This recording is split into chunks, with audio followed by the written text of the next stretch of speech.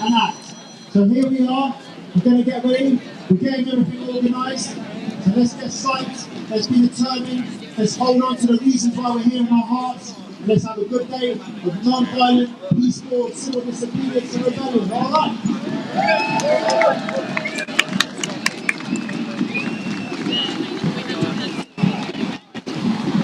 Good afternoon, everybody. My name's Todd, and a very warm welcome to the second day of our civil resistance here today at Speaker's Corner in Hyde Park with Extinction Rebellion, of course. So you can see behind us now, we've just got the crowd gathering. Just behind over here, we have a samba band which is formed and is drumming, and some young people are down at the front there, so hopefully we can get some nice interviews with them. And yeah, just to say, you know, why are we here today? Clearly, if you're not already aware, we're at this moment in history which is absolutely critical. Antonio Guterres recently said that climate activists are not the ones that are radical. In fact, it is the UK government who continues to push for new licences for the oil fields, literally going in the complete opposite direction. At the same time, the recent IPCC report has stated that 700 million Africans could be displaced by 2030, which is actually half of the continent's population. I mean, it's just the most abhorrent statistic, which really keeps me up at night thinking about all of those people. So the only option that's left is to be out here on the streets. You know, the government are continuing to exploit this moment with the Ukrainian crisis to push for a doubling down on their addiction to fossil fuels. So there is no other option left. We have to be out here holding them to account, and non-violent direct action is the way to do that. But that's what history has shown us. So.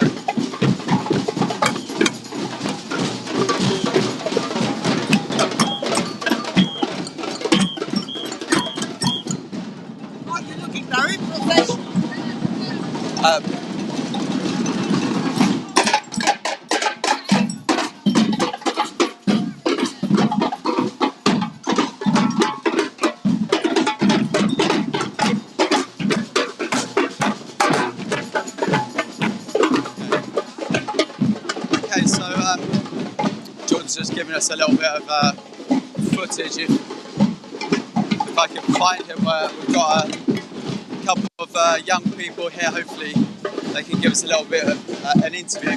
I'm just waiting for my cameraman to come back, but are you happy to do a little interview for XR live stream? Yeah, just yeah. Okay, I'll be with you in 1 second. Okay, so yeah, I think cameraman, if he turns to his left, then he should be able to see me.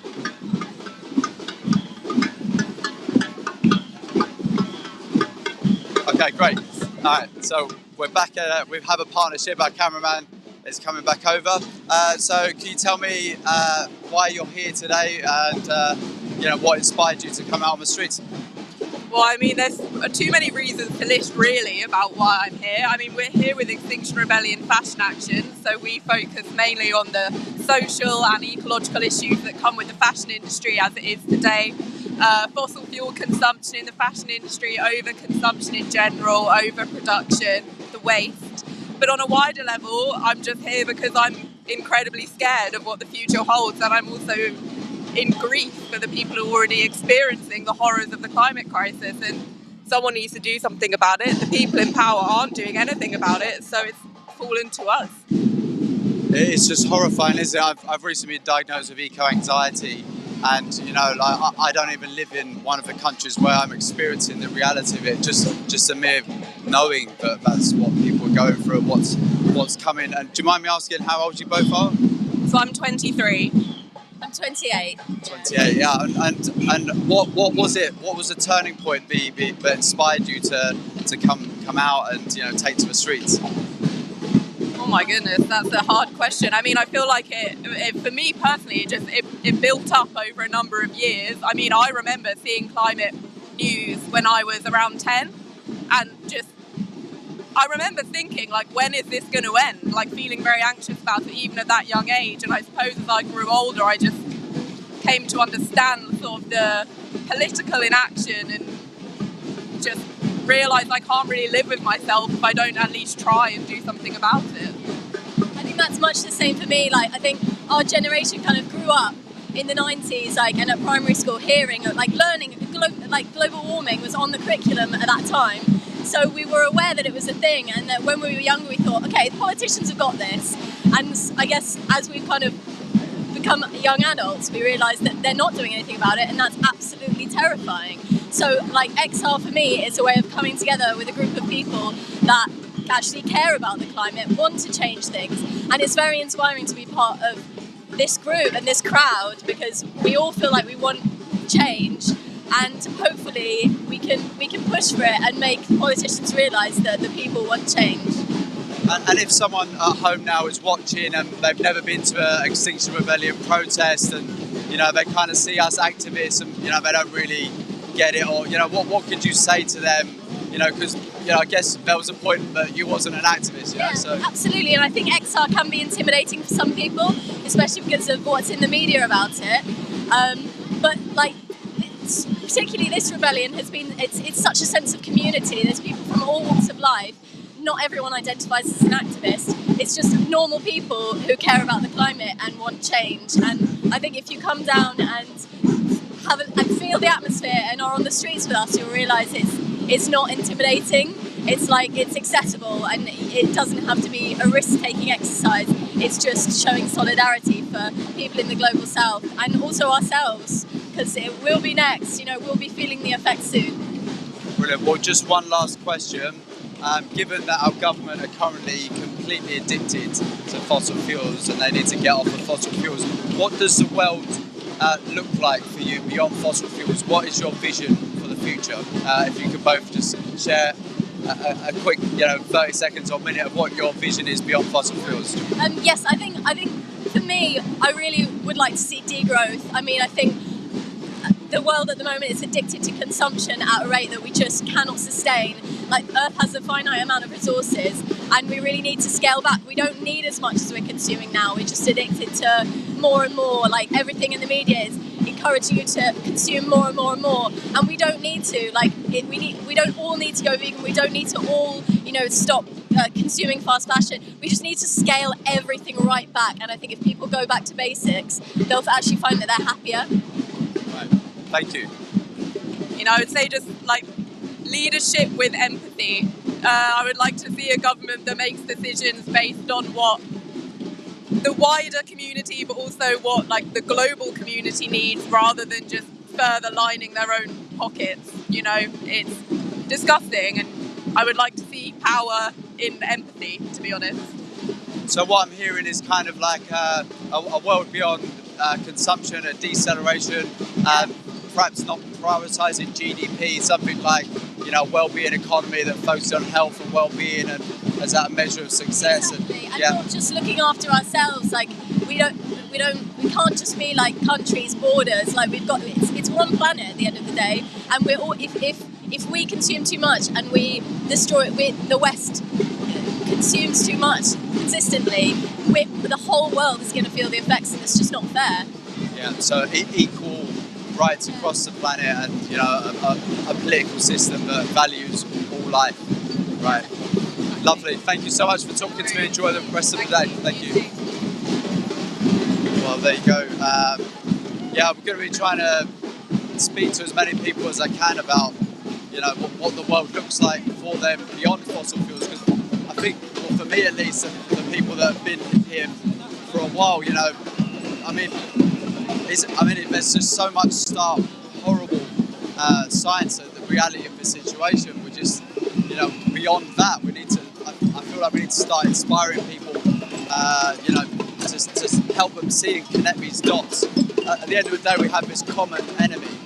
The same people right now that are suffering from this cost of energy scandal, the same people that can't afford to pay their energy bills right now are being essentially screwed over by the fossil fuel companies that are now making record profits in this.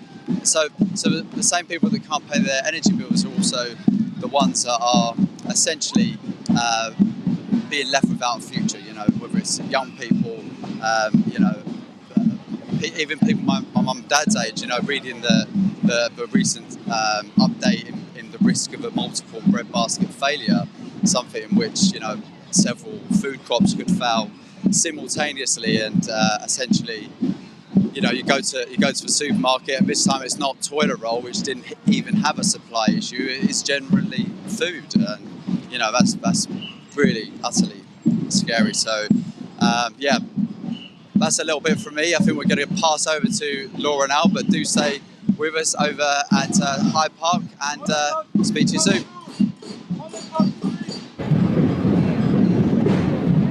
Good morning, my name's Laura. You're joining me here in Hyde Park at the April Rebellion, where we are saying we refuse to be bystanders.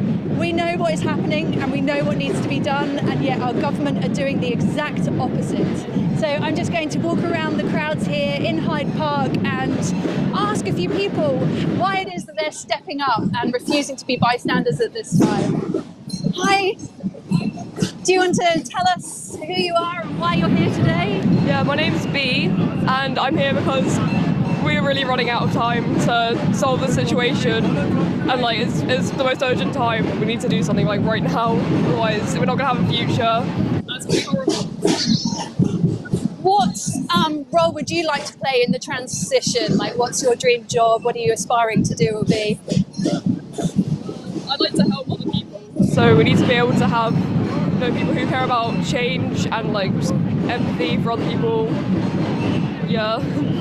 I want to go into psychology, so I guess I could do something with climate change to do with that. Brilliant. And what is your vision? Like, how would you like to see things change? You know, if the government said, yep, okay, we're going to do what it takes to get to net zero, what's your vision for the future? I'd love to see so much more renewable energy and like better housing. I'd love to see plants everywhere, more like community gardens, so people can live more sustainably, grow their own foods. That would be really great if that happens. And you've got a wonderful banner here. I love this. Can we see the banner? Save our beautiful planet. Yes, and it is a beautiful planet. It's worth fighting for. But as you join us here, we're at the most critical moment in the history of humanity. The UN report, the last paragraph says that we face a rapidly closing window of opportunity to secure a livable future. I've got another faithful rebel over here. Hello, Ali. Can you tell us what's brought you here? What's motivating you to take action? Well, I'm here because I'm a grandmother, and although I'm in my 60s and I don't know how much longer I've got here, but my grandchildren, you know, Eli is not even a year old yet, and I just want him to have a future. I want them to be a world for them to grow up in, a beautiful world. And I don't even know if this is going to do any good. I don't know, to be honest, but I've done everything else I can. I've signed petitions, I've been on marches, I've written letters till I'm blue in the face, and I don't know what else to do. And I just cannot be a bystander anymore. So that's why I'm here. And I noticed you have a number on your arm. Do you want to explain that? That is our friend back in Devon, and he's on 24 hours sort of standby to be our back office in case we get into any trouble. So I can ring him. And by trouble, do you mean getting arrested? Well, any sort of trouble, actually. Just knowing that there's somebody back home for us all. We've all got his number written on our arms, and it means a lot. It's a great, great support. And so you were here yesterday. Yeah. What was the vibe and the feeling? How was your experience yesterday? Yesterday, it was very tiring, but it was just so exhilarating to find so many people. So sometimes it can be so disheartening when you think that you're on your own, but being part of Exile, being part of this, it just gives you strength to carry on. Beautiful, thank you. Well, thank you for being here and enjoy your day today. Thank you. Thanks. Wow, it's just so colourful and so musical, and you hear the samba beats, it's just so uplifting. You can't help but to get moving to the music. It just sounds wonderful. I see our Belgian friends are here again. Hey! They really enjoyed all the art that they saw yesterday. When we interviewed them, they said it was exactly or even better than they'd anticipated. They'd been trying to come over to London for a rebellion for the last 3 years, and yesterday didn't disappoint them. And they were calling out to everybody saying, you really must come up here and experience this. It's just such an uplifting, great experience to be part of the rebellion. So we'll wander along and see what else we can find, some more great placards and banners, all the colourful flags here. There's lots of people, and that is so inspiring to see so many people coming together at this time. I'd like to just share a quote from the Ukrainian president, and he said that if we cannot end the age of fossil fuels in the face of civilian slaughter and the destruction of our planet, what will it take? We've got the NASA scientist, Peter Kalmus, who said that we need 1 billion climate activists. We need more than 1 billion climate activists. And we had the UN Secretary General in his speech on Monday saying that we need a grassroots movement so big that it cannot be ignored. And by grassroots movement, he means this. He means rebellions. He means Extinction Rebellion. He means the school strikes. We need everybody just to rise up and say, not in our name. You are not destroying this planet. Right in front of our very eyes, when we know what needs to be done, and we can do it and move and make everything that needs to happen. I interviewed an 8-year-old yesterday. She was so articulate. She knew all about the problems and all about the solutions. You know, if an 8-year-old knows what our government should be doing, it's far overdue time that our government actually act and do what is necessary. So let's go and find some more people in the crowd that we can speak to. Do you want to say anything? Do you want to speak? No? Let's see. Would you like to say anything about why you're here? Would you like to say a few words about why you're here for the live stream? Yeah, great. Fantastic. What's your name? What's brought you here today? My name is Pat, and I'm here from North Devon. I'm an old XR member. I'm coming because I can't let my voice be silent when so much needs to be said. What is it that you would like to be said in this time? That we're in the throes of a serious climate emergency, and the people who have most power to change things are not doing so. So we have to draw attention to that fact and ask for a speed up of change. So I've heard it be said that actually we just need to go back a few decades to how things were when they were actually a lot more sustainable. And I feel that the media are trying to portray it to the public that the changes that we need to make are undesirable. But I just wondered from your experience, like, was it undesirable or was it an enjoyable way of living more sustainably? Yes, it was. It was more enjoyable. Yeah. So we shouldn't fear the changes we need to make. We should fear not making the changes. Embrace the changes and hope to save the planet. Oh, thank you so much for coming up here and sharing that with us today. Okay, let's wander up, shall we, to the... No, it's going to be too noisy up there because the samba is there. We'll wander down this way. Do you want to say anything about why you're here, the role that you're playing?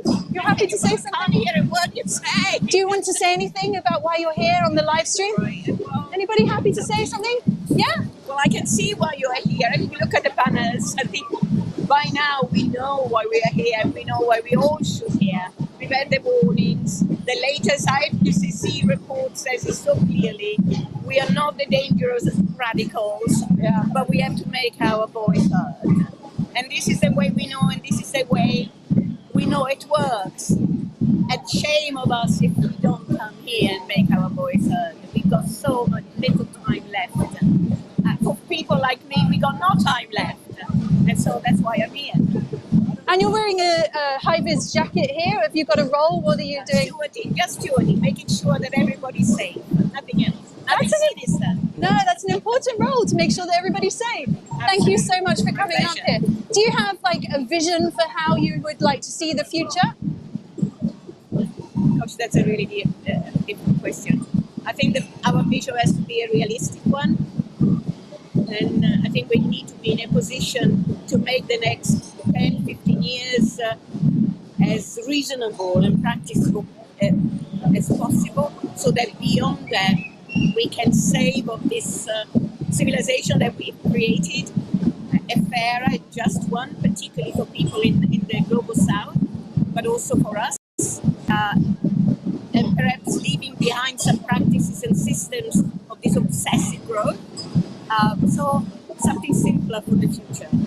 Whether we are capable of doing that, I really don't know. I think we're definitely capable. Like, humanity is the most incredible, like, the things that we've achieved are amazing. It blows my mind right now that I'm talking here and people at home and all around the world could be seeing and hearing what we're saying. Like, if you think of humanity's achievements, what we have to do in this next chapter is easy.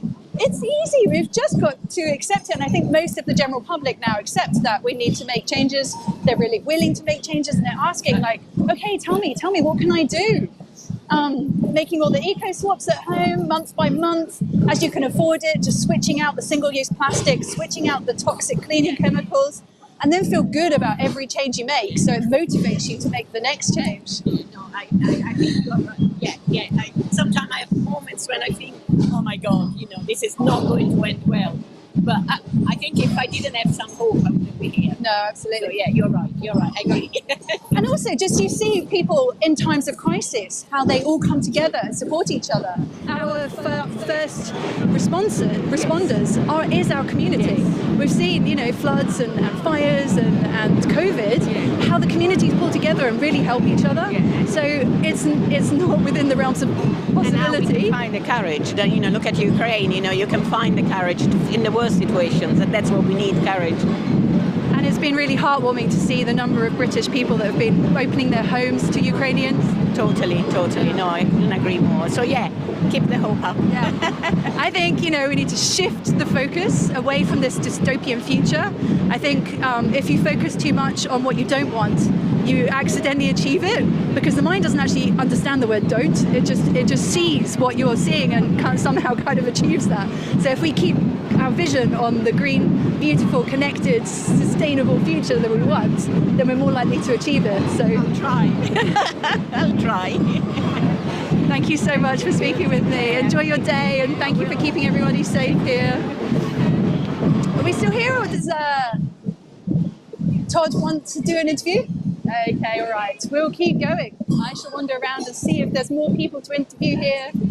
Yeah, more. Oh, yes. Fantastic. What's your name? Why are you here? Billy Kitch. I'm here because I just find it really it's not nice that there are everything's being polluted, and that's not how the world was given to us. We need to Keep it safe. Absolutely. What changes would you like to see happen? Like less cars, more buses and trains and things like that can keep so many more people, move them, but less pollution. And more trees planted as well. Have you travelled far here today? From Romsey. And have you been to a rebellion before, or is this your first time? I think this is my third or fourth time, but I've never been to one in London. Were you here yesterday?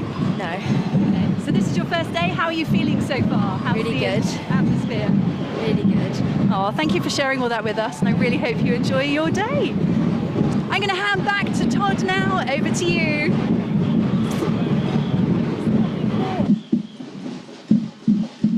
Hello everyone, welcome back. I'm here with one of the doctors for Extinction Rebellion. Can you tell me a bit about why you're here, what inspired you to come out today? Yes, happily. My name's Dr. Lynn Jones. I'm a child and adolescent consultant, and I'm a relief worker. I mostly work abroad in areas of conflict and disaster, and I guess that's why I'm here. It's like I said yesterday, it's happening now. It's not just a future threat. Of course, it is a future threat. It's already happened all over the world in places that I have worked, and I have this extraordinary mixture of despair because it's so bad, and hope because at least these people are taking it seriously and want to do something about it, and that's why I'm here. Thank you. And I was at the HM Treasury a few days ago, where the Doctors for Extinction Rebellion had blocked the road, and they delivered a letter to Rishi Sunak. Yes, I will write that letter. Oh, well, it's a fantastic letter, and I understand there's about 10 billion estimated per year currently being subsidised to the fossil fuel industry. You're absolutely right, and this is what's so sickening, because it's a horrible moment in time. People are dying all over the world, dying in famines that no one is talking about, dying from droughts that are the worst for 40 years, dying in wars that are largely related to dictatorships based on petrodollars. And what are we doing? Putting more money into fossil fuel infrastructure. This is the moment we should go, okay guys, this is a moment of education and opportunity, and we want you to understand that there is a cheaper, safer way to go, which, guess what, is good for our health. What could be wrong with better hearts, better brains, less dementia, better children's education? What could be wrong with having traffic-free streets like we did in COVID? People love that. What's wrong with biking? What's wrong with more nature? Nothing. What the government has to get across is that we can be happier and healthier if we get rid of our addiction to fossil fuels. And it is an addiction, and we have to treat it like an addiction, and we need the government to take the lead in stopping pushing the drug and getting us off it. I completely agree, because an addiction is something which causes harm and you can't get off of it. But the evidence is clearly overwhelming at how much harm it's causing. In fact, I believe there's 99,000 people die of air pollution in the UK. I'm just going to give you a figure, 8 million a year.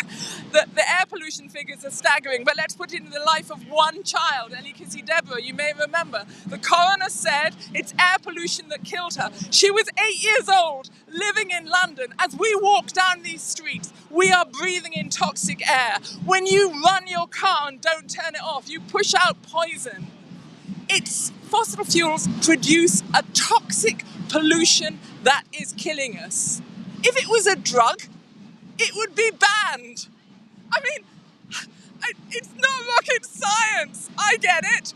Anybody can get it. I'm sorry, I do feel despair, because I feel that we are ruled by the worst possible government at the worst possible time. But Mr. Sunak, Mr. Johnson, as I said yesterday in Trafalgar Square, would you please listen to us? Listen to the science, listen to the health workers who are telling you you're not very popular at the moment, but you've got an opportunity to make yourself very popular indeed by paying attention to what we're saying. Yeah, well, I completely agree with everything you've said there, obviously. And so I guess you're here to say not in my name. You've seen that you can't be a bystander. Not in my name. Yeah, not in my name is good, but it's not just not in my name. I'm not going to just stand there and say, well, I got it right. I want you to join us. It's not just not in my name. It's saying join us. Join us. Make the changes in your own life. Change who you invest in.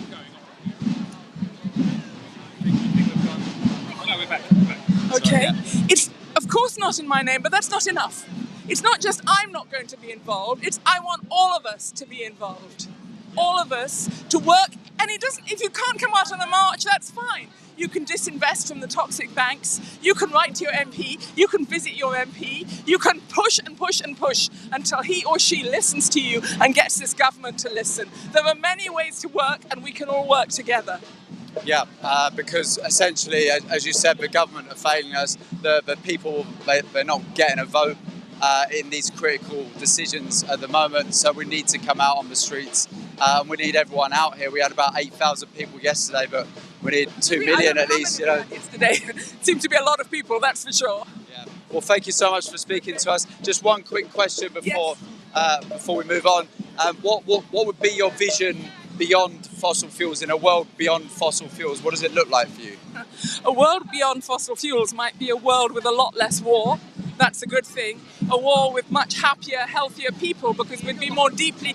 Life would have to go more slowly, which can only be good for us. We'd be more connected to nature, which everybody... I work with children and I work in nature, and I see the joy it gives. We've got to reconnect to the planet that we live on and take care of it. And I see that as possible.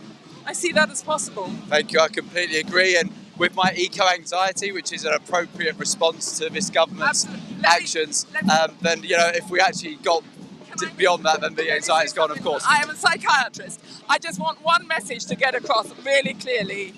Eco-grief, eco-anxiety, and I never use that term, are not mental disorders. We need more climate anxiety in our political leaders so that our children and ourselves can have less. The mental disorder that really worries me is something I call planetary crisis denial. That is the mental disorder that needs treating.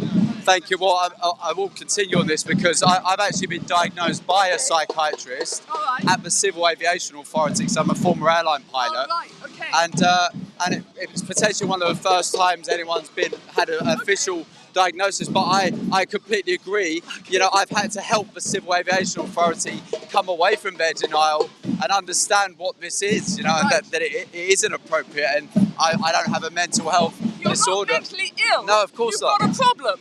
And it's a problem that other people have to address to solve it. Your anxiety is making you come out here. Your anxiety is making you function normally. Absolutely, because this is an emergency and all life is at stake. We need anxiety and stress, and I teach all the time on stress because of my work in conflicts and disasters. And what I point out is if you didn't get a little bit stressed, you wouldn't run away from the bombs, you wouldn't run away from the tsunami, you wouldn't set up disaster risk reduction exercises, you wouldn't try and protect your family. We need anxiety. Yeah. Anxiety is normal, and I want politicians to get really anxious. Absolutely. Instead they want to anaesthetize us with Netflix or whatever it is. But yeah, well, thank you so much for speaking to us. Really appreciate it, and enjoy the rest of the day. I'll see you around. Cheers. Well, that's a real pleasure to speak to the doctor there that was giving me some more information than I had already, and it's just nice to hear, given that I have been diagnosed with this, which is something, as I was saying, I had to push for because you know, my GP tried to dismiss and belittle my climate grief and anxiety. So we've got lots of young people here. I'm going to see maybe some families, see if we can get another interview. Hello there. Hello. Are you XR families or? It's my first event, but yeah. Okay, would you mind speaking to me? I'm on a live stream with XR Facebook. Could you tell me what inspired you to come out today and take action? And welcome, by the way, if this is the first time, it's a real pleasure to speak to someone like you. Yeah. Hi, I've come out today because I'm just fed up of nothing being done by the government, and you know, we know so clearly what we want to do, but still nothing being done. You know, I know as a family it's actually easy to make the change and cycle everywhere, but it's not reflected in the infrastructure. It's just one aspect of it, but there's so many other things that, you know, we should be able to do at a personal level as well as at a global level. But we need help from government to make things safer for people to take that action.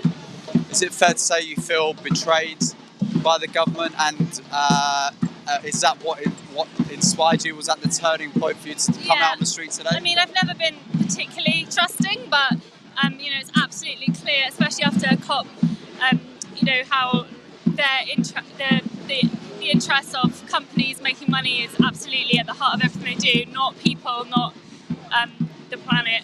So, yeah. Thank you. And I mean, obviously the evidence is absolutely stark. I think the latest was that we need immediate and rapid emissions reductions across all sectors to secure a livable future. And like, if you have a conscience, like I think a lot of people here do, and you really feel that, then of course it inspires you to come out and take action. What does a world look like for you? You know, beyond fossil fuels, what is your vision for the future?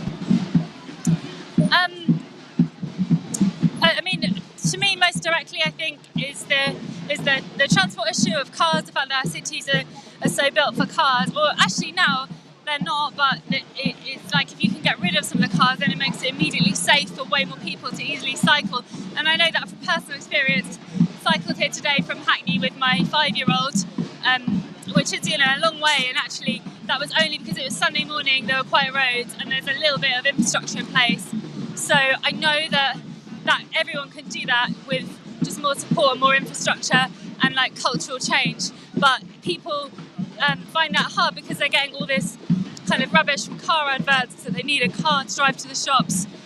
They're being sold that kind of dream, and the government's not doing enough to stop that. They're still trying to help car companies make that money and use the fuel make people use the fuel when they don't need it.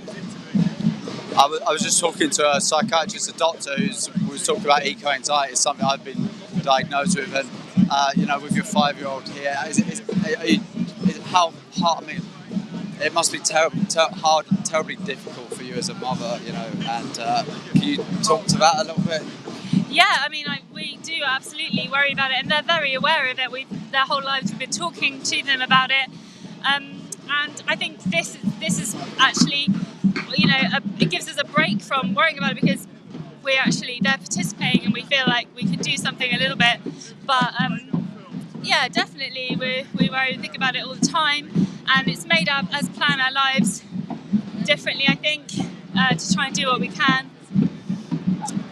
Yeah, well, thank you so much for coming out today and you know, taking a stand, because it takes real courage and love. So yeah, much appreciated, and we'll see you around. Cheers. Bye bye. Bye.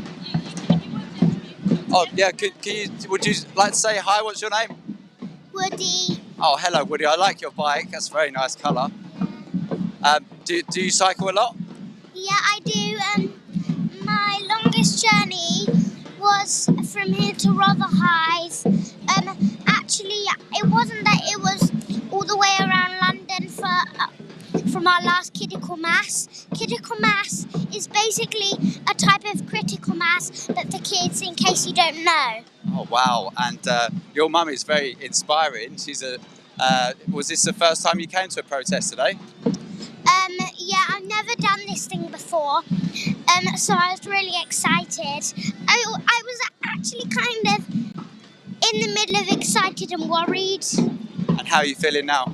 Really happy. I really love this. Oh, it's great. Well, it's lovely to meet you, Woody, and I hope you enjoy the rest of the day. All right? Yeah, thanks for interviewing me. Thank you. Take care. Bye-bye.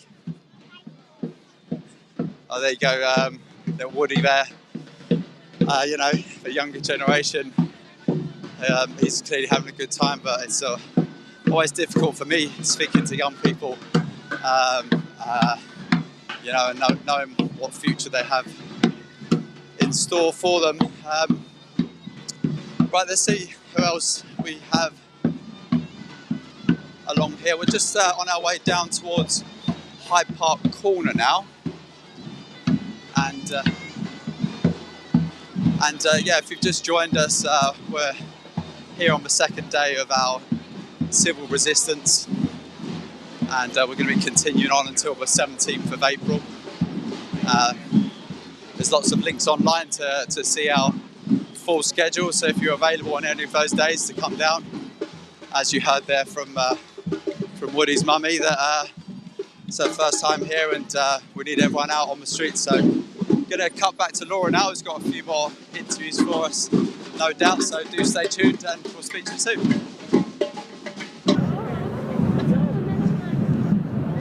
Oh, that was so adorable hearing that young voice there speaking, and so happy to be here in this moment.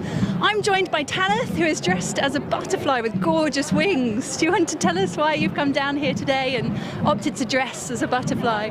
I thought I'd dress as a butterfly for you know, the upping the sort of the important animals that we need to look after. As pollinators. I'm also here to just try and help make a difference. And I thought dressing up would be a good way to get attention.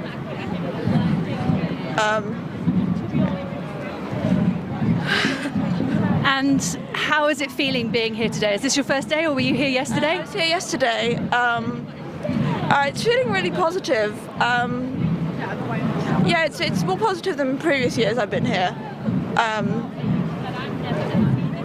Yes, it's definitely a really nice atmosphere. Lots of great people. Lots of singing, lots of chanting. It's just really friendly. Do you go away feeling uplifted when you come to these events? Yes, yeah.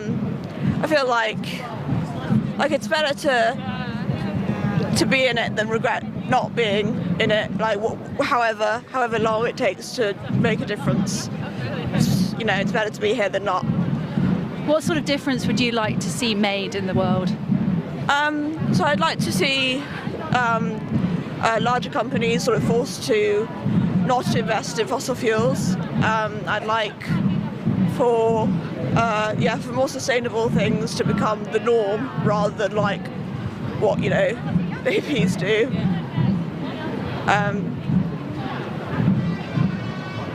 Just like a lot less sort of worry about carbon emissions and everything. It'd be nice if somebody else stop worrying about that. Yeah, I know from my own experience that when I'm sat at home, I feel quite anxious that I'm not doing enough. But when I come to these events with the Extinction Rebellion, I feel this really great sense of calm because I feel like I couldn't possibly be doing more in this moment than being right here on the front line of the fight for our lives. Like it really is sort of the front line of trying to save humanity, which sounds, when I say it, kind of balmy. It's like almost like it can't be the case, but it is. But we have now, since Monday, this great strength behind us in the fact that the UN Secretary General has said, it's not us that are the dangerous radicals, it's the countries that are continuing to emit carbon emissions. And that, he's quite clearly said that investing in carbon emissions is both moral and economic madness at this state in the game. So when we can see our government completely contradicting what they should be doing to achieve the Paris Agreement, it's really a no-brainer that the people need to rise up, that those in power right now are not acting to protect us. And so it's really down to us to rise up as we are here and force the government to change. Have you got any final last words you'd like to say? Just to kind of like to not be a bystander, to get involved, at least in some way, because if we're not doing anything, then we're not going to get any change. That's right, don't be a bystander. I'm going to wander through the crowds here and see who else we can find, see some other signs. Would any of you be interested in speaking on the live stream? Hi, would any of you be interested in speaking on the live stream? No? Would you like to speak? Yeah, sure. Fantastic. Let me come and stand beside you. So you're here for the love, for those that we love. What's your name? Where have you come from? Why are you here today? My name is Julie. I live in London. I'm from France originally. I'm here because we've tried quite a few things until now, petition and marches. It's not worked, and I guess, as a mother, kind of feel it is my duty to step up for my child, really, and all children. I think if you're a mum, I'm not saying that not other people can feel love, but maybe felt that really responsibility for your child, but other children as well. And I really feel for other mums in other countries who are already today suffering from the impact of climate change. Some countries are already experiencing climate change-induced famines in Madagascar and Kenya. And I'm just feeling every day, that those mums may be so worried and feeling so powerless. And we're so lucky here not to be in that situation, and we've got to do it for them as well, because they've not caused that. And it's really just fucking unfair that they are suffering now when we are living still a comfortable life here. So it's not too much to ask to just be marching on a nice sunny day. It's not too much to ask to sit down. It's not too much to ask to be arrested when it's quite safe for you to do so. It can, help the rest of humanity. And scientists have said it's now or never. So, why wait? Have you got your children here today? Yeah. So she's there. She's having a nice, comfortable ride. So yeah. Are you having fun? For her. Yeah, she's giving stickers, so she's a good outreach person. Yeah, if you want a sticker, she's your person. Yeah. I am a mother, so I know exactly how you feel. I feel like I would run out in front of an oil tanker to save my child that was literally about to be hit by an oil tanker. And it's kind of the same situation. Like, our children are at risk, their lives are at risk because of oil, because of gas and coal. And so standing in front of an oil tanker and saying, no, like, we've got to end this, feels like a right thing to do, a sensible thing to do. And I think most parents would do that if they see an immediate danger. And this is maybe a bit further away because you can't see pollution. There's like lots of these things already not really impacting us too badly. We've had floods in the UK, but it's not been, as life changing as in other countries. We've not had the same intense wildfires as like, Southern Europe or the US. So people are probably feeling like, we'll be okay, and it's sad that it's happening somewhere else, but also I've got stuff to do, I've got bills to pay, and I understand that, but in the end, you've got to think beyond yourself and your own life, and who cares about that spreadsheet or that Zoom meeting, if in 10 years your child can't eat anymore, like, is it really that important? Like, what is more important than standing for their future and making sure that they can have a safe life? I don't know, it's hard because, people get carried away in the day-to-day life and obligations, and our government really need to step up as well to make it easy for people to make the right choices. It's not easy at the moment. No, it's not. And I think that's a really critical part of the messaging, is that it is going to affect the UK. And you've said, in 10 years' time, 10, 20 years' time, we've been warned that there could be multiple breadbasket failures, and that we'll have food and water shortages, that by 2050, half of humanity will be suffering water shortages. So for 1 month or more per year, there'll be water scarcity for half the population on the planet. And already today, which is really shocking to hear, that a quarter of the population are already facing this, that that's already the case for them. And then you've got all the other species, and if we carry on as we are, 2050, a third of all species will have gone extinct. These are the messages that people need to hear, so that they get angry, they get sad, they get the feeling that they want to do something about it. And history has proven that taking non-violent direction, civil resistance, has been a brilliant way in the past to force society to change when it's necessary. So forcing that change, what sort of changes would you like to see? What is your vision for the future? Well, I think we need to go back to thinking as a community. There's like so many things, I guess, that people could be doing more locally, like, growing food and organizing as well, in terms of transport. I mean, we live in a city, like, why do we have so many cars around? Like, it's so easy to go on the bike, it's so easy to take public transport. Why are cars still there? Like, I think in other countries, they tackle a bit more advertising, and I think, cars and SUVs particularly shouldn't be advertised anymore, or if they, there should be a warning, a health warning on them, like cigarettes. So it's all the way, the way we transport. Oh, sorry, I think we need to be quiet now. So this is a mic check. Mic check.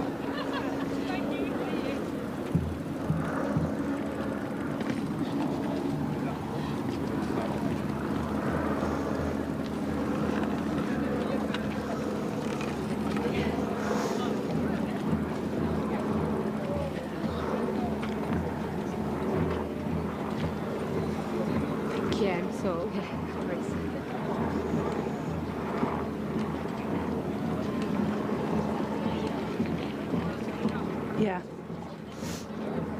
Okay. So we are in central London. The mic check symbol just happened, where we put our hands up and everybody stops talking and goes quiet. And now we're marching silently along, which is really powerful, just to silence the crowd in a moment. I guess for those that are watching, it must feel quite powerful, quite something to try and prick the conscience, to pay attention to what's happening here. So we're heading towards Marble Arch, is it? Where are we heading towards? I'm not a Londoner, so I don't know.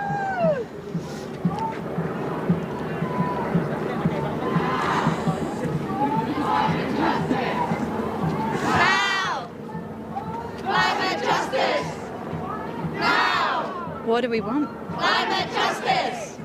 Now. Climate justice. Now. Climate justice. Now.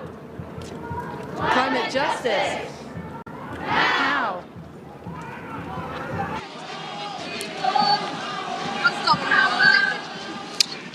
Hello everyone, and welcome back. So here we are at Hyde Park Corner, where we can see the activists just coming through the archway here, and there's some flares going off. A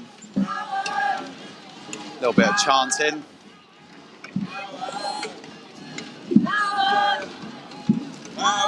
Really feeling the power here this morning. It's beautiful, sunny Sunday. If you have just tuned in, this is the second day of the civil resistance that will be continuing until the 17th of April. So if you haven't ever been down to one of our protests, then please do check out our schedule and do come down. This is the only chance that we have now. Non-violent direct action is the only thing that we've seen historically that can create the change that's required in this critical moment for all life on Earth. As we heard earlier, we need rapid emissions reductions across all sectors to secure a livable future, and our government continues to go in the opposite direction. So just going to see if anyone else is around for a quick interview, so bear with me.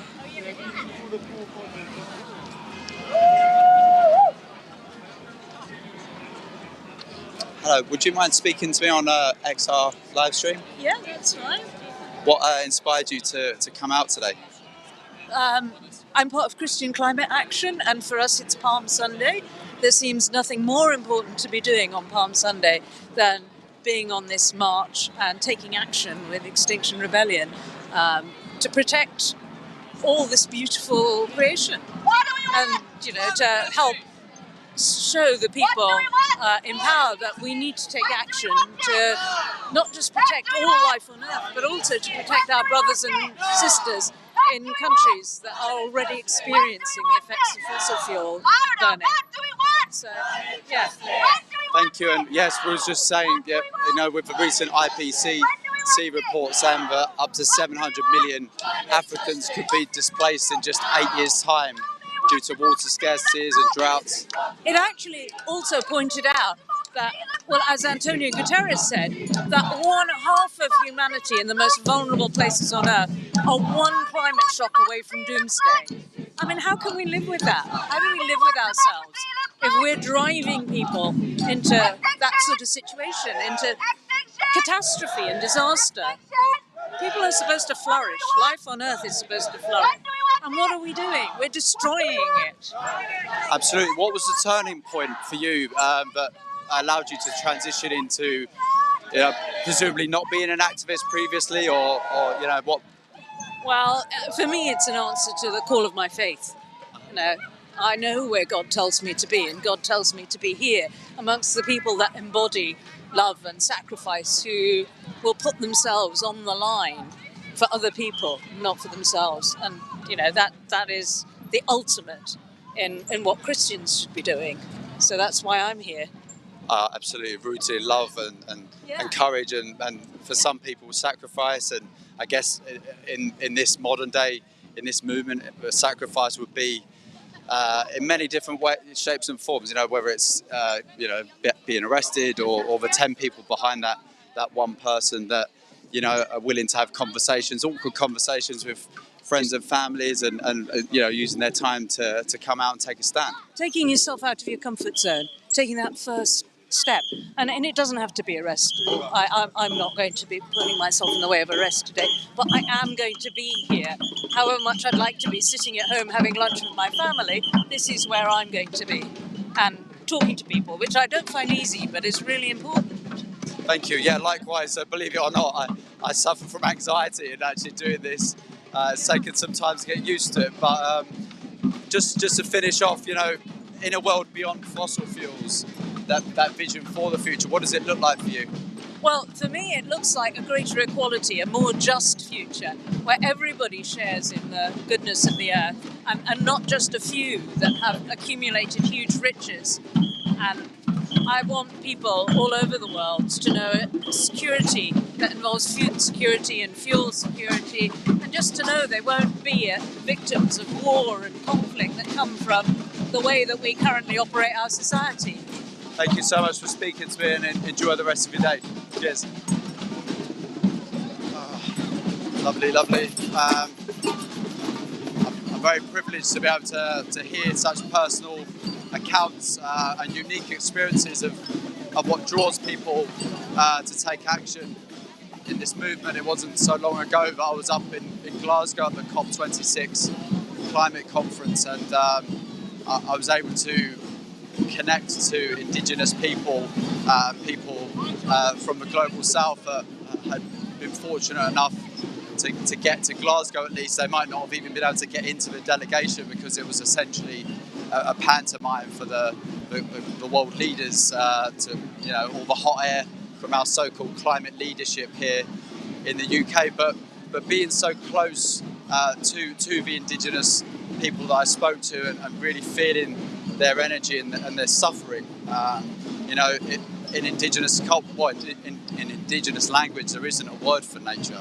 They are nature, you know, and they don't even agree with the 1.5 degree framing of the Paris Climate Agreement, because they weren't consulted, but it's their land that's being exploited.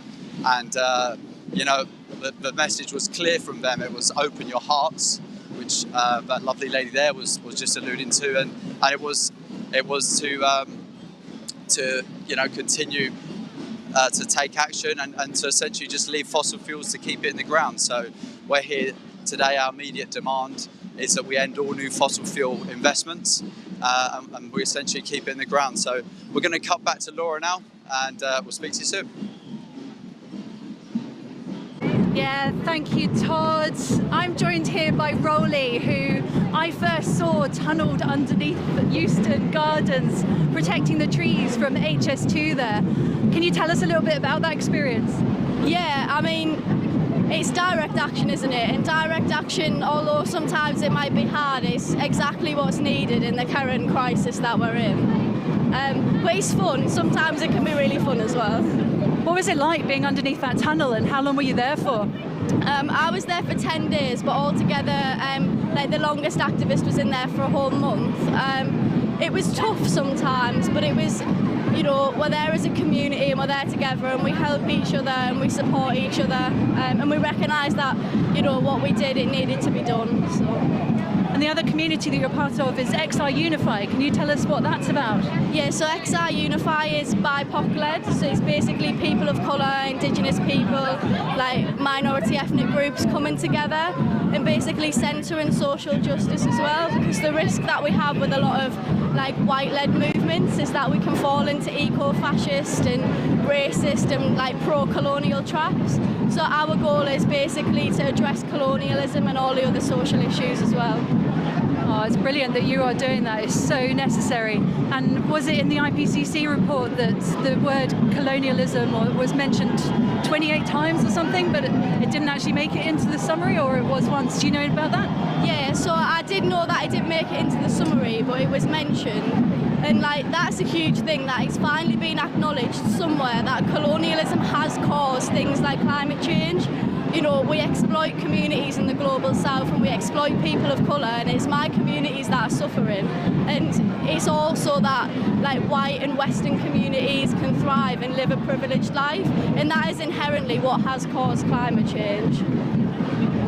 So if you could be in power, if you could be the leader, what changes would you make?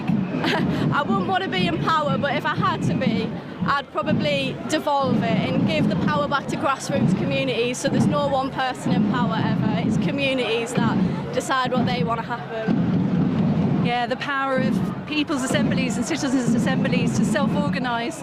You know, we've seen it time and again that when there's a crisis, your local community are your first responders.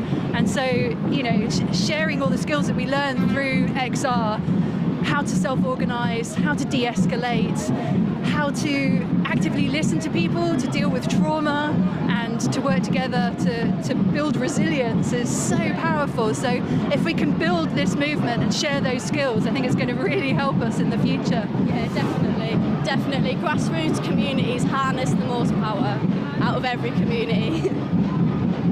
So where's Dylan? Is she still around? She's still over there. Okay, cool. I'm going to whip over to here to speak to another young voice that's come down here today. You might need to jump up onto the pavement. Hi Dylan, are you ready to say a few words? Do you want to come in? We'll keep walking as we go. Yeah. So, what's brought you down here today? How are you feeling about being here?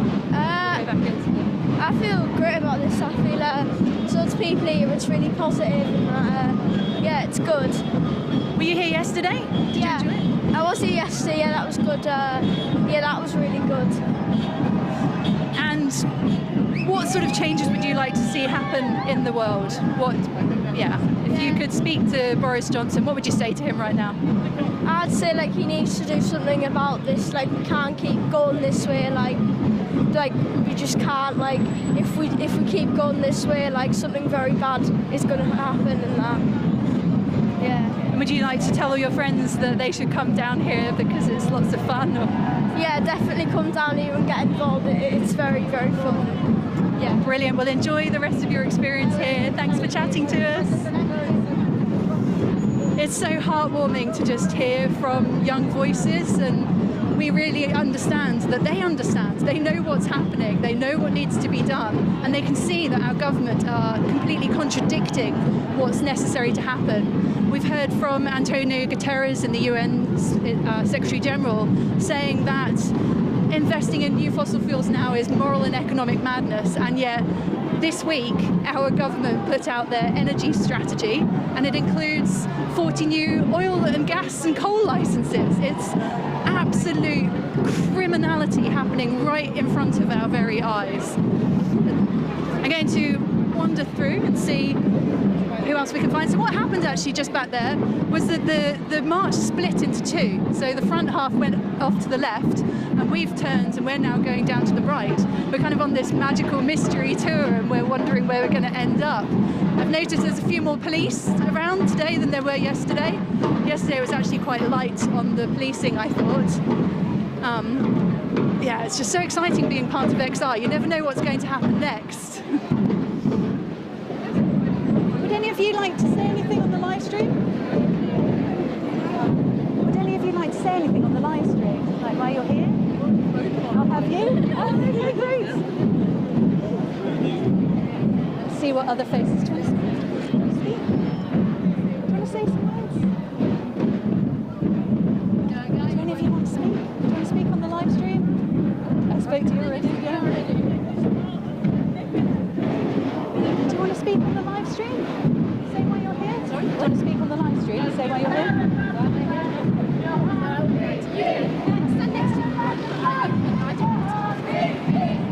So the world isn't listening to the scientists, and the science is so clear. We have such a small amount of time left to help turn things around, and we've seen the chaos that comes so quickly from people. Well, just the beginning of COVID, people scrabbling over themselves to get the pasta and the loo rolls.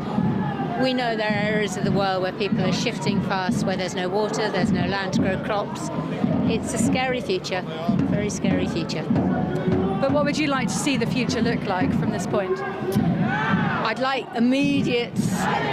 governments immediately to stop all funding of fossil fuels. And that's hardly a radical thing to be saying anymore, with the International Energy Agency saying exactly that. With the UN Secretary General telling us that it's the governments who are continuing to support fossil fuels who are the dangerous radicals. I can't even speak to understand why people who know what we need to do are not doing it. And the ecology too, you know, you'd have thought the pandemic would be a lesson that we need to rebuild back nature, stop deforestation, and they're too scared to tell us, oh, just eat a bit less meat, oh, let's not have, yeah, etc.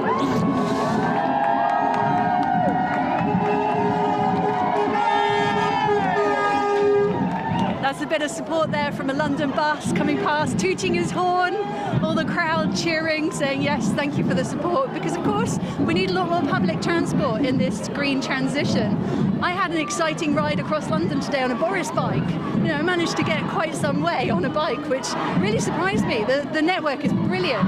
Having bike lanes and specific bike traffic lights makes it really easy. And I'm so sad that where I live down in Dorset, that's not the case. I actually fear getting on my bike. It was so enjoyable during COVID that we could cycle and feel safe at the same time and get out and get healthy in the way that we were travelling around. And every town and council needs to be really pushing for safe bike lanes, for active transport, and really improving public transport. So contrary to that really good experience, on Friday I tried to get 12-minute drive away from the south to the north of London, and it took me 3 hours taking buses. It was absolutely ridiculous. I would have walked, but there's no possibility to walk across that bridge. You can only drive across it. So it just shows that there is a lot that needs to be done. But I have such faith in humanity. We've created and achieved such amazing things that for sure, you know, if we set our hearts and minds to it, we can achieve what's necessary. Would you be interested in speaking on the live stream, just saying why you're here? Okay. Yeah. Hi, I'm Claire. I'm a GP. I'm here because it's really sad. I'm doing all this.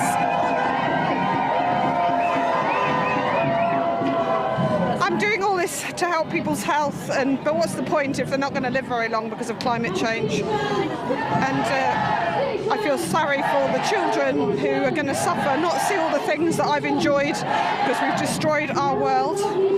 And I'm also devastated that all these fragile ecosystems will be destroyed by not enough water, too much heat, or too much extremes of temperature. So I'm here to basically help heal the pain that I'm feeling at the plight of the earth. Thank you. Oh, thank you so much. Really lovely to hear from you. So a GP there that's come down today saying this is a health crisis as well.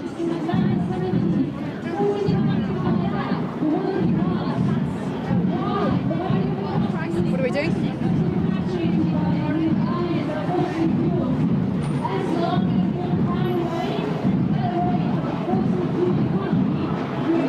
We're at the Black Coast Rebellion. This one? Yeah. Okay, great. Young people. Hello. I've heard you're willing to speak. Hang on. Wait, we're going to get the camera on you. Okay, yeah. Who's this for, by the way? XR. Just XR. Yeah. Okay, yeah. Okay, yeah. What's the question? Just why Well, am I here? and I've heard this is your first rebellion, is it? Or? Yeah, it is. First time in London. I just came because I kind of couldn't think of anything else to do. This is the only thing that's going to give me hope, basically. I've tried everything else, you know, the writing to your MP and blah blah blah blah. So, and we're right on the edge of losing everything, aren't we? Yeah. And so we really need now to be the time that everything changes. And I think doing things like this, that's the only way to really get that message across, isn't it? So I'm here today, not just for me and for young people, but for the people in the global south. I feel, you know, I hear that climate change is affecting them, like right now, really badly. So, you know, it's kind of it's a justice issue.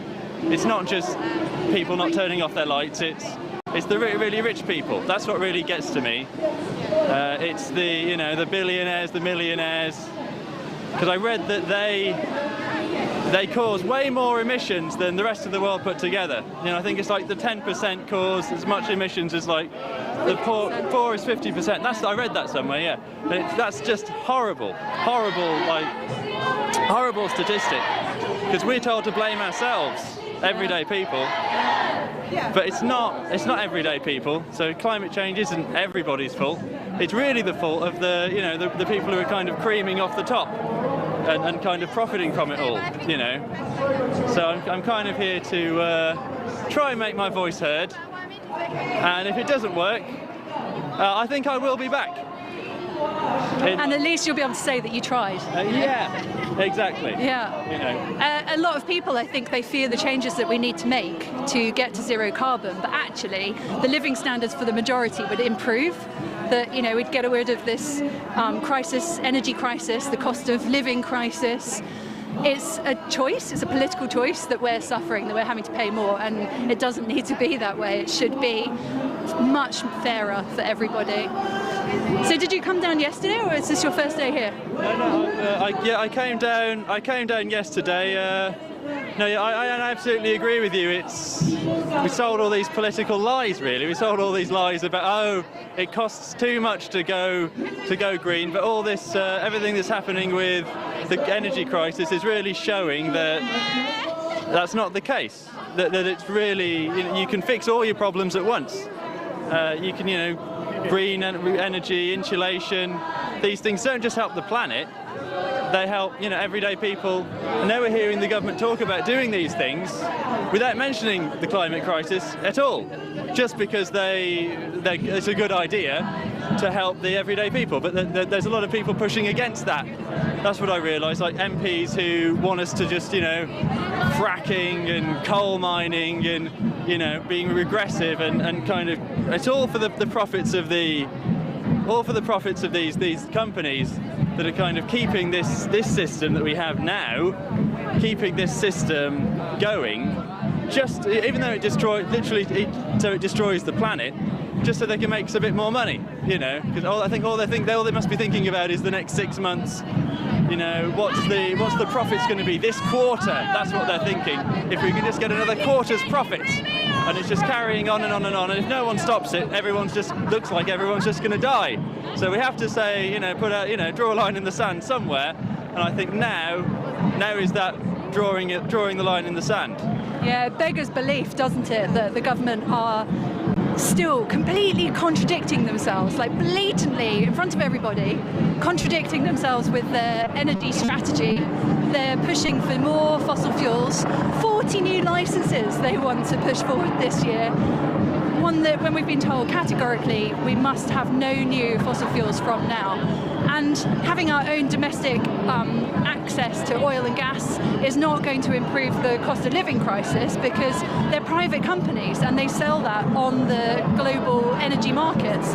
And they're companies, they're not charities, they're not going to sell it for cheaper, they're going to go with the highest bidder. And it's already the case that 80% of the oil that is produced by British companies is sold overseas. So, yeah. Have you got any final comments you'd like to say? Yeah, let's say, I don't know, I want to say, fuck Boris. I want to say, because he did all the lies we've had from this government, and all the lies they're fixing the climate crisis, it's just more lies. Like, we've just endless lies from this government. So we need political change, and I know XR talk about citizens' assemblies and kind of giving a voice to the everyday individual people, and I think that's what we really need. We need everyday people contributing and making these decisions that the politicians won't, because they're too corrupt and too busy having endless parties. Yeah, we know for sure that if you put ordinary people into a hall and empowered them with decision making, that there's no way they would choose climate chaos or war. So we'd already be in a lot stronger position than the political system that we have at the moment, that's just paralysed by the need to be popular and vested interests. I can't understand how these politicians must be thinking.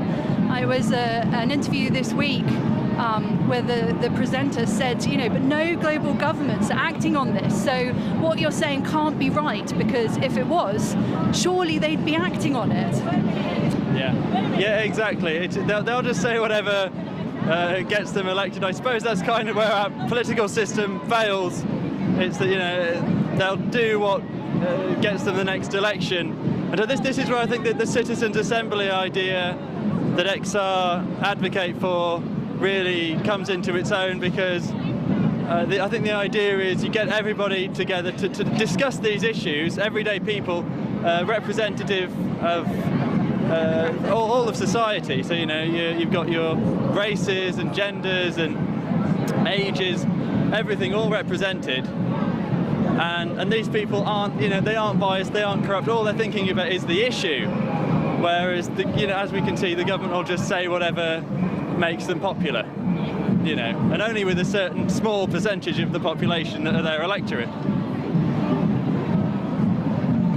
Thank Thank you so much. That was really good to speak to you. And you know so much about it. It's great.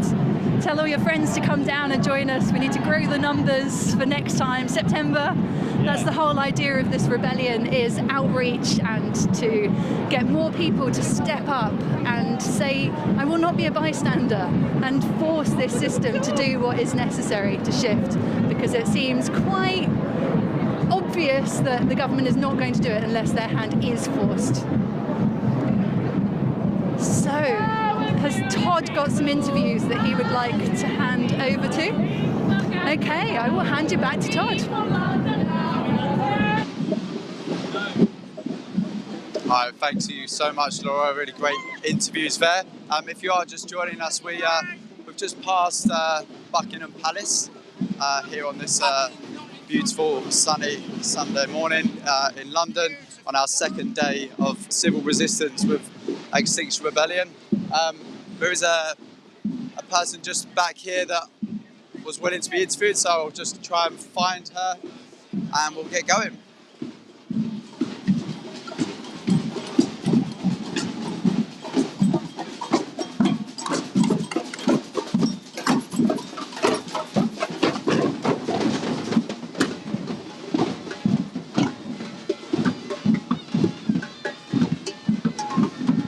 So as you can see, there lots of people outside. I can't see her, but see if someone else. Would you be willing to talk to XR live stream? No? Okay, no problem. So yeah, of course, yeah, if you're new to Extinction Rebellion and our protests, and you're wondering what you can do because you understand that our government is currently leading us towards a future which is not livable, which essentially means extinction, then please do come on down. Yeah, I've just got someone here that would like to, sorry to go back, with XR Facebook live stream. You okay to have a chat? Okay. Can you tell us a little bit about why you're here today or what inspired you to come down? I'm here for climate justice. Climate change is not something that's going to happen in the future and going to hurt future generations. It's something that's happening right now. People, particularly in the Global South, are already dying due to climate change. But it's not just in the Global South, it's here too. Particularly in low-income communities and communities of color, of course, are being the hardest impacted by climate change already. And I'm here for justice for everyone. Yeah, thank you. And what, I mean, there's just so much evidence of that happening, as you say, right now, whether it's in the UK or, you know, the recent figure of 700 million Africans being displaced potentially by 2030. What was the transition for you to come into this space and understand these quite complex issues that our media are failing to tell people? My mom has brought me up to be environmentally aware, so it's something I grew up with. And of course I grew up with the messaging all around us publicly, right? Of your carbon footprint and pick up your trash and try to eat less meat. And of course I pick up my litter and I'm happy to be vegetarian and I try to, you know, not take super long showers or whatever. But that's not gonna fix the climate crisis. It's just not. And I remember as I grew up, like through middle school, I'm thinking, this just doesn't seem to be cutting it. This isn't working. And I moved to Berkeley when I was 13, Berkeley, California. So I grew up in a really progressive bubble and was very lucky in that sense. And I learned about all of the systemic problems that are causing climate change. And I couldn't stand by and just remember to do my recycling. That's not going to fix this. So given that we need everyone out on the streets right now in this critical moment for all life on Earth, if someone was at home and they'd never been to a protest and wasn't really that aware of how bad things are and how much the government are committing these acts of genocide, essentially, what could you say to them? Come join us. Come join us. It's not as scary as you might think it is. I know XR has had a lot of attention in the media about the arrests, and I think it's a valid protest strategy, but you don't have to be arrested to come join us. For one, you can leave when the cops tell you to leave. You don't have to stay to the point of arrest. You can come on the completely legal stuff like the marches and leave for stuff like roadblocks. That's totally fine. And there's also actions you can take without even getting on the street. For example, we need back office volunteers. We really need police station supporters right now. police station support coordinators, and back office coordinators. So you can get involved without even being at the protest per se. So many supporting roles there, as you say, and you know, it's not just all about getting arrested, although that is an integral part. You know, when the government have broken the social contract, which is essentially, you know, people in this country abide by the laws of the land as long as the government protect us, but they're failing to do that on a seismic scale. So just lastly, what does a world look like for you beyond fossil fuels? You know, what is your vision for the future? We can't have the same capitalist system but eco. That's not going to cut it. We need to have a democratic socialist system that includes not just climate justice but racial justice, gender justice, queer liberation. We need a better world in every sense possible. We can't keep going just minus fossil fuels. A better world is possible, and we need to be here to imagine it and make it happen. Thank you so much for talking to us, and enjoy the rest of the day. Cheers. Okay, yeah, really great points there. Obviously, you know, as many people have already said today, this is an issue which affects all life on Earth, and currently in our own media, countries that are on the front lines right now are just not getting the coverage, and people just have no idea. I believe there was a climate-induced famine already in Madagascar, and last year there was at least 2 million Kenyans that were on the verge of starvation due to floods and locusts which had taken off because of the flooding and just ravished all of the crops. So we're here. I'm not entirely sure of the direction of travel right now. We don't seem to be too far away from Victoria Station. And we're just going to see if there's anyone else that might like to speak to us. Hi, would anyone like to have a chat with XR UK livestream? Okay. Could you just tell me a little bit about why you're here today, what inspired you to come take action? I mean, it's so frustrating not being able to see action happening in government. I mean, it's ridiculous, so I just want something to happen. Hopefully bring some good change. So, would it be fair to say you both feel betrayed by the government? And is this your first time protesting, or? First time protesting, yeah, definitely. First time? Oh, amazing. Well, welcome to the movement. And how has your experience been so far? It's been incredible. It's such a lovely group of people, and it's just, yeah, it's so invigorating, yeah. So you feel it's an empowering experience, quite cathartic. I myself, I've been diagnosed with eco-anxiety, which of course is not a mental health disorder. It's a rational response to, you know, the mainstream science. I'm seeing the government go in the opposite direction, but coming out on the streets, for me, you know, I think we should all be feeling that anxiety, and this is a way to take action, feel empowered, and do something about it. Definitely, yeah. So just quickly, what does your vision look like beyond fossil fuels in the future? It's decentralised renewables and much more localised situations, and yeah, Brilliant, thank you. And I want to see the world keep breathing and staying as it is and maintaining what we have. Quite a simple ask, really, but one in which, you know, the government or world leaders, those global companies are failing on right now, just to protect our life support systems and ensure a habitable future. Well, thank you so much for talking to me. Real pleasure to meet you both, and enjoy the rest of the day. Cheers. All right. Well, again, really great to see so many new people coming out for the first time in this act of civil resistance, which is continuing until the 17th of April. So yeah, again, if you haven't joined a protest before, but you feel that anxiety, that hopelessness, if you've just seen those David Attenborough documentaries, and even those are stark enough, and you continue to see this government betray us, and, you know, of course, connecting the dots here, we have a common enemy, the cost of energy scandal right now. You know, that's a political choice. So just notice the hand signal here has gone up, which means we need to be quiet.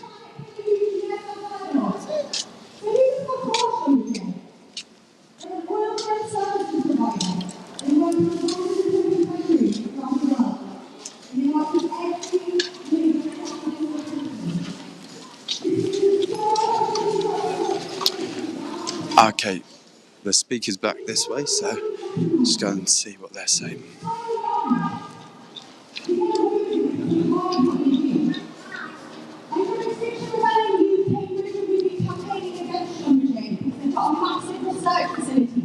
Connected with one of the most elite universities in the world, in Cambridge.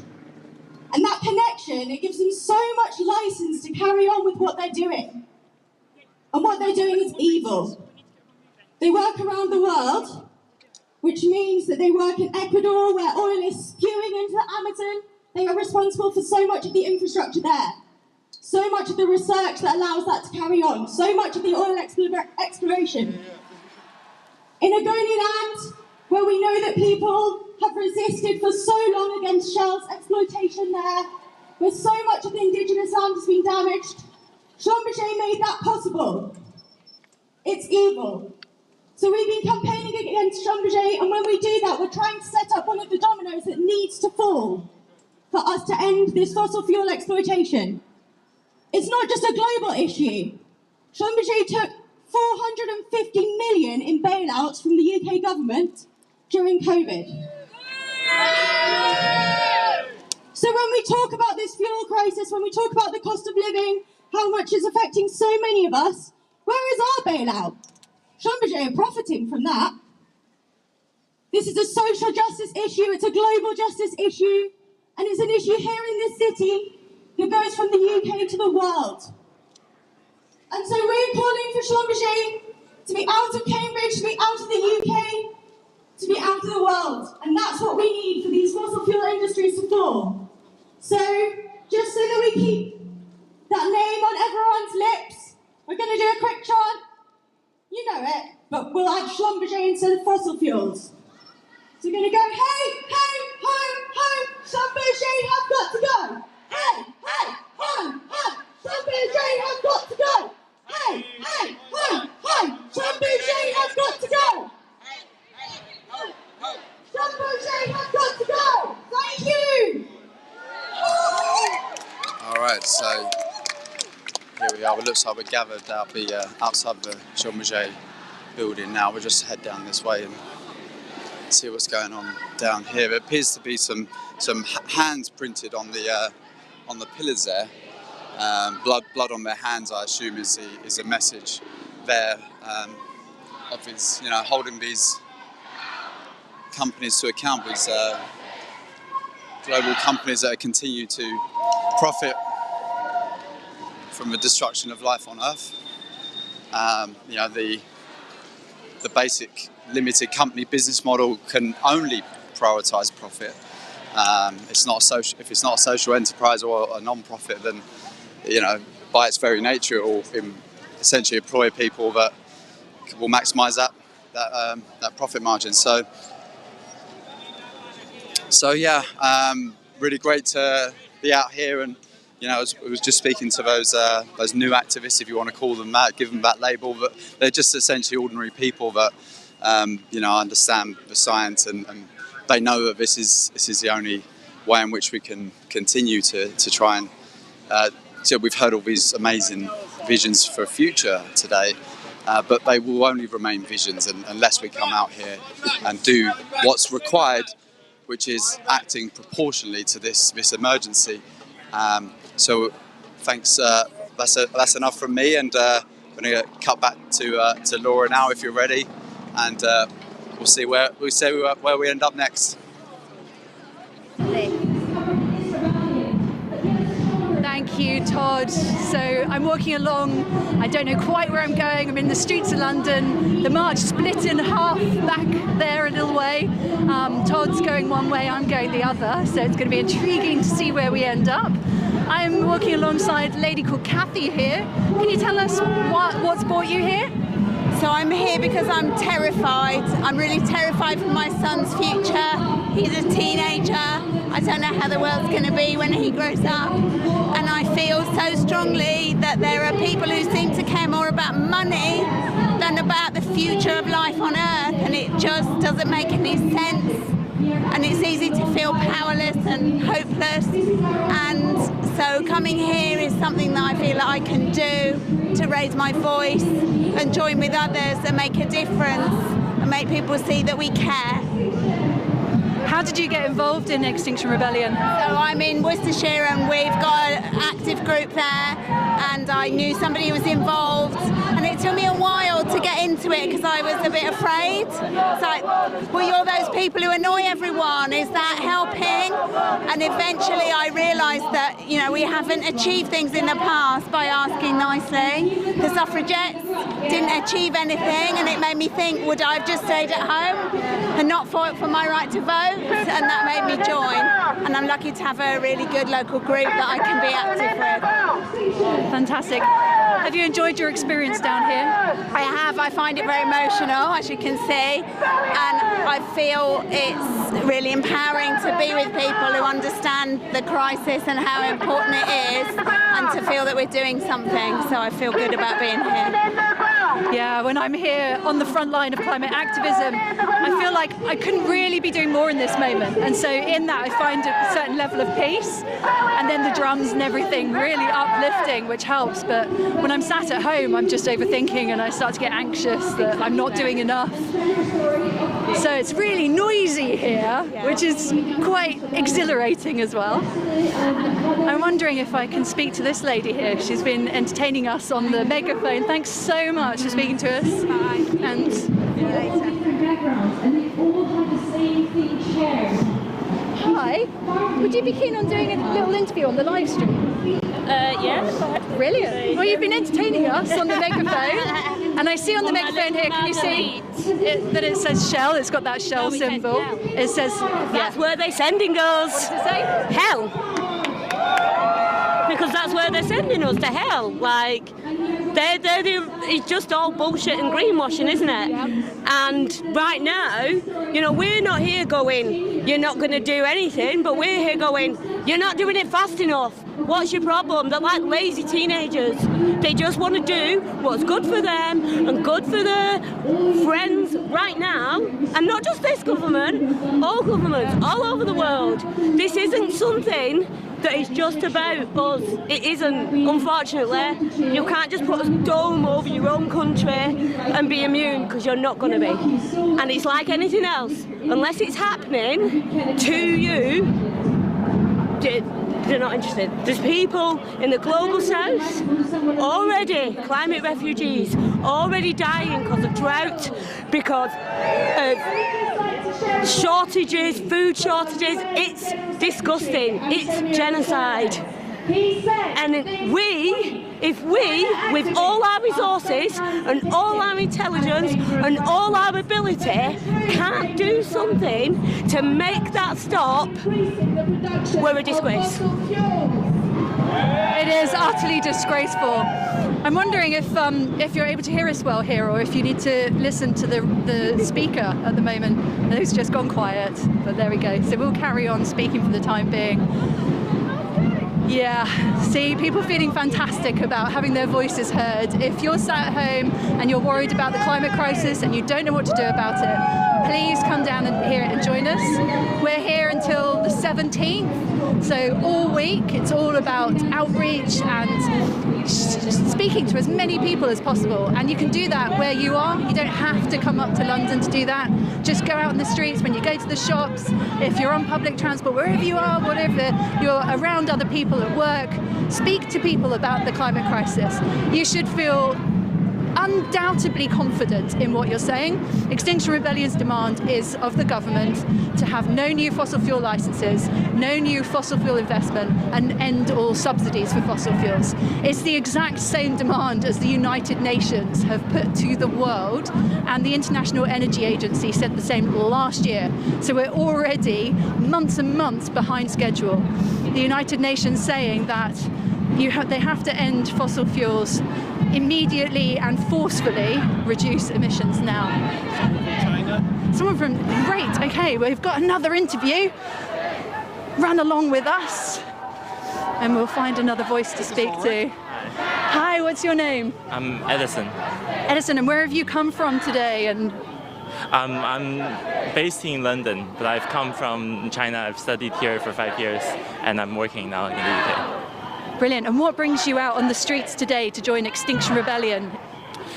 I feel that the world that we live in is very unjust. As the philosopher Joseph Cairns put it, sort of the world we live in is an aristocracy, and the global north are the aristocrats, and the global south are the peasants. And I feel that the climate change, the climate and ecological crisis is only going to exacerbate the injustices, and I feel that marching with Extinction Rebellion is the best way I can help to address the injustices that's ongoing and that are coming down the line. What changes would you like to see moving forward? What's your vision for the future?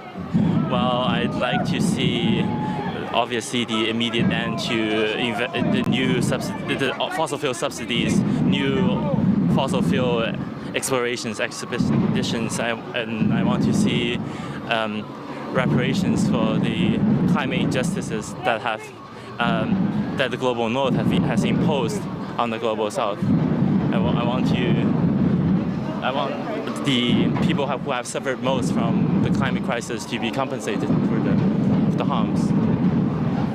It's not much to ask, is it, really? Like, money is a man-made resource. Yeah. We set the rules of how to use it. We can rewrite those rules and just create more of it. It's not a finite resource. Yeah. And it's absolutely crazy in my mind that we would allow ourselves to destroy the living conditions, to basically send us all extinct because of money. Yeah.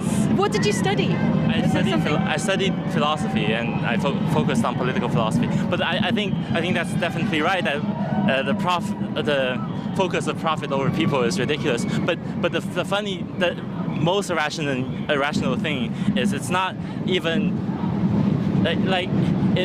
it's financially rational to fix climate change. Not fixing climate change is going to be worse for the British economy or the world's economy than fixing it. So it's not even about the money. If you wanted to maximize the amount of money in the country, you would still fix climate change. It's just bonkers. Yeah. Well, the right-wing media do tend to try and tell us that we can't afford this green transition. They try and say that the energy crisis right now is because of the green subsidies on our bills, but the green subsidies are only 5% of what we're paying. It's a political choice that we're struggling to pay our energy bills right now when the companies that are extracting the oil from the North Sea are experiencing record profits. They have so much money, the bosses even said we don't know what to do with it.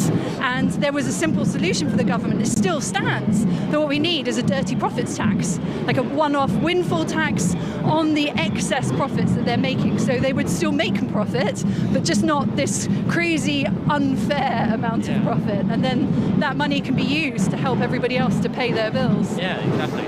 I mean, fossil fuels, as with any of Earth's resources, they're mankind's common inheritance, and the benefits that come from fossil fuels or any natural resource should be shared equally by all of mankind, not just among the fossil fuel executives or shareholders, and not just among the British people either.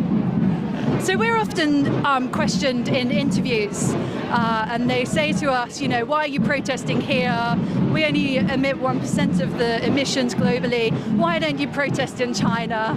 I've done some spokeswork, so I know how to answer this, but I wonder if you would be able to answer. Why don't I protest in China? No, not for you specifically. Why aren't we all protesting in China? They're saying, they're creating way more emissions than everybody else, but the reality is they're manufacturing everything that the rest of the world is consuming, and it's a grossly unfair system that China has to account for all those emissions, and we don't account for any of the emissions of the items that we're consuming. So the emissions for them to be built in China and to be shipped over here isn't included in our budgets. All we've done to reduce our emissions here is move our manufacturing overseas and then blame those other countries for the carbon emissions. So it's grossly unfair. Yeah, exactly. People don't realize that true manufacturers are based in China, but they're not owned by China. Like Foxconn, for example, the company that manufactures iPhones, are owned by Taiwanese nationals, right? And the most of the benefits or the profits go to Apple, an American company, and that's the case with many companies around the world. I mean, many of the names that you know well, like Sony or LG, or Samsung, these foreign companies are by and large owned by Americans, and so it's really it's not about where the companies are based. It's about who owns them, and it's the U.S., the U.K., and these rich Western countries. And I hear that China's moving faster than any other country to up its renewables. Is that awareness of its emissions, or? I'm not so familiar with that. No, okay. But it sounds good, and that's a good step. Yeah, it's a good bit of information to be able to tell people if they start trying to say that to you. Yeah. Yeah, and we need to act as one world. We're one human race with one goal: stay alive. And we've got to work together on this. It's not that every country can be self-sustaining. We do need to work together because the resources are not evenly distributed. Yeah. We need to prioritize those who are most vulnerable. Yeah, prioritize the most vulnerable. Has Todd got any interviews that he would like to take on? We're now approaching the River Thames, I think. Like the landscape is starting to open up here. All these big buildings are starting to fall back behind me. And I'm wondering where we are, and I wish I knew London better, but as soon as I work it out, I shall let you know. But Todd, where are you at the moment?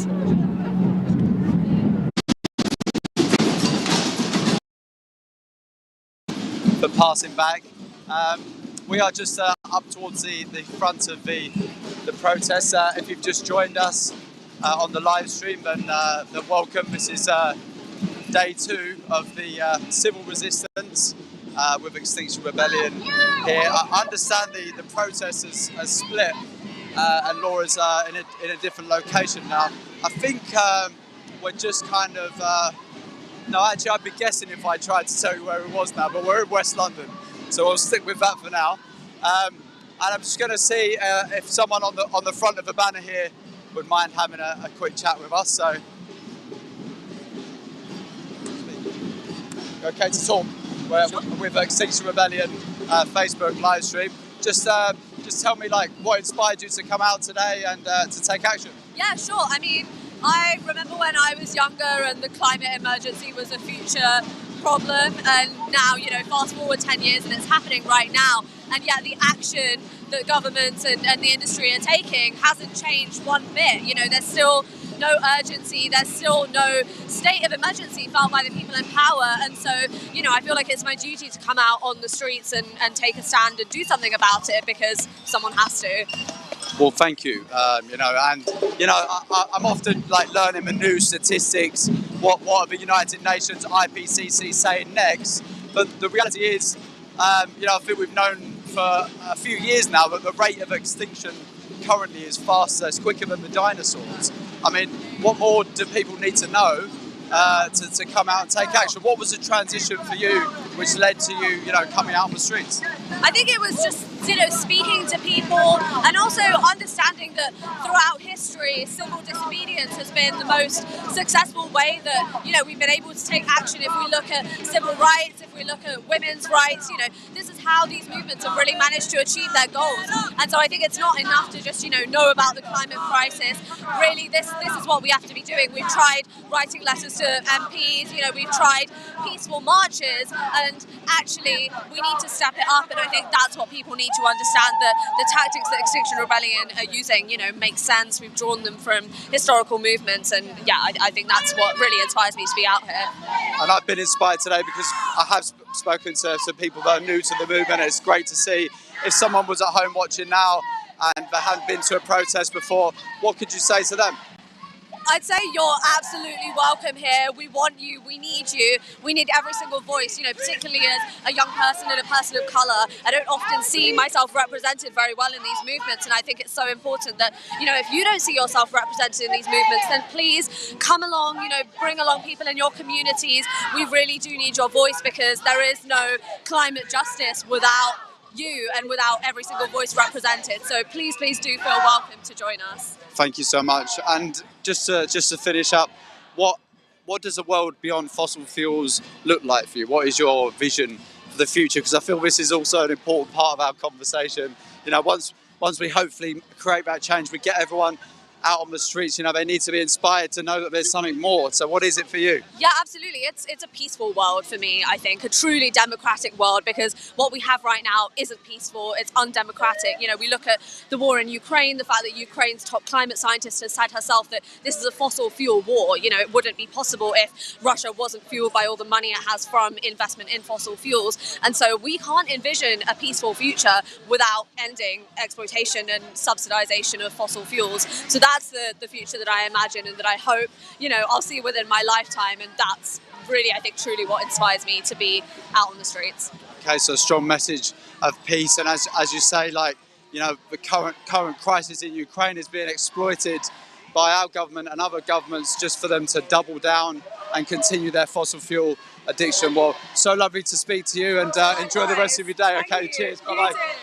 All right, so we're just gonna cut back to Laura now, who I understand's got another interview. So over to you, Laura. To protest. Oh, I just it's like we're live? Okay, well, we're live. So who are you? What's brought you down here today? I'm Jocelyn, I'm 15. I'm part of XR. I joined XR Youth, I joined XR Kids. I've been on climate strikes. I'm here because for our futures, basically. Future generations need our help right now, and we need to do it for them. We need to do it for our babies, just us, yeah, just because we're gonna die. It's like, it's as brutal as that, yeah. What got you involved in Extinction Rebellion? How did you hear about it? You were obviously very young. How young were you when you got involved? I was about 13. Greta Thunberg started the climate strikes and I went on them, and I was like, I just read about it and I was like, oh shit, like we need to do something right now. And yeah, it's just like, I didn't know, I read the science, and yeah, I went to the strikes, I went on TV, I spoke about it, and I just want to help, yeah. Oh, well, thank you very much for that, it's really appreciated. Are we going to hear the loudspeaker at the moment? Can you hear that? Or do you want me to interview the scientists? I've got scientists too. We're too close to the speaker, so if we move up here. I've managed to find scientists to speak to hear about the science direct from a scientist. Oh no, now we've got the drums up that way. It's very... Do an interview here, okay. So you're a scientist, tell us about the science. Well, the science has been there for all my life, really, on this. There's nothing new in the science. The science has been building and building and building, telling us that we're running out of time to stop a really terrible disaster from unfolding. It's already unfolding, right? It's already killing people around the world. It's killing people, you know, in floods, in fires, and increasingly through crop failures. And we were seeing, you know, throughout Africa, particularly right now in places like Kenya and Somalia and things, there is, all sorts of ecological disruption happening that's destroying the crops, and that you know, people who are subsistence farmers are suffering as a result of that. So tell me, like, how quickly could this spiral out of control? How bad could it be? Right, so I mean, I think the first thing we've got to understand is that it's just lots of different levels of getting worse and worse and worse, right? And it's going to get worse non-linearly, which means it's just going to get faster and faster in terms of the negative impacts that we're going to see. So, you know, the point is that the sooner we take action, the sooner we stop the harm. And, you know, we're already seeing things getting out of control. You know, if we wait too long, you know, we'll have locked in so much more damage. And the thing about this is that, you know, once these changes have happened, that we don't go back, right? Like, you know, that's locked in. So this is irreversible, the damage that we're causing. So is it a case of it'll be our kids that see it, or our grandkids, or will we see this? Well, we're already, like I said, we're already seeing it, right? You know, London was flooded earlier this year. You know, we've just seen Sydney flooded 3 times with a month's worth of rain within a few weeks. You know, and that's just already happening. Like the wildfires in California, the massive heat wave that's already struck Canada last summer. You know, like it's now. Like it's not in the future. It's right now. You know, but the thing is, it was 30 years ago the scientists were warning. It was in the future then, and we didn't listen to them. Yeah, no, I asked that question just because that's what we get asked when we do interviews, but I do know the answers. It's just really great to hear it from a scientist. And I've got another scientist here too. Hi. Sunglasses on or off? Up to you if you want your sunglasses on or off. So, what has made you step out of the lab and to get involved in a group like Scientist Rebellion that take direct action to force your message across? I mean, I kind of see the whole climate and ecological crisis as being a deep tragedy, because this has not come out of the blue. Like the International Governmental Panel on Climate Change was founded over 30 years ago. The most recent report was the 6th report. Scientists have been yelling at the streets about, for years and years and years, basically my entire life. We've known this is a big issue, and the main thing we need to do is just cut down on emissions of carbon dioxide. And that hasn't happened.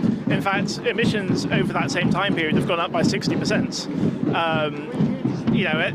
Really this whole process has been a massive failure, and it didn't have to be. Like, we could have made lots of really relatively small changes over the course of the last 30 years that would put us in a much better position to keep to less than 1.5, maybe even 1 degree by today. And we've just missed that opportunity. And it now means that whatever happens, there is going to be dangerous climate change. There is going to be severe negative effects for many people in the world, but we can still stop it from getting worse. Like, there's always going to be a benefit of cutting down on carbon emissions. There's always going to be, the less there is in the atmosphere at this point, the better, and the sooner we can cut it down, the better. And really, if we're going to be serious about the targets that were set in the Paris Agreement of well below 2 degrees, ideally 1.5 degrees, we have to start that now.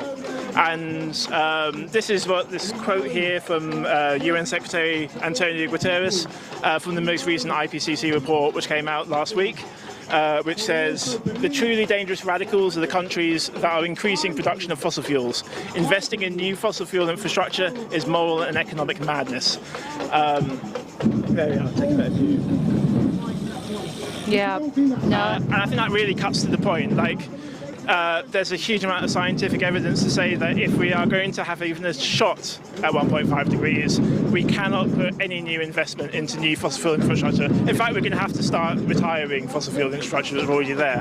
And so the idea that the response to something like the energy crisis that we're facing right now, following post-COVID and then the war in Ukraine, is to invest in more fossil fuels in oil and gas in the North Sea, is just completely counterproductive. It's a long-term, in fact, that is going to be devastating, and it's not even going to solve the near-term problems that we're facing. Like, the government's own scientific advisors have said not to do that, and that the best, most cost-effective thing we can do is to build more onshore wind turbines and to insulate all the houses in the UK, to build a massive programme of doing that. Those are the two things which aren't on the energy policy, and it just makes me really angry. And that's why this is the thing. It's like, I feel like there's a culture within science that we shouldn't be political. We should simply give the information to the policymakers, and they should make decisions based on the information that's given to them. And I see what's happened. We've fulfilled that end of the bargain. We've gone over and above it with the IPCC reports. Those are the biggest collaborations of scientific research and assessments of scientific research that have ever happened in any discipline. And yet governments continue to act in ways which go against that. And so I feel like, in a way, there's a social contract there which has been broken. And, this is not a problem of simply knowing more. People have known what to do about this for years. The government know about this. They know better than most people, and yet we're still not making the changes that need to happen. And that's why I think it beggars belief. It really does. So you're joining us here on Vauxhall Bridge. I believe that the other half of the march that's split off from us is on one of the other bridges. I don't know if we can see them from here. But we've successfully blocked this bridge. Ordinary people taking direct action, getting up, coming and joining us, and then sitting down on the road. It really is a powerful way of getting the message across. It's really unfortunate side effect of taking direct action that people can be directly disturbed from it, that they can be held up in traffic, but it's momentary. If we don't act on this climate crisis, that disruption and change to their lives will be, prolonged or forever. So we're doing this for everybody, for all the children, all the animals, everybody we love. It's beautiful on here. There's singing, there's inspiring speeches, there's the samba band. We can hear the helicopters as well going overhead, burning extra fossil fuels, which is a bit of a shame. We'll just take a moment to just look around and see the colour and feel the vibe. People got the power. Tell me, can you hear it? Getting stronger by the hour. Power. People. People. Power. All right, people, extinction! Rebellion! Rebellion! We are here, we are exercising our right to peaceful protest.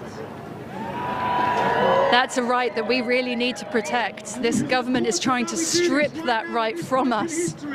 I believe that this is the right thing to do. And if the police are speaking to you... Is there somebody on the rickshaw that can get the speeches that are happening right now? I think they're quite empowering. But we do believe that the police are... Or I shall carry on speaking and find somebody else. Oh, okay. Yeah. Okay, we're going to go over and cover what's happening on the speaker. Yeah, we're going to just get some tunes on. Remember, they're just going to do music now. We cannot stand here and just be not bystanders. We are acting... I've seen another scientist that I could interview, although she had no voice left yesterday from speaking to so many passers-by doing outreach. Or we could pass over to the other bridge. Where are they on the other bridge? Their eyes. Look at them in their eyes.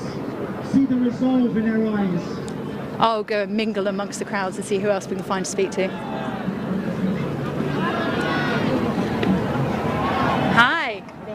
Do you want to speak a few words on the live stream? Yeah, I can do. Yeah, brilliant. Who are you? Why are you here? I'll let you finish your sandwich if you want to. Do you want to? Yeah. You can.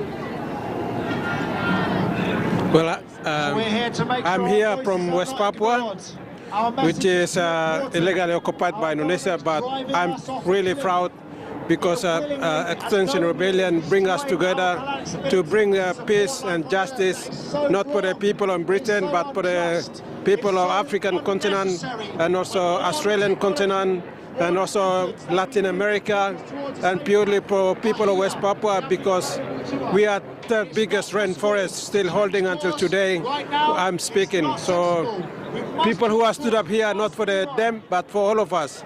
So thank you very much. I just want to say we are grateful to have a Extinction Rebellion to be our voice, to be our freedom fighter, to liberate us from the criminal of the multinational corporation working together with the government.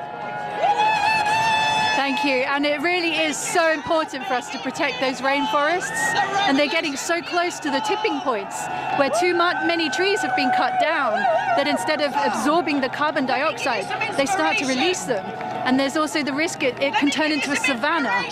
So we really need to be protecting these rainforests and all the people that live within them, that are protecting them. Would you like to say any other words? Because there's no humanity without our plants, without our animals, because animals, plants and walls, we are one family, one connected. If you cut your finger, you cut all of them. So this is one packet and we need to unify, because this Mother Earth is only our mother. If you kill our mother, there's no survival, there's no love, there's no peace. That's simple, that for the indigenous point of view.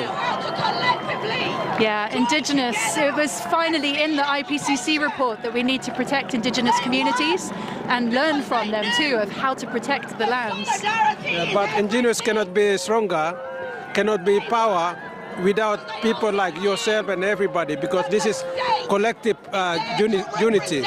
Indigenous cannot fight alone, because you cannot liberate with the multinational corporation with a gun, only with people with the voice, because people is the power. Only people can change their policy. So people power will liberate all of us. Yeah, people power. That's what it's about. Thank you so much for your time, and thank you for being here. You're welcome and lovely to all of you who are organizing. We are so proud, all of you. Without all of you, we are voiceless. So thank you very much who came today, and also we'll continue until 3 weeks. So this is just second days, and we're coming back. Yeah, we're going to be coming back. This is the second day of a week of rebellion here. I was struggling to hear though. Is that we're going back to the other bridge? Or I can find somebody else to speak to. I'm unable to hear the comms because it's so noisy here on Vauxhall Bridge. You feel that energy. There's a lot of agreement here. Okay, well, thanks so much, Laura, and yeah, can certainly feel that energy. If we just look over to the left there, we can see Vauxhall Bridge in the distance, and here we are over on Lambeth Bridge ourselves. So just one bridge along, and we've got the House of Parliament to my left, your right, where of course the crimes against humanity, all these acts of genocide are happening right now. And if you've just tuned in, welcome. This is day 2 of our active civil resistance with Extinction rebellion here, who have blocked these 2 bridges. And you might wonder, you know, what I'm talking about to use such, you know, stark language against the UK government, the House of Parliament there. But ultimately, even the United Nations General Secretary, Antonio Guterres, says that climate activists are not the radicals. You know, the UK government, who are completely aware of the situation that we have, the limited time. We should have been making change 30 years ago, but in fact, they're still pushing for new oil licenses and going in the complete opposite direction. So that's why we're here. We're not radical. We're just the only thing that we can possibly do in this critical moment for all life on Earth. So I'm just going to go back and see if we can speak to someone who's decided to come out today and well, I would say take a stand, but clearly they're sitting down at the moment. So we've got a fire extinguisher coming down. So looks like in Extinction Rebellion, we always move out the way for emergency service vehicles, ambulances and fire engines. Of course, you know, that's been a #1 rule from the very beginning, that we would never block emergency services, of course, given that we're here in this emergency. And we are the ones taking proportionate action to try and preserve life. So, of course, there we go. The fire engines got through, no problem at all. Everyone is quite mobile on their feet, and no doubt they'll be settling back down now. But yeah, let's see if we can have a little chat to someone who's decided to sit down today, actually. And you know, if you've seen the recent film Don't Look Up, the message here is don't look up, step up. And in this case, then just sit down and take your place in history. So we're demanding that the government ends all new fossil fuel investments. It's something the International Energy Agency say we need. And, you know, it's just, yeah, this is all we can do. So I'm just going to see, hi, would you mind talking to us on live stream? Yeah, okay. This person has agreed to speak to me. So we're on the Extinction Rebellion live stream on Facebook. Could you just explain a little bit about what inspired you to come out? I would say take a stand, but right now you're sitting down. So What was it that inspired you to come do this? Basically, the state of the world right now, realise how desperate of a situation this is. I mean, like my sign says, it's pretty desperate, and it's worrying because it's going to happen in my lifetime. Maybe not my mum's lifetime, but definitely mine, and that's not the kind of future I want, not for my kids, not for the future of the world. And it's just horrible to see, you know? Yeah, absolutely. And is this the first time you've taken action, or? No, I came down to the rebellion last year in August. That was great. And was there like a defining moment? Because you know, I guess people would categorise us or label us as activists now, but obviously, you know, for me, I was never environmentally aware until 3 or 4 years ago. Was there a defining moment where you connected all these dots and you felt compelled to do something? It was just after ages of just lying around moaning about it, like, oh, the world's dying and I can't do anything about it. But then I realised I can get out here and I can make my voice be heard, you know, and that's what I'm doing now. That's why I'm here. Yeah, I think maybe what you're alluding to a little bit there is I've been diagnosed with eco-anxiety, which is it's not a mental health disorder. It's an anxiety which is caused by the betrayal of our leaders, our government. And it's extremely valid. A lot of people don't realise how serious it is, but it preys on your mind so much when you're so aware. Yeah, but it's a completely rational response, isn't it, to people that understand that potentially this is the only time in anthropogenic human history where psychologically we're having to confront the potential loss and the way things stand at the moment, the likely loss of everything that we know and hold dear, you know. I mean, yeah, it's crazy, isn't it? So what does a world beyond kind of fossil fuels look like for you? You know, what is your vision for the future? Because we often talk about all of the statistics, and you know, we know we're in an extinction event which is faster than the dinosaurs, and every animal that goes extinct is like losing a rivet in an aircraft. But beyond that, if people actually come out and know, if they've never been to a protest before, they feel inspired to come and take action. We're here until the 17th. You know, what does that world look like for you beyond fossil fuels when we have a government that takes responsibility? Just a clean, healthy, happy planet and society that does what we're supposed to, you know. We weren't put here to abide by these stupid laws and grieve our planet. We're here to have fun. We're here to live life to the fullest, and we can't do that when our planet is dying like this. We can't live the lives that nature wanted us to live because our planet's being destroyed before our very eyes. And there are people starving and there are people sick who can't afford treatment, and it's horrible, and I can't wait till we get past that.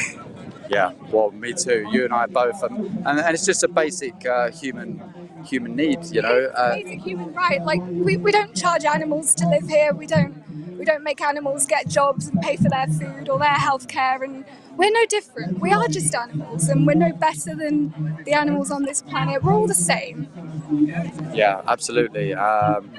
Well, thank you so much for speaking to me. I really appreciate it, and thanks for coming out here today and sitting down. So enjoy. All right.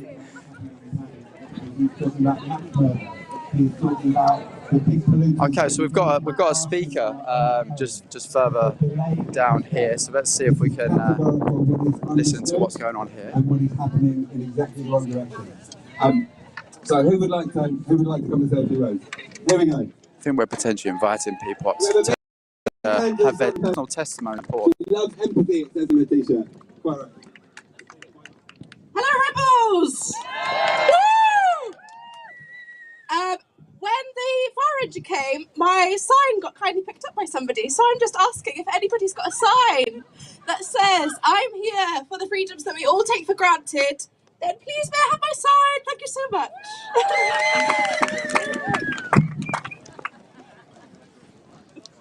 Wow. I think, yeah, just a little announcement. Clearly, Who wants to say something? Someone. If not, I'm going to keep ranting, so you know what I mean. There we go.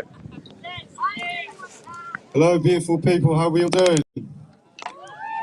Good to see you all here. This is some really nice energy today. I'd just like to say that Boris Johnson's announced all these new nuclear power stations. I don't know where everyone is with this, but I can assure you there's no way the answer whatsoever. It's another lie. Basically, wind and nuclear power in the most extreme cases. It's about 8 times more expensive to do nuclear than it is wind.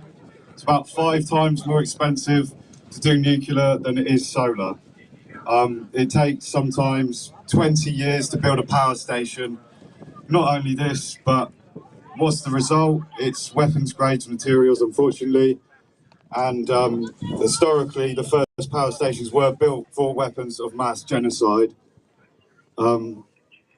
We need to basically do something about this. This is going to steer all of the money away from renewables. Some nice personal stories for this you is a total lie. On Vauxhall Bridge. It is causing mass damage, and this is... Thank you. Joining us back here on Vauxhall Bridge. We've managed to block it. The police are moving through, speaking to people, seeing if their intention is to stay or to go. But whilst we're sat here, I'm wandering around and finding some of the people to speak to. And I've got Fergal here. Can you tell Fergus, sorry? That's okay. So, how did you get into Extinction Rebellion? I make films about the climate crisis and campaign films and things like that. I also work a lot in adult learning, so I'm all about changing people's behaviours and seeing if we can nudge people over to things that are good for the planet and good for people. That is so interesting. Can you tell us some of what you've learned, some tips as to how to communicate to people to get them to do that, to move over? Yeah, well, we're doing some outreach today, so we're talking to all the people who are looking at us with their mouths open, and it's incredible how many people don't know about Extinction Rebellion, and so you have to sort of take a breath and be like, okay, fine, where do I begin? There's a climate crisis, and fossil fuels are driving us into climate collapse. They're poisoning our cities. They're making our climate uninhabitable, and they're making just a few people incredibly rich. And why these people don't want to just kind of take free energy from the sun and sell that, seems incredibly obvious. And I do actually think that the UK government's kind of turned around and faced in the right direction on a lot of things, whatever you think of Boris Johnson. But they've taken maybe one step when we need them to take 1,000 steps in that direction. So we're here today to take a stand and sit, yeah. And yeah, that's why we're here. So I'm just intrigued as to know, when you're speaking to people about the crisis, how do we communicate it to them that stops them from being paralysed and sort of just unable to act, and actually really motivates and empowers them to take action? Have you got any tips on that? Yeah, well, from my training this morning, I'm definitely not an expert. It's always good to just talk from a personal perspective. Everyone can't be expected to be a climate scientist. We all come to this movement with different feelings and different needs. I'm a father now, and so that does sort of change your perspective, and you start to look at the next few decades and think, what's it going to be like opening up the paper and seeing that there's another mass migration or another flood or a fire, and knowing that our Western lifestyles and the emissions that people like me have produced in our earlier lives have been driving that incredibly destructive future for people in the global south. And I'm deeply concerned about what's going to happen to our democracy, to our stability, and how that's going to affect my son in the future. So that's really good to talk about. This isn't just about saving the planet. This is about saving us. It's about saving our democracy. It's about saving so many more things than just, hey, save the planet, The planet will be fine without us. Yeah. Oh, thank you so much for your time. And I know, as being a mother, when you become a parent, like that instinct to protect, it just goes sky high, doesn't it? Yeah, absolutely. I used to really hate it when parents were like, oh, well, when you have a child, you see the world differently. But you do really want to hand over the world we are custodians, we will be ancestors one day, and it's what kind of ancestor do you want to be? Do you want to say that you were here and you made a stand and you refused to be a bystander? One thing that really helps my climate anxiety across the year is acting, just doing little things as much as I can, being part of this community and showing up on days like today. help me stay focused and relaxed and active rather than anxious and panicky and disempowered. So join us, basically. Yeah, I feel that exact same thing. As being here is, you couldn't really be doing more in this moment, I suppose. Yeah, it's not necessarily a relaxing thing, a protest, but I do actually find it very centering because you feel like you're in the right place at the right time, doing the right thing. Absolutely. Well, thank you so much for your time. Enjoy the rest of your experience here. I've got a few other interviews lined up. Okay. So I'm just going to wander across the bridge here, Vauxhall Bridge in London, that has successfully been blocked by Extinction Rebellion again. Everybody sitting around, listening to music, singing, chanting, having a lovely time. Having lunch, as it is lunchtime. Right, who were the other people that I had? Oh, there he is, this guy. Over here, who has the best knitted hat going. Hi, sir. Hello. Hello, what's your name? And yeah. What brings you here? Trying to protect the planet for my children and grandchildren. How long have you been involved in Extinction Rebellion? How did you get involved? Since they started. I was with Greenpeace initially, as soon as I retired, as a retired teacher. And as soon as I retired, I got trained in non-violent direct action with Greenpeace, did some actions with them, and then Extinction Rebellion came up, so I said, right, I need to get involved in that as well. So I have. And as I speak, I'm waiting for my son and his partner and my grandchildren to come. Twin girls, 13, decided it's time they had an experience of an action. How do you find? Hopefully they're on the way now. How do you find it being on an action? You've obviously been coming to lots. This is now what, the 4th year of Extinction Rebellion? Yes. Mixed feelings. There's always a sort of mixture of anticipation, excitement, fear. I've been arrested once, and I had to promise my wife I wouldn't get arrested again. So, yeah, but all sorts of emotions. And but behind them all, that desire to protect the planet for my children, their children, and their children for generations to come. Because at the moment we're buggering up the planet good and proper. Yeah, it's really painful when you actually think about how bad things are. I think a lot of the time we try to block it out, but we know it's there, which is what's motivating us to act. But when you actually let yourself think about how bad things are around the world and how many people are suffering right now, the crisis is now, it's not in the future. I have friends in Lismore in New South Wales. I lived in Australia for 10 years, whose lives have been completely major washed floods. out. Yeah, we have family in Australia too, and one set of them has been flooded out.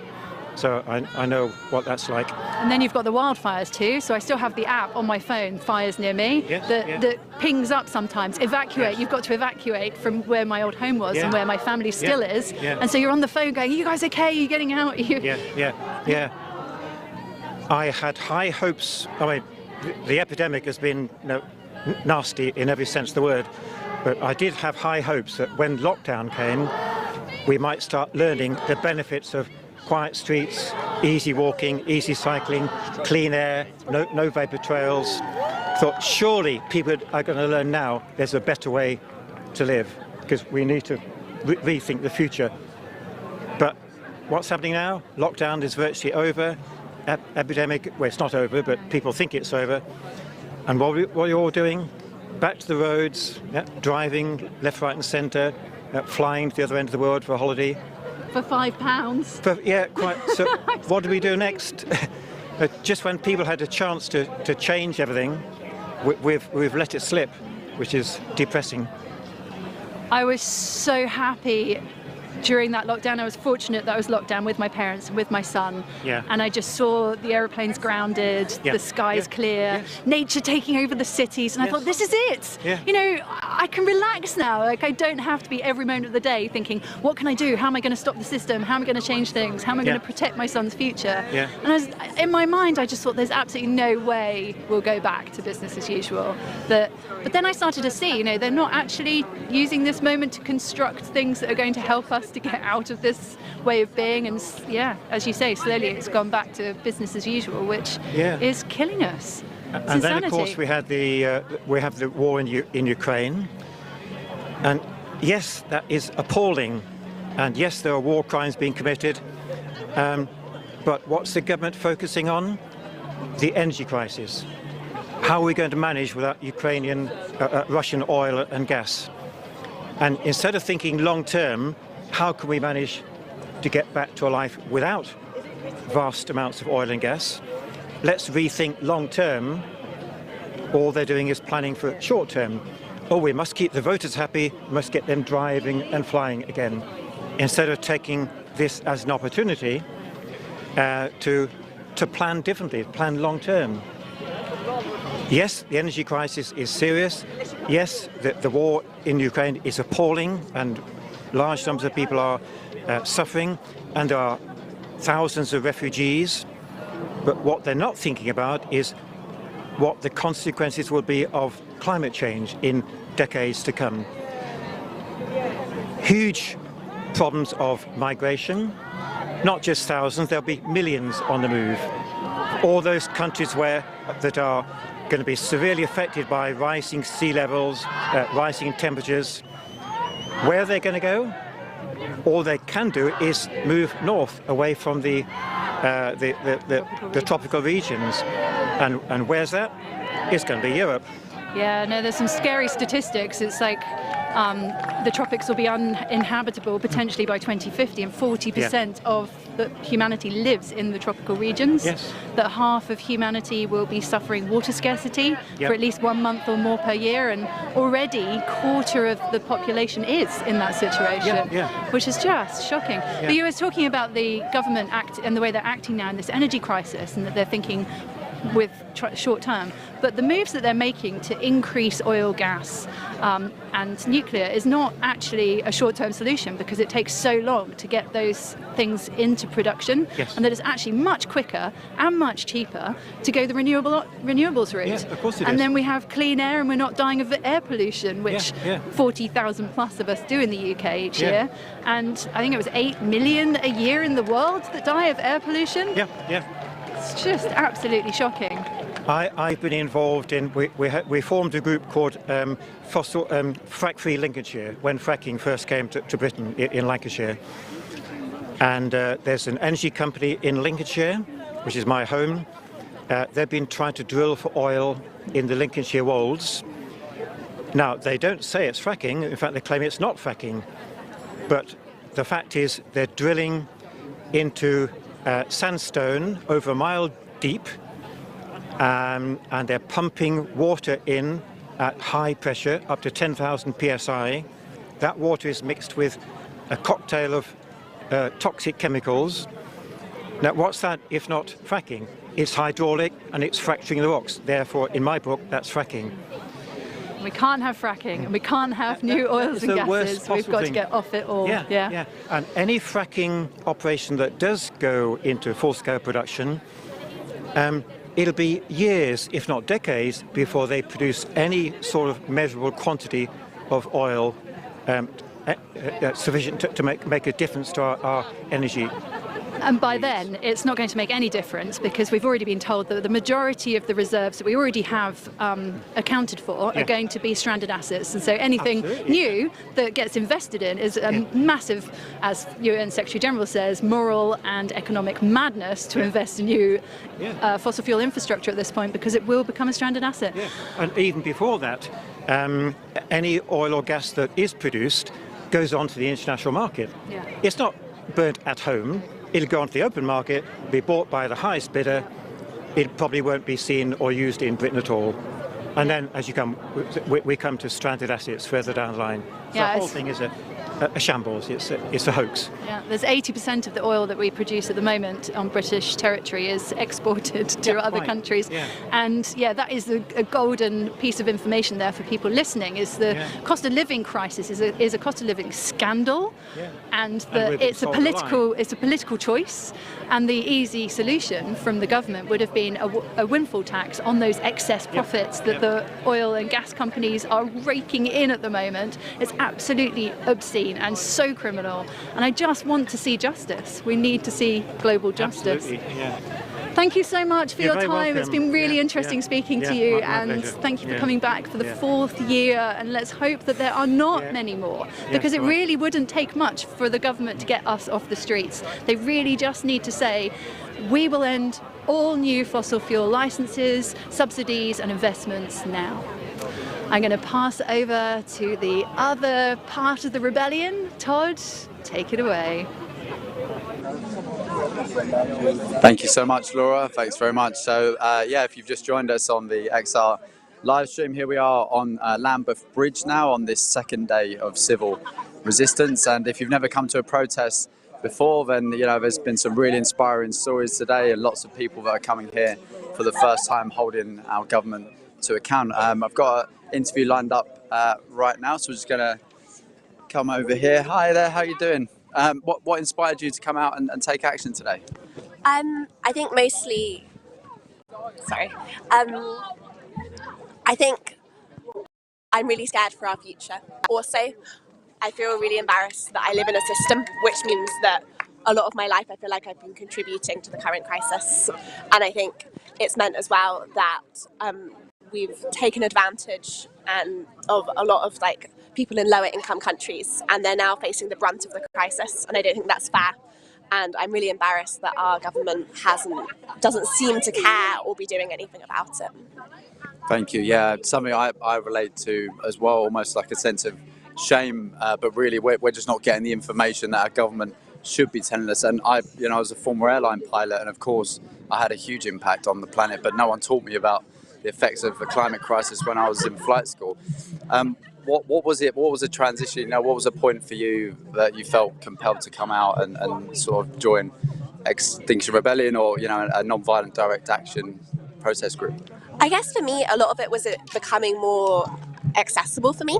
So I grew up in quite a rural area, and although I've always cared about the environment, and I know with some friends who were involved in stuff against the badger column, there wasn't really an XR group near me, and it meant it wasn't really available to me. I think as well, starting to know people who were actually part of the group, because before that I didn't actually have. I think it's easy if you just see XR through the media to gain quite a negative opinion on them. And so yeah, I think it was moving to Bristol and meeting people who were actually involved in XR and kind of seeing the faces behind the movement, where I was yeah, this is something that seems to have the same motivations and stand for the same things that I do.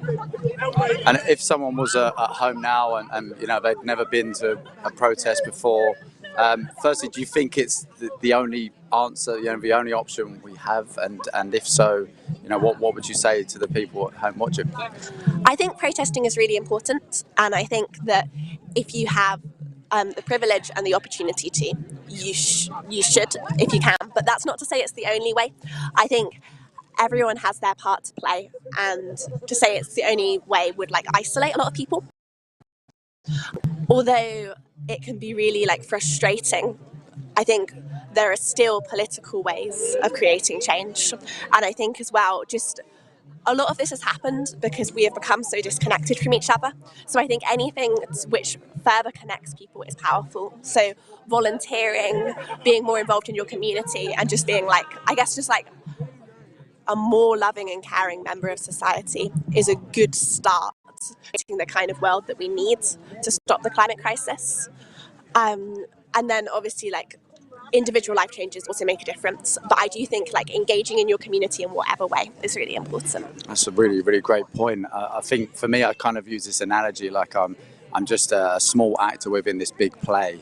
And if we look at Earth systems, for instance, these self-organizing systems, the way in which nature works in harmony holistically, to overcome the challenges that nature normally has in store. But obviously we've come along and the rate of change is just far beyond what nature can cope with. But I do see ourselves, as you're alluding to, that connection with part of this self-organising system. And you're right, it doesn't matter if it's coming out and protesting, but just, I guess, in some way acting proportionally within the way in which feels right for them, to hold this government to account. And our demand here in this act of civil resistance is to end all new fossil fuel investments. And do you think, do you have much hope or you know, if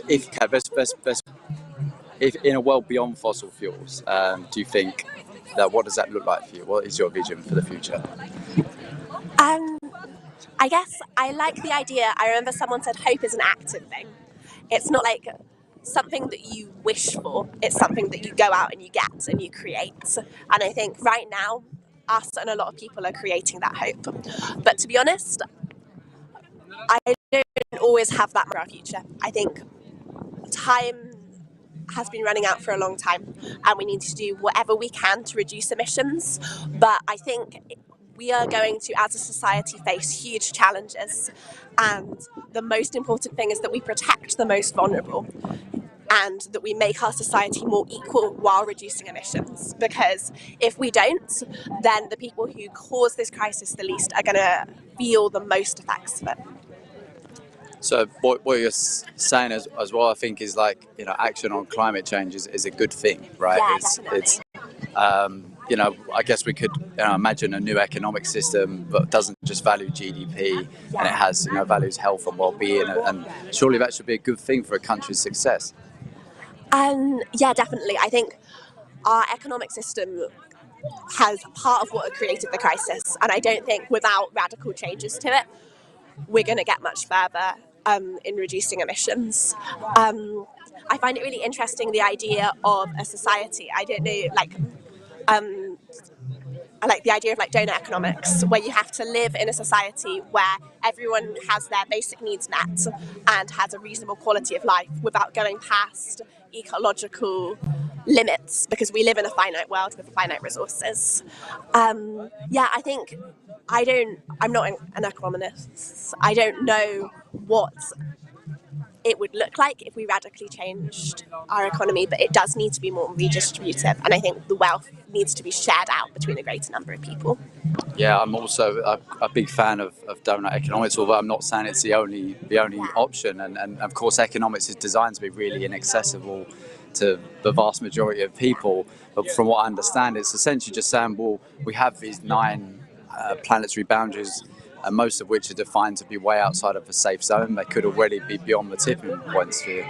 But if we, whatever we do in society, we essentially just need to do that in the context of the boundaries and which ones are most furthest out of limits. But at the same time, the whole of the donut in the middle is the social foundation, just a life of basic respect and dignity for people in the world.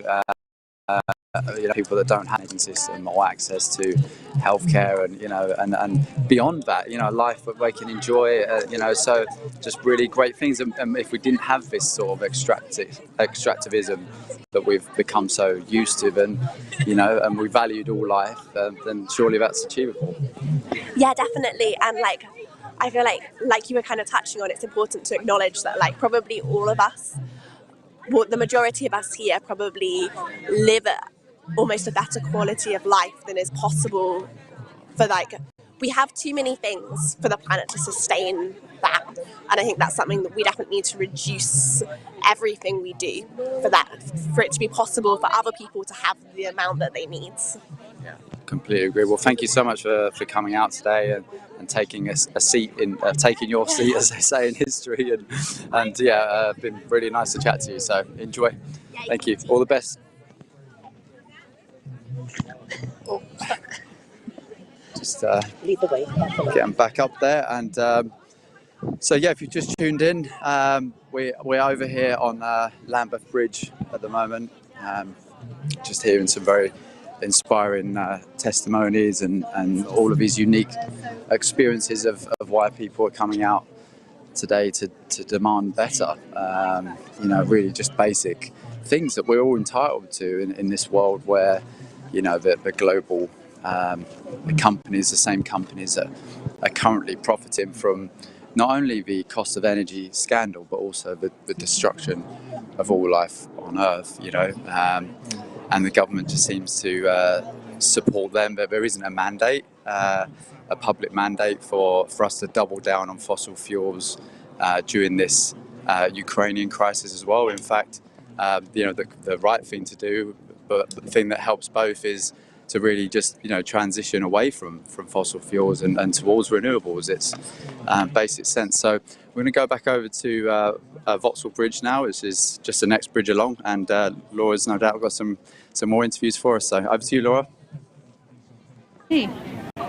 Thank you, Todd. You're joining us here on Vauxhall Bridge in London. Extinction Rebellion has successfully blocked it as part of our April Rebellion, and I'm sat beside Kai, who has been preparing here something that he would like to say. Hi there, thanks for having me. I'm Kai. I'm Indian and Sri Lankan. I'm a South Londoner. I'm a son, a brother, and a friend. And I wrote a little poem just now. Hope you will listen. I don't want to be here. I don't want the sun to rise on another day of business as usual. I don't want the sea to boil and the forest to burn. I want time to just stop. I want more time to solve this crisis. I don't want the false promises from our politicians. I don't want the next bamboo toothbrush. I don't want another carbon target for 2000 and uh-oh, it's too late. I want the government to make the hard decision to stop all fossil fuel investments.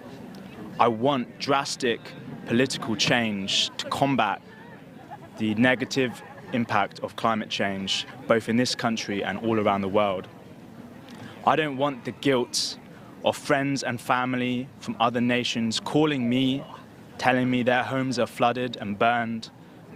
I don't want climate refugees clamoring to get into our country because we're one of the richest nations in the world.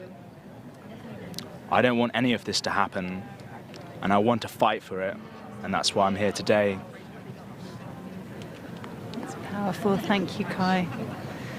How's it felt for you being here today? Is this your first day, first rebellion, or have you been before? I went a few times to protest regarding climate change a few years ago, and since then I've been working as an engineer, just trying to make a living.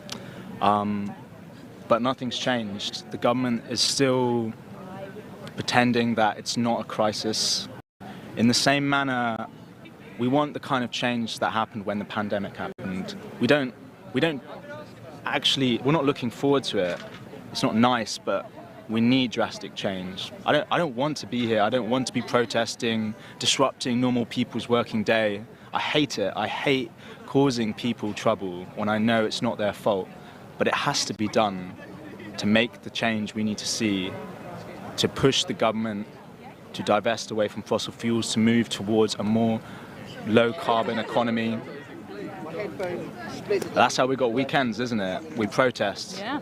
We all enjoy our weekends that came from protesting. That's why we're here today, to make positive change for our future, for everybody.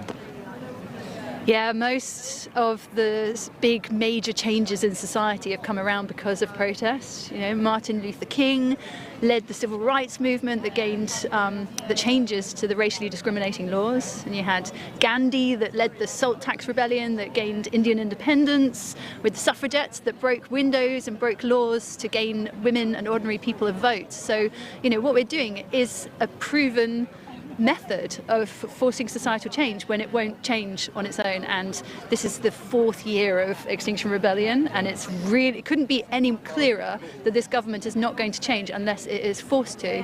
And that's what we're doing here, and there's power in that, and that's why we're trying to call upon all of you at home to hop on that train or bus or bike and come and join us down here in London this week, and tell all your friends over the coming weeks and months all about the crisis, the criminality of our government, and the power in protest, so that when we come back in September, we are a force that cannot be ignored. Yeah. Sounds good, doesn't it? So you're joining me here at the blockade, at the very front of the blockade of Vauxhall Bridge in London. And these people are here with their signs, making it really clear why they're sitting here and taking this stand. If you can have a look at some of the placards that we've got here, what are they saying? I'm here because Boris won't act. I'm here because government aren't acting. Do either of you want to speak at all? Do you want to say why you're here? Do you want to say a few words? All right. What's your name and what's brought you on the front line of the climate fight? I'm petrified. I'm terrified. I don't know the other way. I don't know what to do. This is the only way that we can get the government to listen. And like you said, it's, you know, it has worked before and it's going to work again. But unlike the civil rights movements, women's movements, gay movements, climate crisis affects us all. And this is where we all need to come together and we all need to take a stand and just say no. Yeah, unfortunately, it is not just some lefty issue, as the tabloids would try to have the people believe that it is.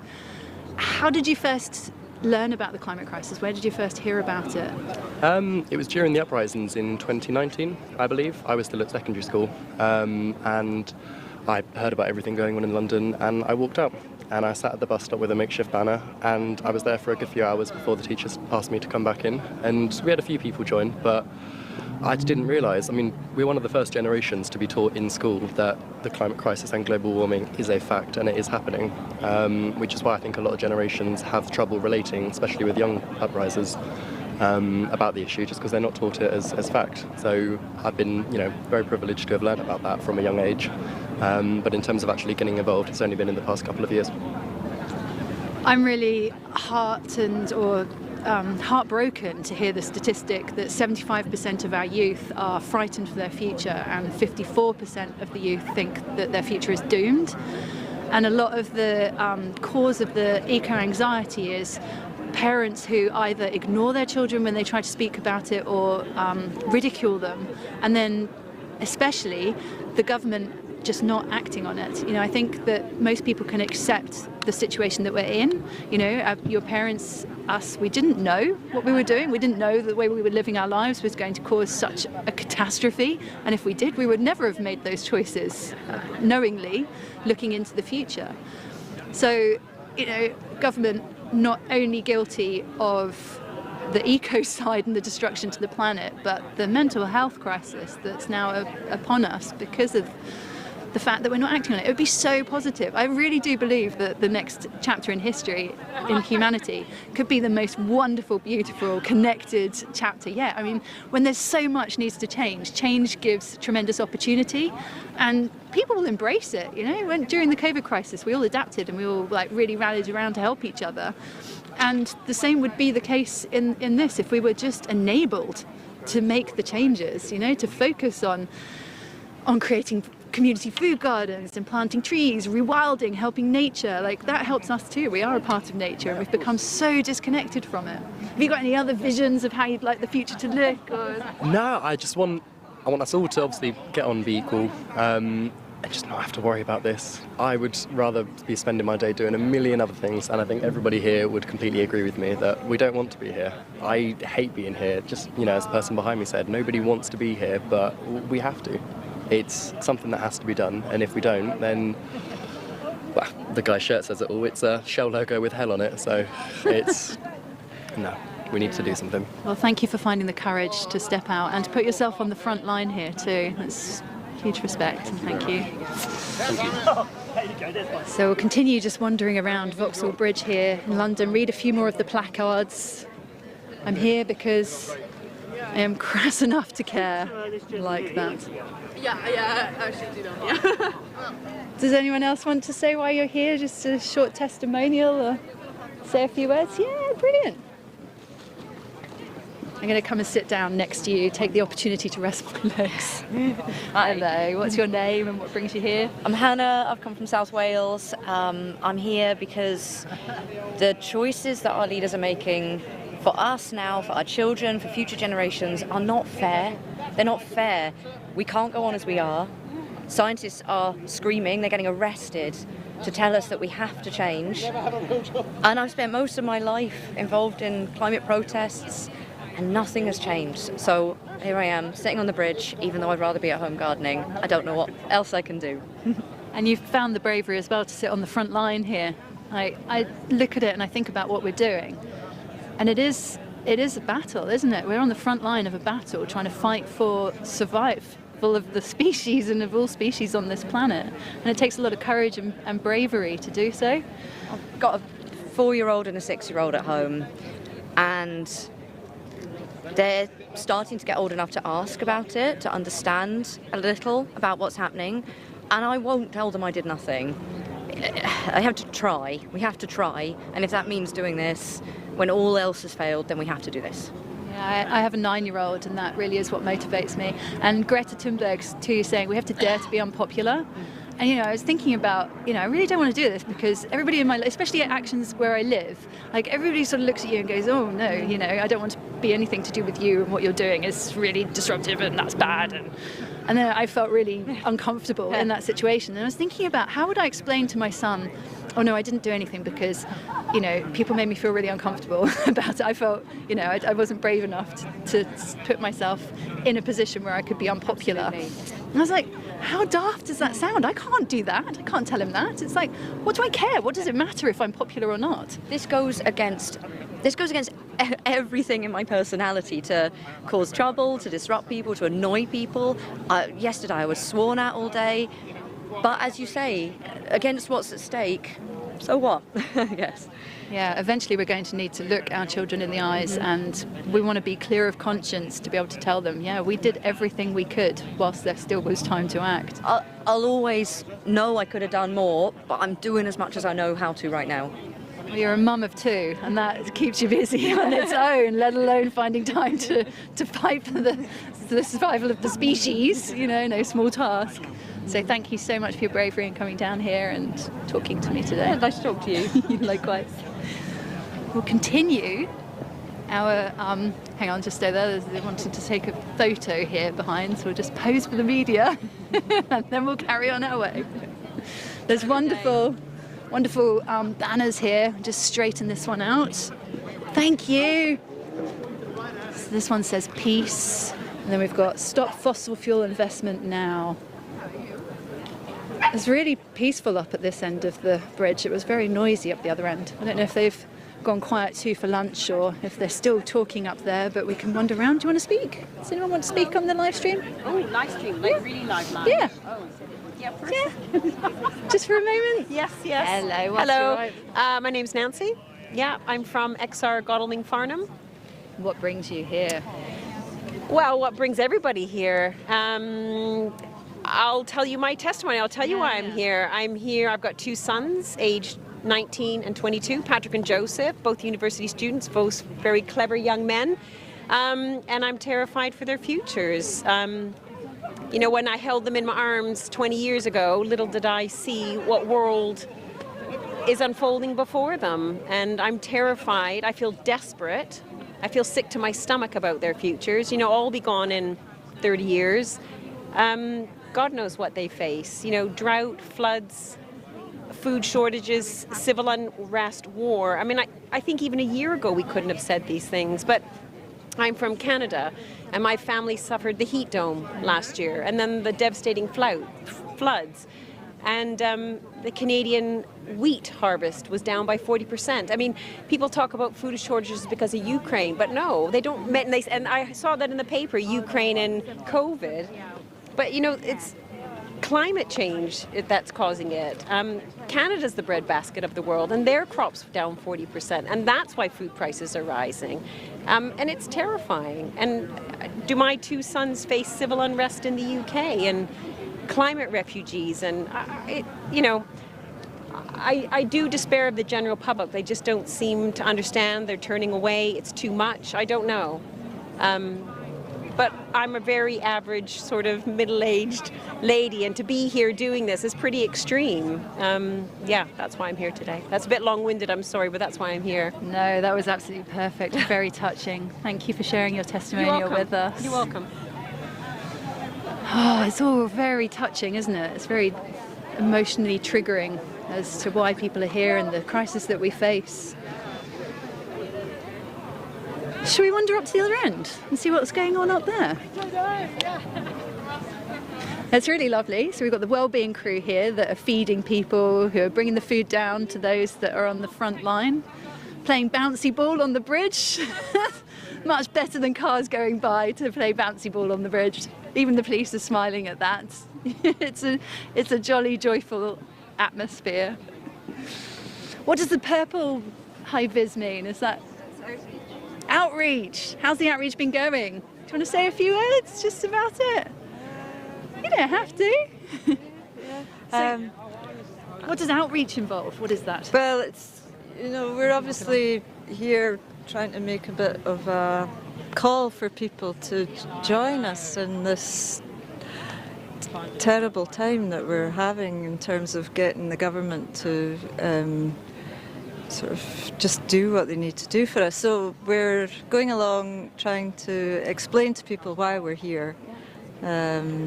And what kind of responses are you getting from people? Do you find most people know about Extinction Rebellion, or is it new to them? No, I'm finding people have heard, and it's maybe a small sample, but incredibly receptive. I've not had to argue, not had anyone that's sort of not wanted to talk.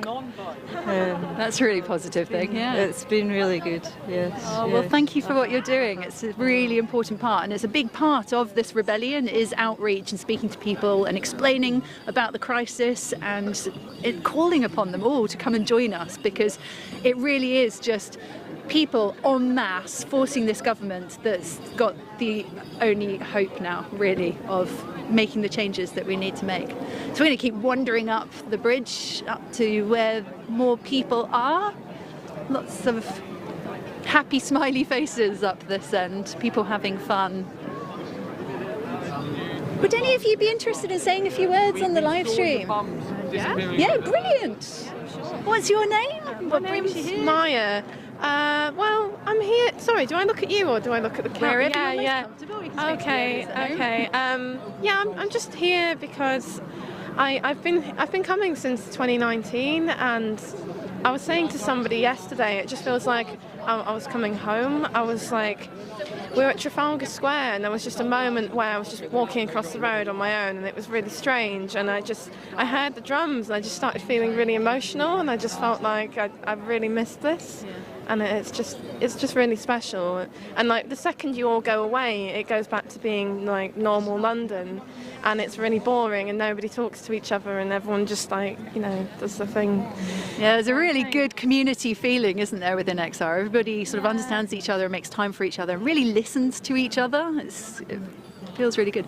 So they're putting their hands up again now to try and get everybody to be quiet. But we can't hear why they're being quiet, so I think we might just carry on this end. We are rebels after all. Yeah, sure. I mean, they won't be able to hear us anyway, and it's a microphone. You'll be able to pick it up. It's fine. Yeah. Did you have any more questions? Yeah. So, you're looking at the decisions that have been made in this past week with the government, with their energy strategy, more new licenses for fossil fuels. How does that make you feel? I mean, honestly, I'm not very aware of it. I feel like I've been a bit out of the loop the past couple of weeks because I've been working away, and it's weird because when you're working, I mean, for me especially, I work 12, 13 hours a day, and I'm working somewhere quite remote, so I don't get proper breaks, and I'm not seeing the news, and I'm not, I'm out of it, I'm out of the loop. But when I'm here, I'm hearing about what's happening everywhere all over the world, and it's really important that we have that. And we talk to each other. Yeah, talking to each other is very, very important. Well, thank you very much. I love all the badges. It's looking great. Thanks a lot. Thanks for speaking to us. Cheers, you too. So I think this might be the queue for food here, actually. The Hare Krishnas are amazing. Every rebellion, they come and feed us. We are looking. Creating a really lovely community feeling. Okay, I've spied my next interview. I'm just going to sneak through this gap. The Vini! It's your turn once you finish your biscuit. I'll have my turn. Oh, Vini, can you tell us about XI Unify and and also your journey here and how the emotions and things make you feel? Yeah, so it's a beautiful day. We're in London again, our second day of rebellion. And it's an emotional journey. When we meet and understand what the climate crisis is, and when we step up to meet the challenge, all of that is emotional. It's not done without grief and pain and heartache. because there's times when you think it's incredible, it's so powerful being with everyone and making what we hope to be a difference, and then going home and waking up and having spent 12 hours on the streets. I was exhausted, I was tired, and then I had a conversation with family in India, and then feeling the emotion of that with my mum and crying because I recognize the reality that they're facing there, which is struggle in the food crops, not having many items now for fresh vegetables and things like this are at risk. And recognizing that this is only the tip of the iceberg for my family in India, with floodings and floodings in particular, because we're from a farmland in India, and the struggle to put one meal on the table is real. And so recognizing that I don't want to see my family there struggle with that, let alone my family here struggle with that. And it's a continuum. This is going to be moving across the globe very rapidly, and will hit tipping points which just too frightening to think about. I think if people haven't at least had a moment where they felt really frightened, really heartbroken, then they haven't understood the severity of the situation and what we face. I totally understand people then blocking those emotions out and trying to distract themselves from it, but we've got to be brave, we've got to break through that and face it and step up and try and force this government to act. Well, the way I kind of see it is it's a bit like grieving, right? You have to face the truth that there's loss, and then there's going to be huge losses coming if we don't act. And then you have to let go a little bit to go, okay, I can't fix the world, but I can contribute and I can play a part. And that if everybody plays a part, then we will get there. And then also to recognize that you're human, and to cherish the fact that we are vulnerable and that we are scared, because I am scared of all the pain that I'm going to have to experience. And so to actually go through those emotions and then bring you back out with courage, but courage embedded with love, right? As well as the rage that you heard me earlier that I was on, right? Because when we falter in our courage, that's when we all lose. And when I kind of view this as the interconnected consciousness, that the shift that needs to happen, and then we can get into the blaming and shaming others that don't join us or don't do things. But really, that is not going to be helpful. However, we're human, and we can feel those emotions, and we can feel those thoughts. And it's about processing those, and then coming to compassion. Yeah, through 2019, I found out in January 2019, and it was literally like my bubble of contentment just burst, like in this really sudden moment. I'd flown into Zurich to catch up with my first sailing training partner, who was Canadian. She was going to the World Economic Forum in Davos, and she was jet lagged and had to read these papers before she attended. And it was honestly like reading a script for a horror movie. And yeah, it wasn't a script for a movie, it was reality. And that just hit me so hard. I went home, it was the first time I heard Greta Thunberg as well, stood outside in the snow, and I turned to my friend, I'm like, is what this slave girl saying for real? Like, how can it be? How can it be this bad? And I don't know anything about it. And there was just this major roller coaster through that year of just disbelief, anger, complete just distress. Like, I couldn't sleep, I couldn't eat, I lost loads of weight, I didn't know what to do about it. I was just trying to do everything, anything, something. I was on this mad, frenzied rush to try and achieve something, and made all the eco swabs to try to help my community.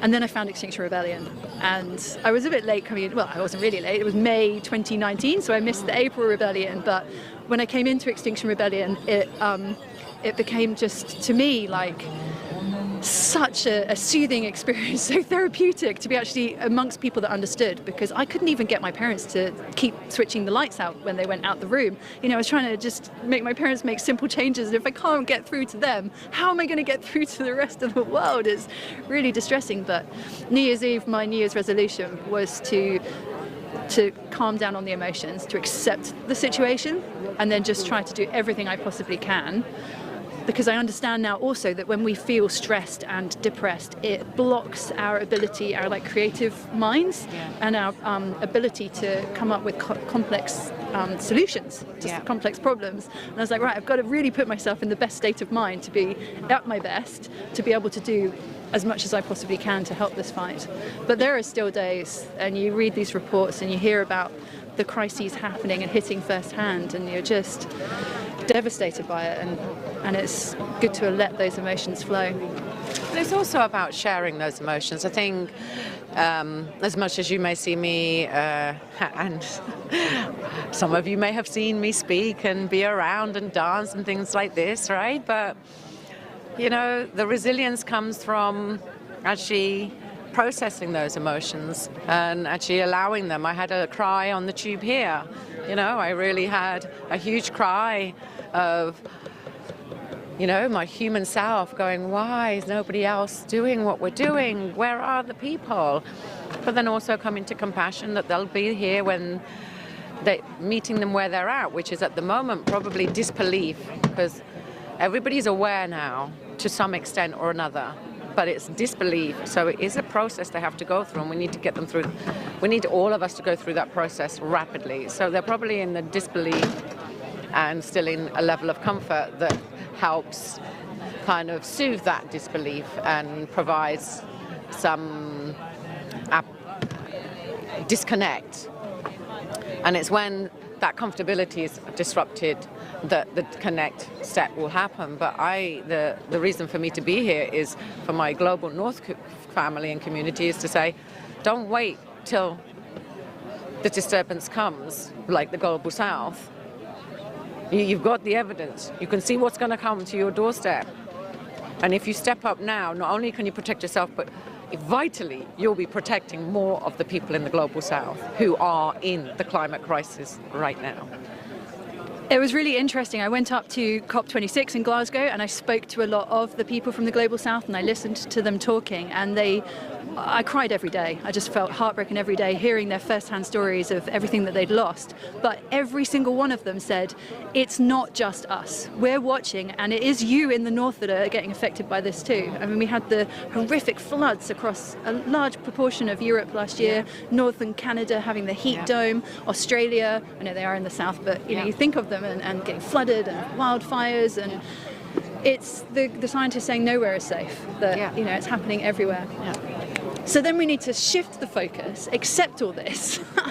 And I think the moment the government say, okay, they tell the truth, and this is what we're going to do about it, that can really revolutionize the whole mindset and the whole mentality of all of us, because we've seen that in a crisis, people do want to pull together and they do want to find their place in it. And if they know that they're working for the greater good, they're going to feel good about themselves, that they're participating in this great new revolution. So for me, it's more importantly to ask the question of abdication of responsibility for every individual, because we've elected a government, and saying that we don't have any power and that we're not holding them to account means that they're allowed to get away with whatever they want, even in the face of clear evidence and clear science of what's needed and necessary.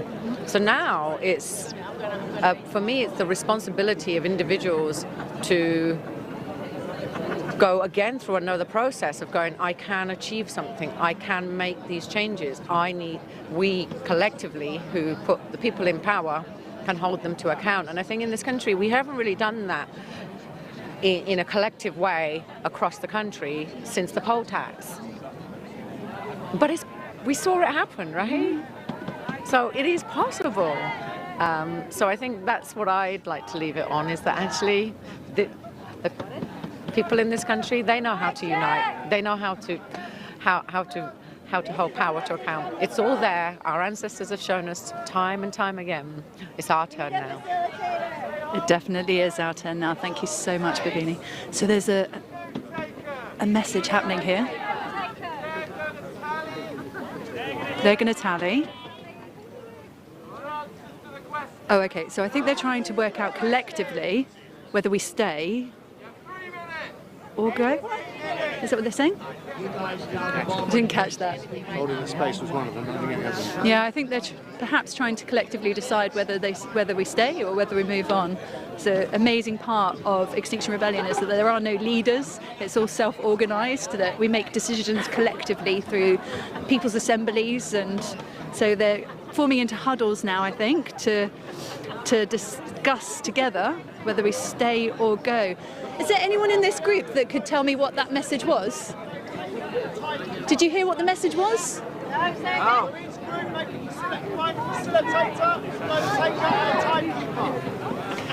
So, yeah, each group to find a facilitator. A note taker, a facilitator, and a timekeeper for each group. Someone to take notes. Okay, so there's organising of a people's assembly here on Vauxhall Bridge. Try and make sure that we all get quiet before we make the next announcement. And within each group, we need a facilitator, so somebody to make sure that every voice is heard equally, and a note taker to take down each person's opinions.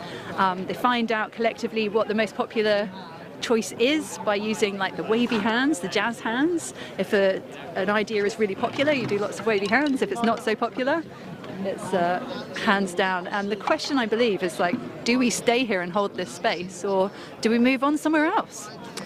So I think they're having a 45 minutes chat on this so that everybody can really have a good discussion on it. So if you want to have a look around and just see how people have now formed into huddles, into circles of like 8 to 10 people, that's the most ideal number in a people's assembly. What's happening over at the other site? Is Todd there to want to tell us what's happening at the other site, or shall we keep showing you around here a bit more? Oh, I've just spotted an Ocean Rebellion flag. I wonder if he's actually from Ocean Rebellion. Is there someone here from Ocean Rebellion? I noticed the Ocean Rebellion flag. Oh no, I found that on the floor. Oh, did you? Yeah, I just picked it up. Did you know? Oh, it's Ocean Rebellion.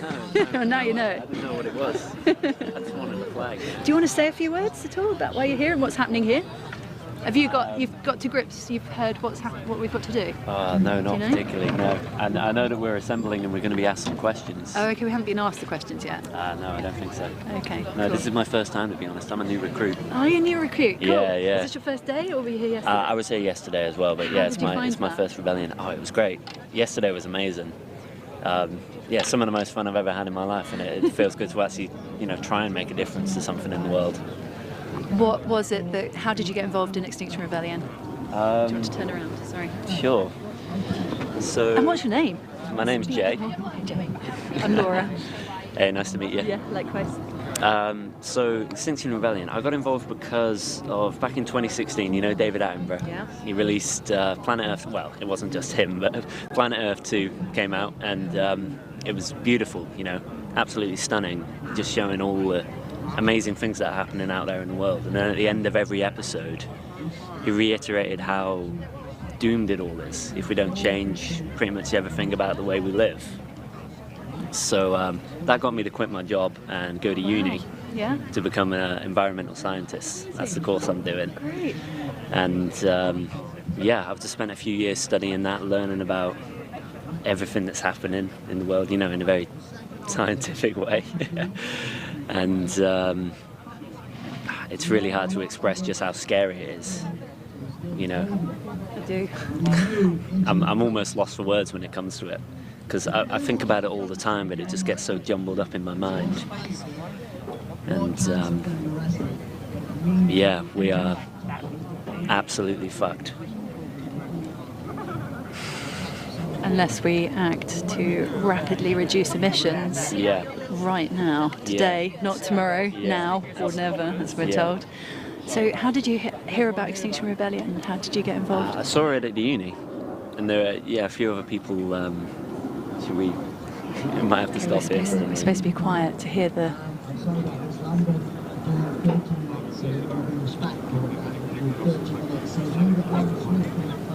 Okay. So the others are on Lambeth Bridge. Yeah, we're blocking 2 bridges at once, which is pretty cool. We're going to have a half an hour People's Assembly, 30 minutes, to be the same as the other bridge.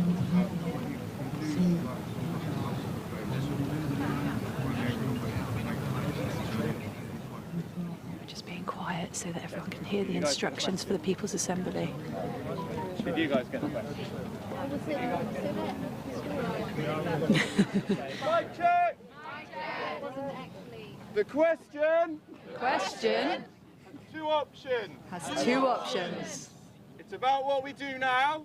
About what we do now. Option 1. Option 1. Do we stay? Do we stay? Option 2. Option 2. Do we extend onto the bridge? Do we extend onto the bridge? Slash junction. Slash junction.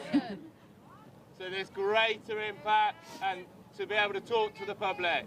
So there's greater impact and to be able to talk to the public. This is decision by consensus. This is decision by consensus. You might get You might get a different option from your consensus. different option from your consensus. That would be option 3. That would be option 3. Does that make sense? Yep. Mic check! Mic check! Mic check. Option 1. Option 1. Stay. Stay. Option 2. Option 2. Move on to the junction. Move on to the junction. And hold the bridge. And hold the bridge. Option 3. Option 3. A decision of your choice. A decision of your choice. By consensus. By consensus. Deal. So that might be like to go to the pub, to have had enough, or another suggestion. Yeah. So where were we? We were talking about how you got involved with the Extinction Rebellion, Yeah. and it was at uni. You... Well, I originally heard about it back in, I think, 2018, 2019, when they originally shut down London. And at the time, I was already really into climate stuff, and I thought, you know, it's really impressive, and I'm proud of the people for doing that. But I'm not sure that I necessarily agreed with it because of, not that I cared about the cars or the people getting stuck in traffic, but just because I thought it would be turning people against the cause. But in a few years since then, I've changed my mind completely. You know, that's why I'm here. And I think doing stuff like this might be the only way to truly express how much people care about it, you know, is by disrupting the normal process of things. Well, the whole process of protests like this, causing disruption, is to actually get the messages heard. Like, there are hundreds of protests happen outside Parliament every day, and we never get to hear about them. But you know, blocking a road and inconveniencing people does get into the news, and it's a really unfortunate side effect that people will get held up, they will get delayed. You know, their day, this day, could be interrupted.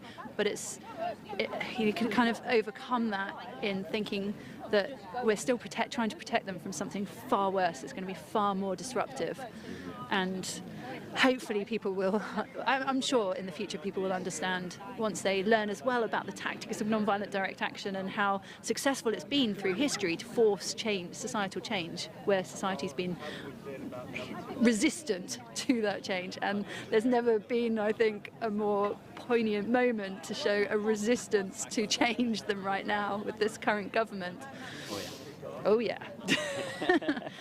And just so blatantly corrupt, so blatantly going against their own targets. You know, we're still holding the presidency, the UK is still holding the presidency for COP, the climate conference, and trying to say that we're going to be global leaders in the climate crisis. Yeah. And then wanting to have a climate change pass so that we can have 40 new fossil fuel licenses to increase our production of domestic fossil fuels. And you can hear the argument, they're saying, well, you know, it will reduce emissions because we're not shipping it in from elsewhere, and it will increase our security because we're not trying to get it from war-torn countries. But the truth of it is that it takes so long to develop new oil rigs and nuclear and all the rest of it that by the time that's all up and running, it'll be too late.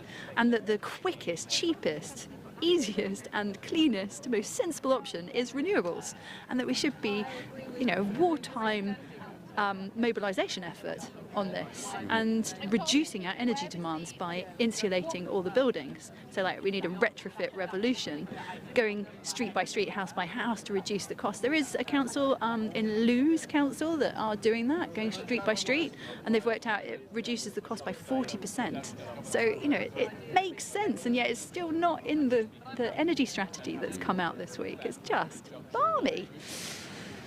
I don't know if you've got anything else to add on that. Other than that, locking ourselves into fossil fuels now, even if it's to try and stop our reliance on Russia, is, as I say, literally locking ourselves into it for the future. You know, once you've invested into the infrastructure, we're going to carry on pumping it and carry on using it. And what we need is the opposite. We need to stop using fossil fuels right now as soon as possible. Yeah, well, the UN Secretary General is saying that actually if you invest in new fossil fuel infrastructure right now, it's more on an economic madness, that already the majority of the existing fossil fuel stock will become a stranded asset. So it's a really bad thing to be investing in. The City of London, and the City of London actually is responsible for 15% of emissions because of it being such a finance hub. Like we host the entire world. Yeah, we host a lot of the fossil fuel petrochemical companies here in London, and I think it was, well, last year I know it was 55% of the insurance for fossil fuels is hosted in the City of London. So if you add that up, it means that that the UK is accountable for 15% of global emissions. And so, you know, we hold a lot of power, and there's a lot that we can do as a small country. A lot of people say we're only responsible for 1% of global emissions. Why are you protesting here? If we change, it's not going to make much difference. But it's not so. We can really lead by example, and we owe it to the world to do so. We really do. Cool, the next live streaming crew's arrived. Are you ready? Do you want to hand over, or are we going to go to the other bridge? Vlad, what's happening over at Lambeth Bridge? Is Todd there? Or we can carry on chatting. Everybody's huddled at the moment on Vauxhall Bridge, having a people's assembly, deciding whether we stay or whether we move on to the junction to cause more disruption. More disruption obviously is bad in the fact that it inconveniences more people, but it's more likely to get into the minds of those people that are directly held up by this. You know, hopefully we'll break through the conscience to go, you know, what was that all about? And go home and read about it, and then maybe tomorrow come and join us, because we'll be here all week. It's a lot about outreach, so spreading the message to as many people as you can. If you're at home and you can't get up here, still find the courage to have those conversations with whoever you're meeting, in the shops, on the bus, at work. Don't be afraid to speak to people, because there's power in that. We've got to use our voice. It's like the biggest influence that we can make. And tell them to come back in September, or tell them to come up during this week and experience it for themselves. Cool. Okay, I'm going to say goodbye. I've been on for a few hours. It's been an absolute pleasure. I've really enjoyed it. The atmosphere here today has been wonderful, wouldn't you say? Yeah. Beautiful place full of very, very nice people. Some of the best people I've ever met. Yeah, that's what really sold me on Extinction Rebellion. Meeting the people, just deeply caring, kind, considerate, compassionate people. So lovely. Yeah, so I'll say goodbye, and I'm going to pass over to Louisa, who is ready to go. She's actually just the other side of me, which is awesome. Take it away. Hi everyone, we are here on Vauxhall Bridge in London's West End. This is Extinction Rebellion. Just want to say a big shout out to our live streaming team from this morning. We've done an epic round of streaming and presenting for us. If you've been enjoying the coverage so far today, please like and share, comment, say what you might like us to spend a bit more time on, or something that you think we need to cover. We really like hearing from you, our viewers from around the world. Actually, it's great to know what movements are watching this stream as well, so we can link up. So yeah, please do connect. This is Extinction Rebellion's second day of our April Rebellion 2022, and as I think you've probably been hearing from Laura for the last little while, this is all about killing fossil fuel investment. We are calling on the government to end fossil fuel investment right now. So that means no new fossil fuel projects. We understand we can't just turn off the tap immediately. We've got to phase that down in a responsible way so that we can have a transition to clean, renewable energies that are affordable for all. Because, of course, one of the big things that is foremost in a lot of people's minds at the moment is the cost of living crisis. Made much worse by the cost of fuel for everybody. We recognise that.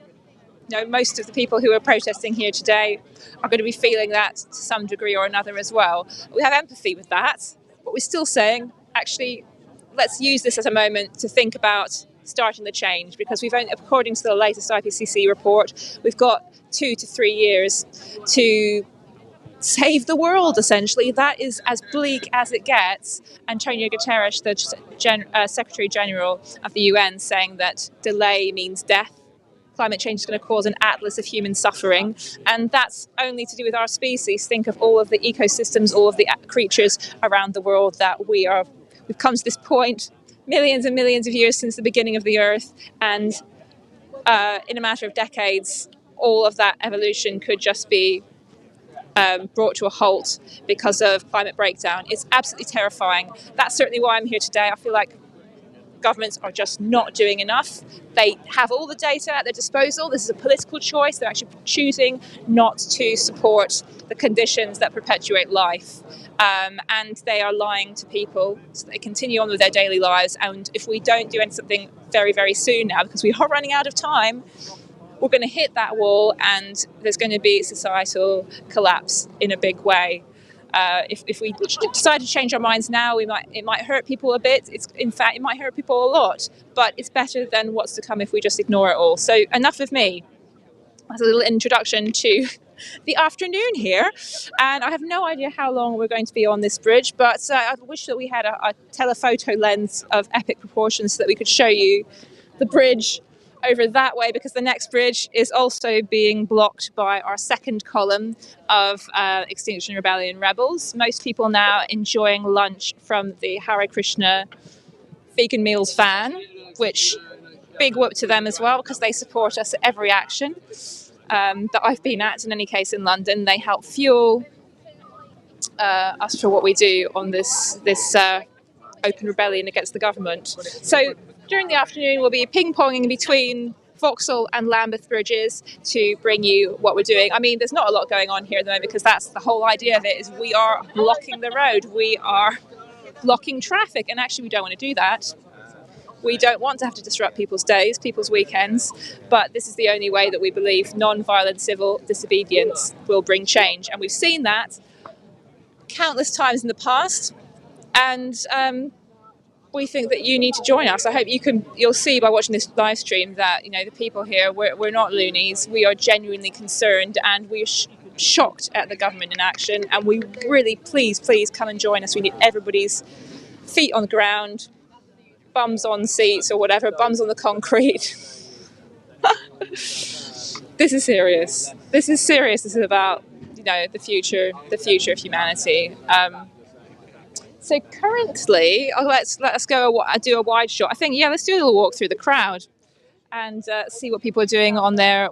So people often talk about citizens' assemblies. That's the third demand of Extinction Rebellion, is to have a collection of people from all walks of life, selected through a process called sortition, which is a bit like getting people, choosing people for jury service. It sort of stratifies sampling and things, that you get a good cross representation of people from around the country, and they come together and deliberate the issues on climate change, or on any issue, in fact, and this can be used for anything, not just climate change.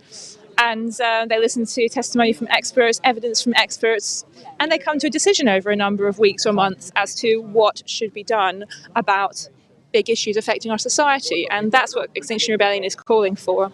A citizens' assembly on climate change. One already happened in 2019, and that was as a result of Extinction Rebellion protesting and asking for this. However, it wasn't legally binding, and it was done in quite a quick way, I believe, by the government. So we're sort of saying that's not really enough. Once you've done it once, and then we go ahead with the solutions, with the go ahead with the findings, which actually I don't think any of them, hardly any of them, have been put in place. We're saying that this is not just about a once-off thing. It's about political change, really, changing the way that we do politics to be more inclusive, and to allow people to have more say over the bigger issues that affect their lives, not just putting a cross in a ballot box once every 3 years or so. But anyway, that's citizen assemblies. This is about people's assemblies. We're now doing a people's assembly. And I'm not actually sure entirely what the subject of the People's Assembly is, because I arrived after it started. So maybe we can find some people to talk to, just to find out what exactly is going on here, what the deliberations are. I'm wondering if I can find a facilitator to talk about this. My camera person's guiding me on. Let's have a look. Police presence here, medium, I would say, at the moment. Quite a lot of vans on either side.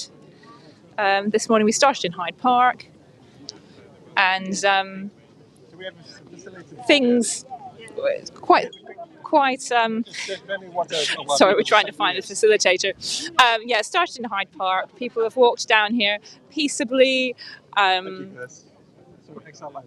they've ended up here, and they're going to block for, I think, as long as it takes to get an answer. Right, I think let's switch around. I can do that. Hi there. Sorry, slight strange moment on the live stream there where I became the person. Right, so I'm the presenter now. Not the camera person.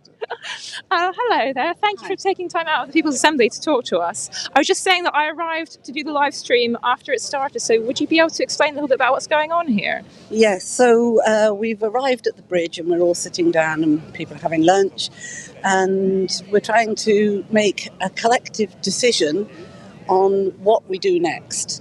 So there's different options of what the whole march could do next. Okay. And the People's Assembly is a way of coming to a decision and everybody having a say. So we've split into small groups and we have 30 minutes, and each member of the group is asked to say what they would like to do. And there were two options that were given to us.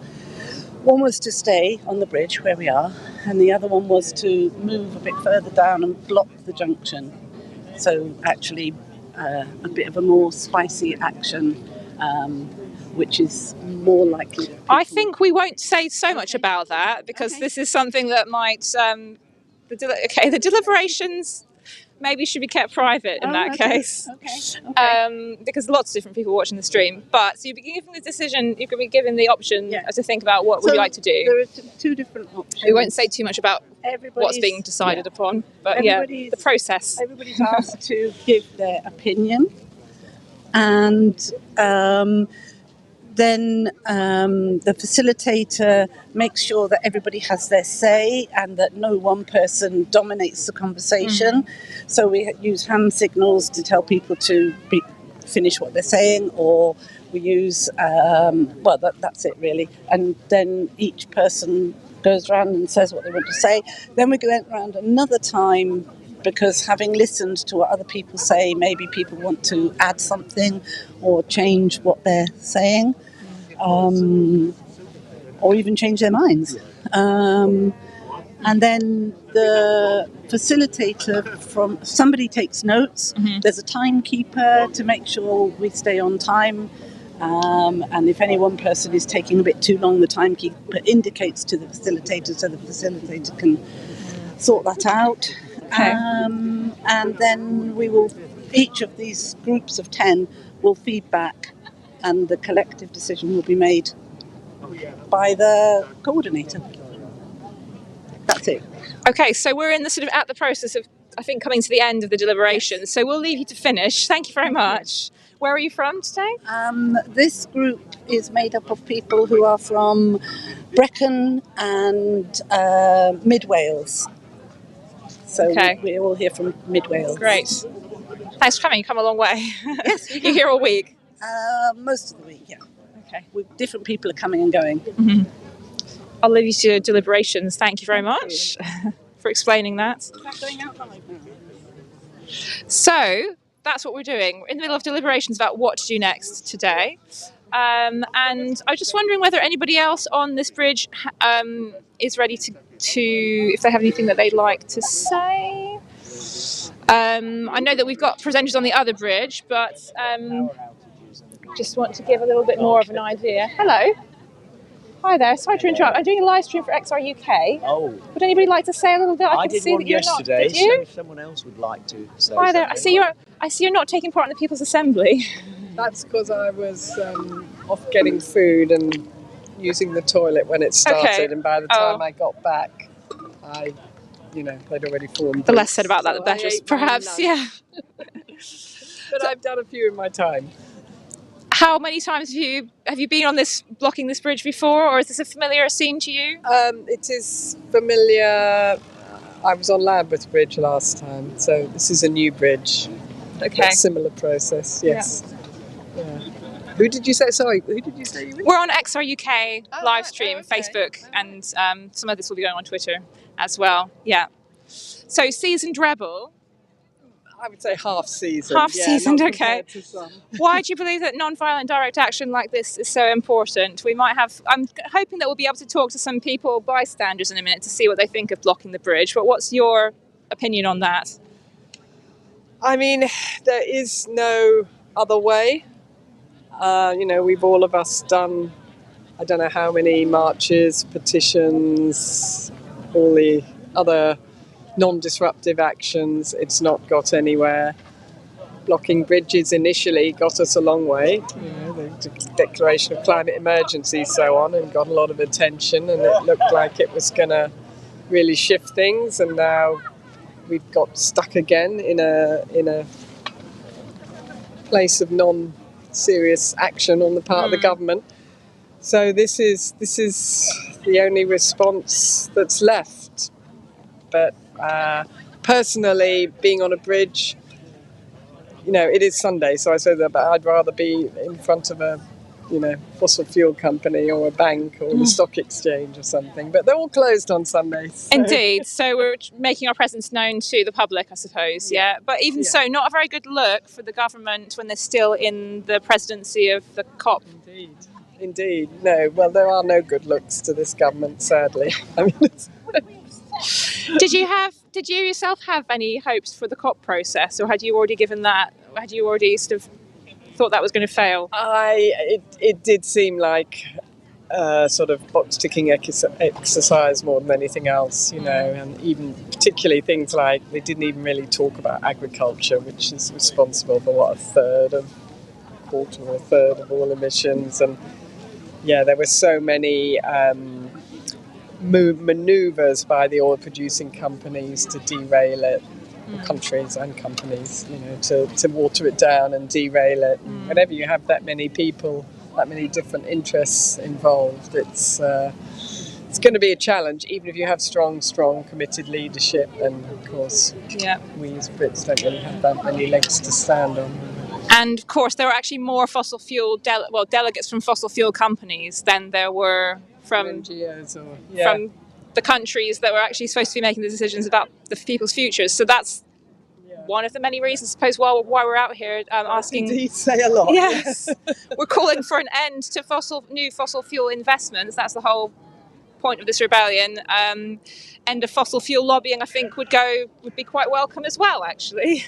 Yeah, no, the best they seem to have managed to do is to rename the Oil and Gas Authority the North Sea Transition Authority. Yes. So that's a classic example of our government's greenwash. Absolutely, yeah. Greenwash is something we need to keep an eye on because it's becoming so insidious, isn't it? Yeah. I don't know how many people believe it anymore, but I think people honestly don't know what to believe because there's so much misinformation being just spread around everywhere from the big powers like Russia and America and so on and so forth. So it's very important that people just keep putting up the pressure and saying tell the truth as we are here. I guess that's the reason why we're out on the streets trying to talk directly to people rather than through all of these different political lenses.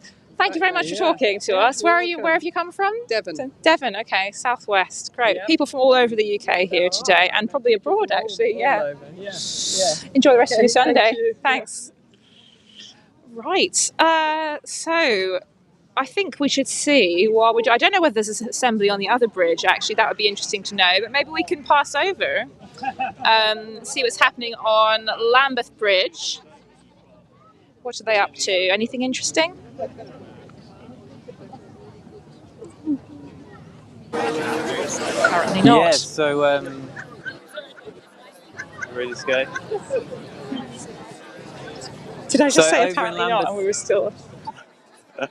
Over in Lambeth Bridge, we're also holding the People's Assembly, so it's good to see that there are representatives from all over the UK over on Vauxhall Bridge, and we can see you in the distance. You're just over that way, and it's really good to see the flags waving in the distance. So like you say, People's Assembly on Vauxhall Bridge, People's Assembly on Lambeth Bridge, and here they are discussing, or we are discussing rather, whether or not to continue with our occupation of Lambeth Bridge or whether to move on, meet up with you folk over on Vauxhall Bridge and continue our disruption throughout the day.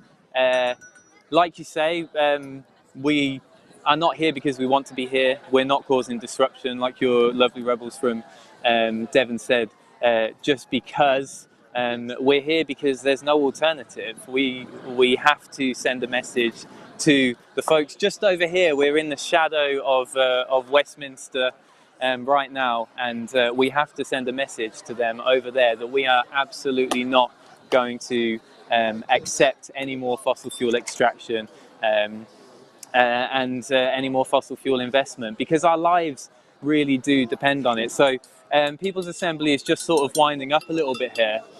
But for those of you who might not be familiar with the People's Assembly model of communication, effectively what it means is that we split off into a number of smaller groups to discuss a topic. We use some funny hand signals to help make sure the conversation is streamlined and to make sure that everybody gets a chance to speak.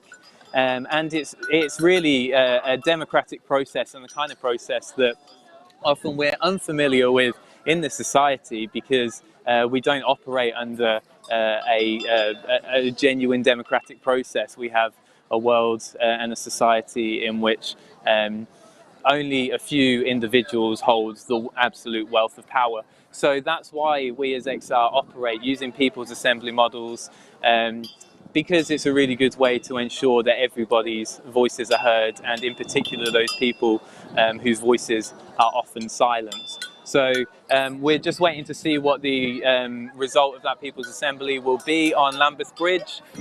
Looking forward to hearing what the result will be on Vauxhall Bridge, and then we will decide where we're moving on to from there, or whether we're staying and occupying these bridges, which we do have a legal right to occupy under our democratic rights to peaceful protest.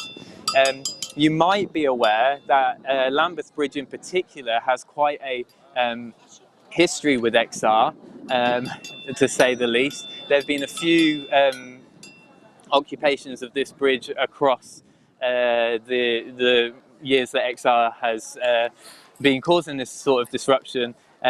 And just in 2020, 7 individuals occupied this bridge, along with around 150 or 250, cyclists as part of a critical mass. And the police response to that was to block off both ends and to try and arrest everyone.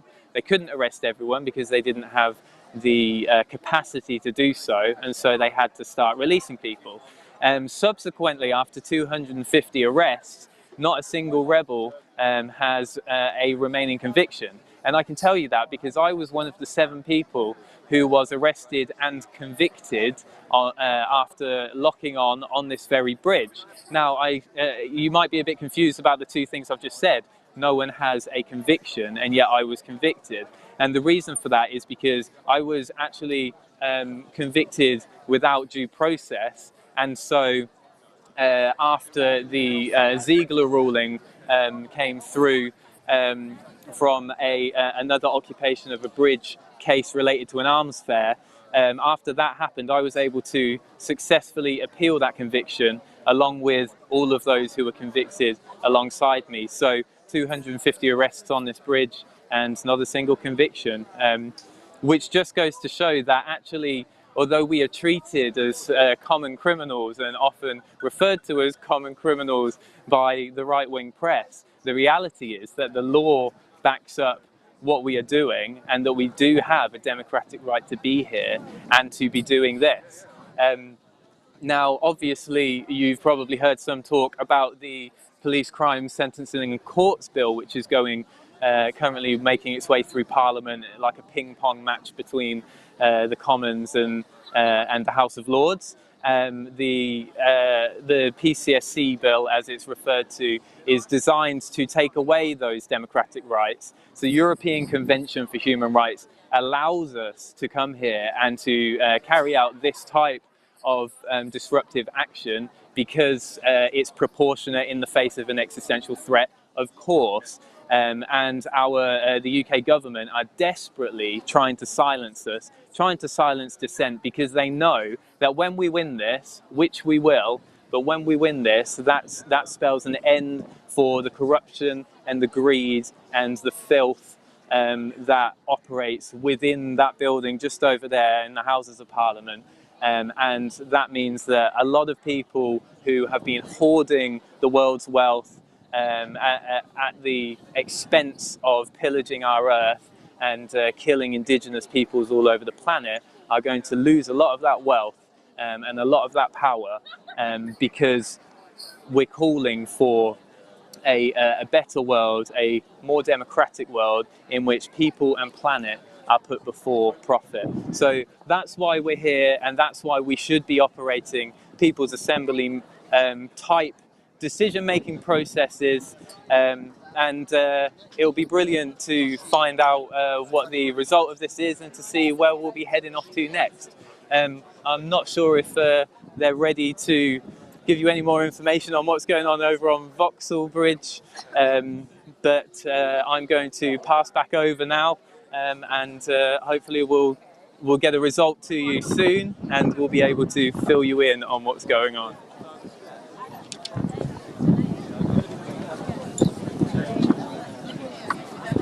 And I talk to Indy about it. Hello, I'm Karen, and this is Fergus. He's 11 months old. We're here today with XR families at the Rebellion in Hyde Park. I brought Fergus because it's something that's really important to me. You know, I'm quite anxious about what the world's gonna look like when Fergus is my age, and I don't want him to turn around to me and say, "Mummy, what did you do about it?" or "Mum, what did you do about it?" I want to say I did as best as I could to try and change things for the better. So that's why we're here, being present with our friends and family. Thank you, thanks for being here today, and I hope you have a great time with XR families. Thank you. Thank you. So we've got lots of families here today, lots of activities going on. These are many parents and families that are seriously worried about the state of the world today and about the future that our children are going to inherit. We're already in dire emergency. There's parts of the world, parts of the UK, parts all over that have been devastated already because of the climate crisis, and it's just getting worse and worse, and the future is looking bleaker and bleaker. So it's really important that to us that our children are educated about this, that they know what is happening, and that they feel empowered, and that we as parents do everything we can, and we also teach our children to do as much as they can as well. So we just got some NVDA training going on over there. That's a very. So you're making? Are you making some shakers? What are you making shakers for? Pasta. What are you making them for? To shake on the march? Yes. To make lots of noise? Yeah. I mean, why do we come to rebellion? Because Do you like coming to rebellion? to save the planet. To save the planet? Yeah? Is that why you're here? Hello everyone. Yeah, brilliant. Well done, guys. Hi, welcome. So we've got a lovely atmosphere here. We're having picnics, doing arts and crafts. Workshop.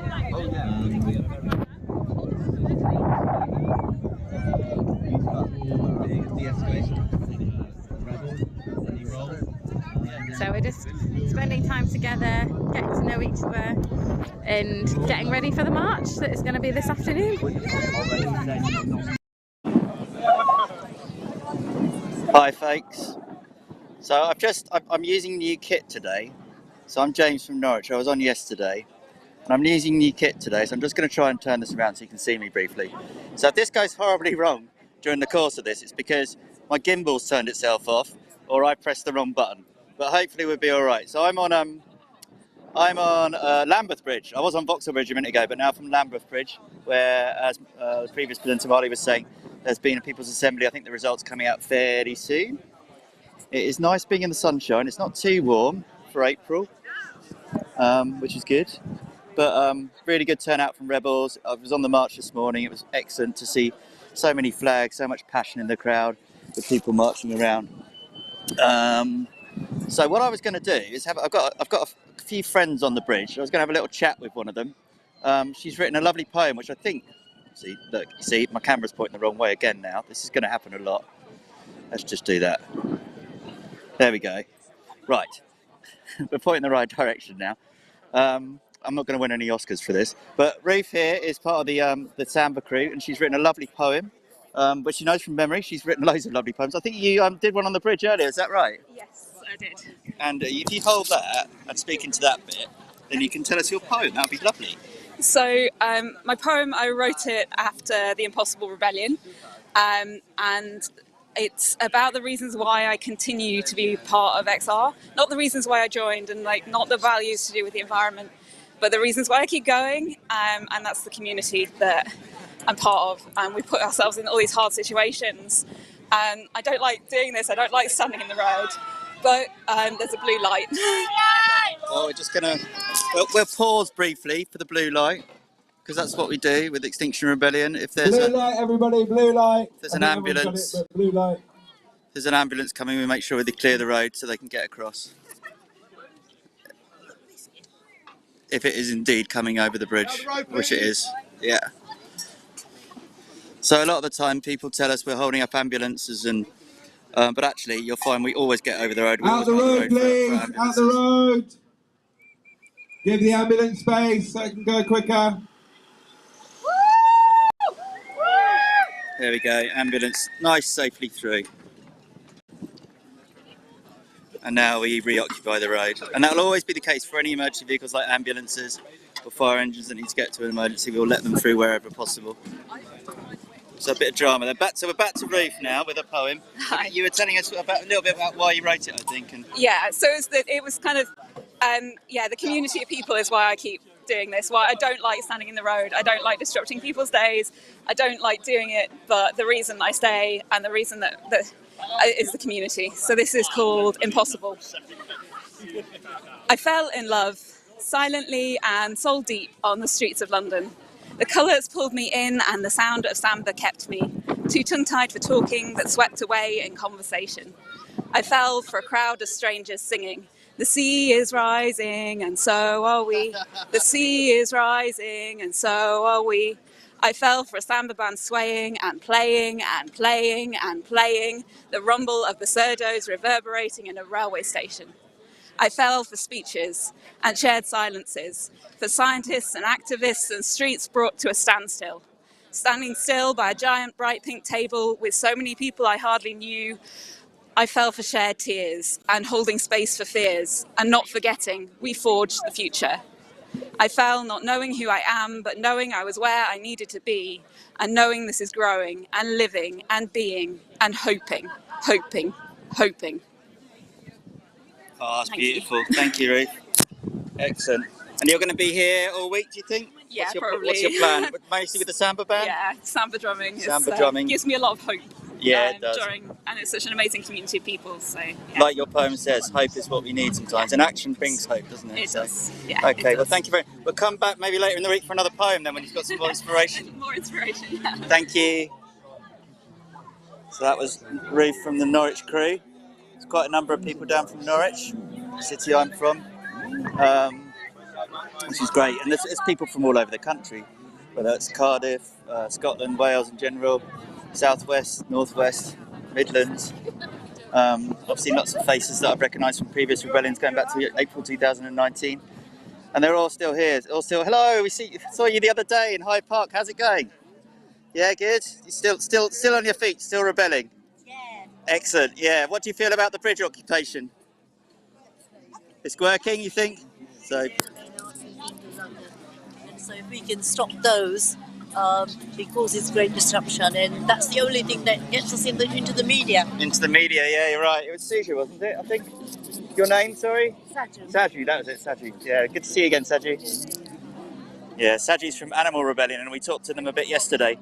They're here in force again, which is really good, bolstering the numbers. And she was just saying, if you didn't catch that, how blocking the arteries in London, it causes disruption, but it's necessary to bring attention to our cause, or the cause of everyone really, which is our future. And I was going to go and have a look at the Hare Krishna food, the XR food. Oh, we got another blue light coming from, so I just moved to the side of the road again. It's all happening here.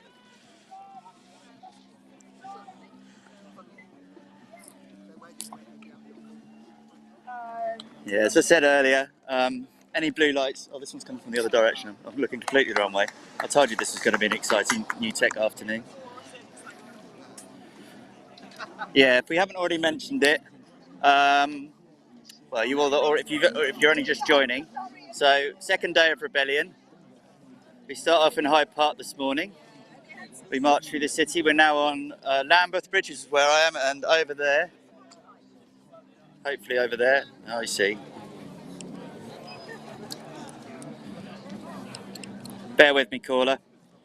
Yeah, over there is Vauxhall Bridge in the distance, and we also got rebels over on that bridge. Several hundred rebels on both bridges doing people's assemblies. And we're going to be here for the foreseeable. I think the People's Assembly is just deciding whether or not to join the rebel marchers together again. So we'll get some news on that shortly and move on from there. And obviously, you demand this rebellion, no more fossil fuel investment. So we're waiting to see if the government will react to that. May I just squeeze through? Thank you. We'll just go and see if we can chat to one of my friends who's working on the stall over here, if he's about still. He might be off feeding people. But the Hare Krishna XR food kitchens have been working really hard, keeping us fed during the rebellion as normal, which is excellent.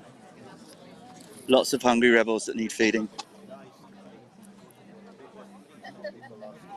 Okay. Cool. So what I'm going to do now is I'll find my friend who's doing the feeding, and we'll come back and talk to him a bit later. And I'll also try and stop my gimbal from doing funny things. And I'm going to hand over to Marnie now. He's got somebody to talk to a bit further up on Lambeth Bridge. So talk to you later, folks. Over to you. Brilliant, thank you. So here we are again on Lambeth Bridge, or still on Lambeth Bridge. And I'm here with Peach from XR Cambridge, who gave a brilliant earlier on in past the Schlodding, which has had of red hands spray painted onto the side of it.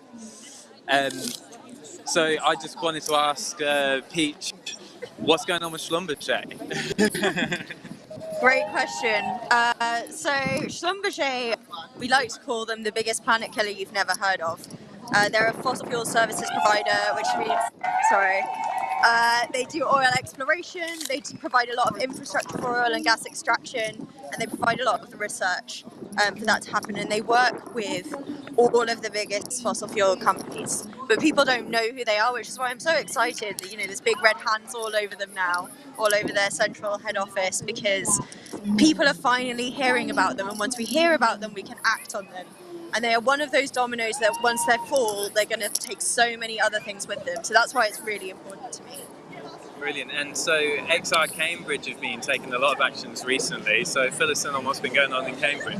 Yeah, so they've got one of their 6 research centres in Cambridge. Obviously, like, their association with like an elite university gives them this vibe of being like scientific and legitimate and all of these things, while they're, you know, doing all this research for extractivism. So we spent a week with them, and the blockade was cleared. We went back. We had actions sort of pouring oil on them, painting them, all sorts of things. A group of gnomes went on the final day and replanted their garden, which was quite fun. And we've just heard that it cost them thousands of pounds for the week. And what we're hearing is that it was really successful, and they're really feeling the pressure in Cambridge, which is great. What the importance is of that sort of material disruption, where you can measure how much you're causing or costing them? I think it's like, it gives us the kind of encouragement that we need. We have to detach ourselves as well, I think, from, you know, obvious outcomes, because the type of thing we're doing, you know, it's about putting pressure on all around the world, and we're heroes of this story on our own. And I think we have to not get too bogged down in like, oh, we have to have these material outcomes. But knowing that we're part of bringing it down, part of that wider kind of effort, is really important. Brilliant. Well, thanks so much for sharing with us, and continue to enjoy your rebellion. I think it's really important to mention that when these material disruptions are caused, it really does impact these companies, because money talks to them. Money is everything. So when you can verify this is how much money we have cost this company,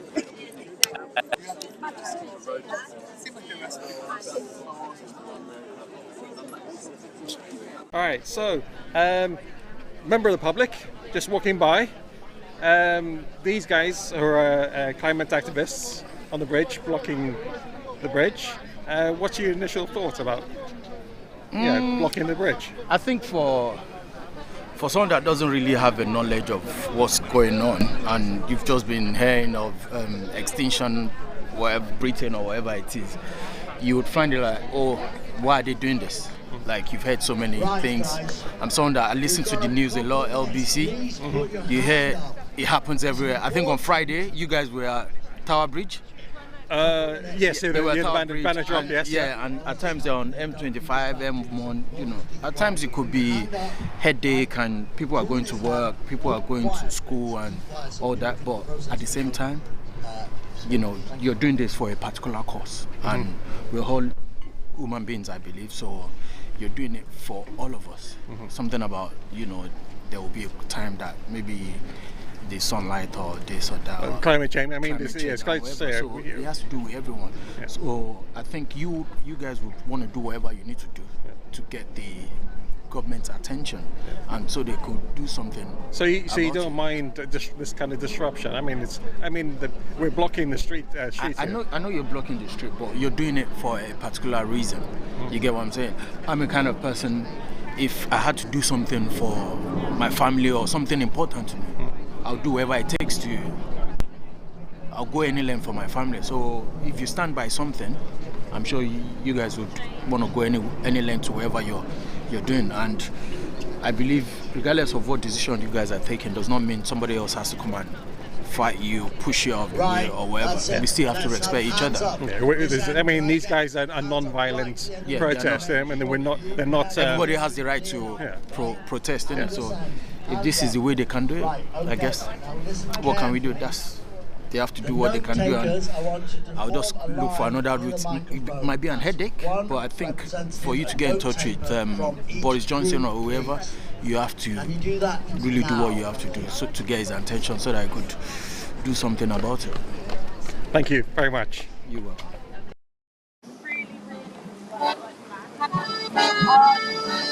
Hi folks, we're just at the corner. Is this an XR band, you know?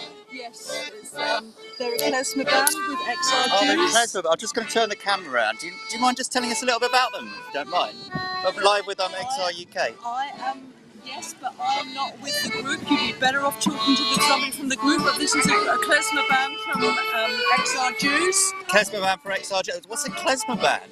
So klezmer is the traditional music of the Eastern European Jewish people who are called Ashkenazi, and you can see, you know, different kind of clarinet, fiddle, were the classic instruments because they were easily portable, and also you have an accordion. Accordions as well. And they've added a little trumpet and a little ukulele, and you know, it's very adaptable. That's fantastic, isn't it? We'll take a moment to have a listen then, I think. Yeah.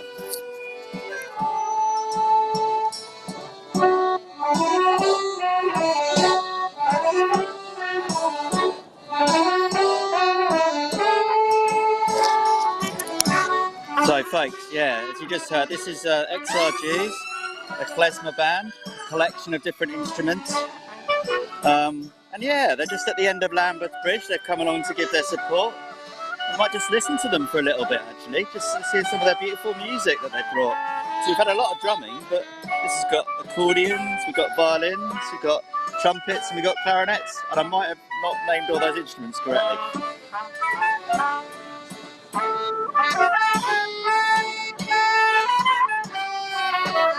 A little bit of culture to the Sunday afternoon. A little bit of culture to the rebellion.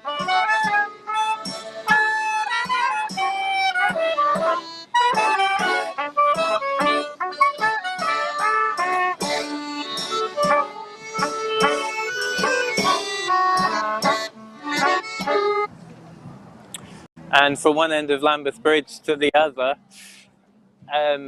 the decision has come through from the People's Assembly that we are going to move off and we are going to join our friends from Vauxhall Bridge and head off to somewhere potentially more disruptive. It seems as though some of our brilliant XR doctors have decided that they would like to stick around. And anyone who would like to stick around and support them is more than welcome to. This is the brilliance of a People's Assembly and a self-organising system, and the autonomy that Extinction Rebellion gives you is that, or allows you rather, is that people are able to make their own decisions, and that's the brilliance of a People's Assembly decision-making process as well. So I'll see if I can get one of the XR doctors to talk to me about what they're up to. One of you lovely healthcare workers, doctors, willing to chat on the XR stream with me right now? To chat on the UK live stream with, yeah, ask a couple of questions. Brilliant. So let's turn so we can see all this amazing stuff that's going behind us. Yeah, absolutely. Just wondering. I'm here on Lambeth Bridge as part of XR Doctors and XR generally because we have to raise the awareness of the climate crisis and the health crisis that goes along with the climate crisis, and we really want to get this message out to everybody, but mainly to the big institutions that we really need to hear this message. It's the government, it's the banks, and it's the big financial and oil industry institutions that we really are wanting to listen to us. And we've just had numerous ambulances and even a fire engine come over this bridge. Let us know what happened when those came up. Well, it's extremely well organised. Someone says blue lights, and then people stop dancing. Everyone picks up their bags and banners, moves them to the side of the road. The ambulance goes through, and everyone moves back across. And this is what I've been involved in Extinction Rebellion since 2019. This is what has always happened. The myth that I hear that we don't let emergency vehicles through is not true. Yesterday we let a police car through because it wasn't part of the protest. It was an emergency vehicle trying to go about its business. We have no interest in stopping that. So of course we let ambulances through. And how does it make you feel as a healthcare worker when the likes of the right-wing press try to paint you as a bad person, as though you're here to block ambulances or whatever else? Well, I don't get angry about it because they're the right-wing media. There's no point in challenging those things. I think we just have to be here, be positive, have a positive attitude to everybody, including the police. The police are part of us. The police are part of society. They're as impacted by climate change as anybody else, as are the right-wing media. We just have to hold our line, hold our message, and stay positive about everything we do and say. Brilliant. So we've just had a People's Assembly here. I was wondering if you could share with us the outcome of that and what might be happening. I don't know it. You don't? Okay. I don't know it. Well, I've heard from other reliable resources or other reliable sources that it looks as though we will be moving on from Lambeth Bridge to somewhere else. So we will see where we head. But thank you so much for joining with us today and for sharing your expertise and just for being here representing the vast array of individuals who are part of XR. It's a typical commentary from certain places to try and paint us as people who are jobless hippies and we don't have responsibilities, and that's why we're able to come here on the weekend. The reality of the matter is that we have people from all wealth of areas of employment, including doctors and nurses, including legal professionals, including, we had a builder speak to us earlier who said he was laying paving slabs a few days ago and he thought, why am I doing this? What's the point in doing this when everything's going to shit? So he's decided that he's going to come and join us here on Lambeth Bridge today, and he gave a brilliant speech, and I'm hoping that's going to be put up on YouTube a bit later on. But it just goes to show that this is an issue that affects everyone, and it really does. It's so important. There is not a human on this earth who can escape the climate crisis. Doesn't matter how many billions you've got in the bank, the climate crisis is physics. It's undeniably uncontrollable, and the only way that we can stem this problem is by ending our obsessive relationship with fossil fuels. So that's what we need to do. I'm gonna head over this way and see what's going on in the middle of the bridge. Seems like there's a bit of a dance party breaking out. Here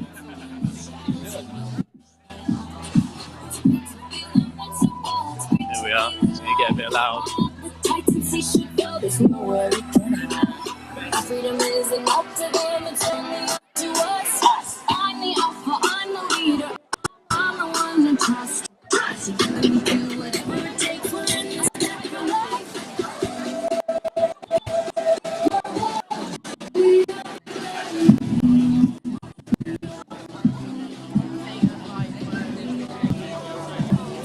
Brilliant, there's a dance party going on, and it sounds like there's a word to come over from Louisa on Vauxhall Bridge. So I'll pass.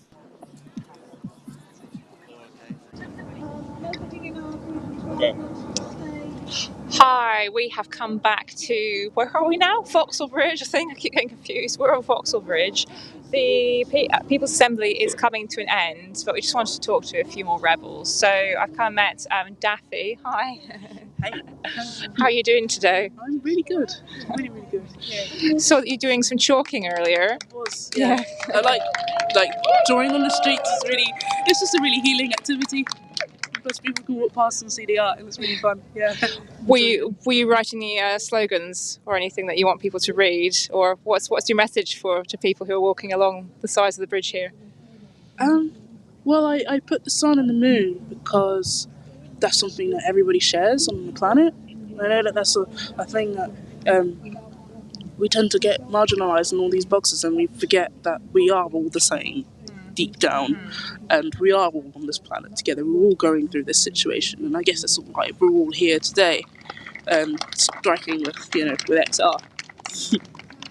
It's definitely a feeling of community, isn't it? Like, we've been apart for so long, and we're all in different sort of areas of the country and different little subgroups, and then when we come together here and sit down, it feels like it's quite a different sensation, I think, from usual. Would you agree with that? It's lovely, yeah. It's like coming here, they've never felt alone. It's like everyone's coming out of that bubble of COVID and stuff.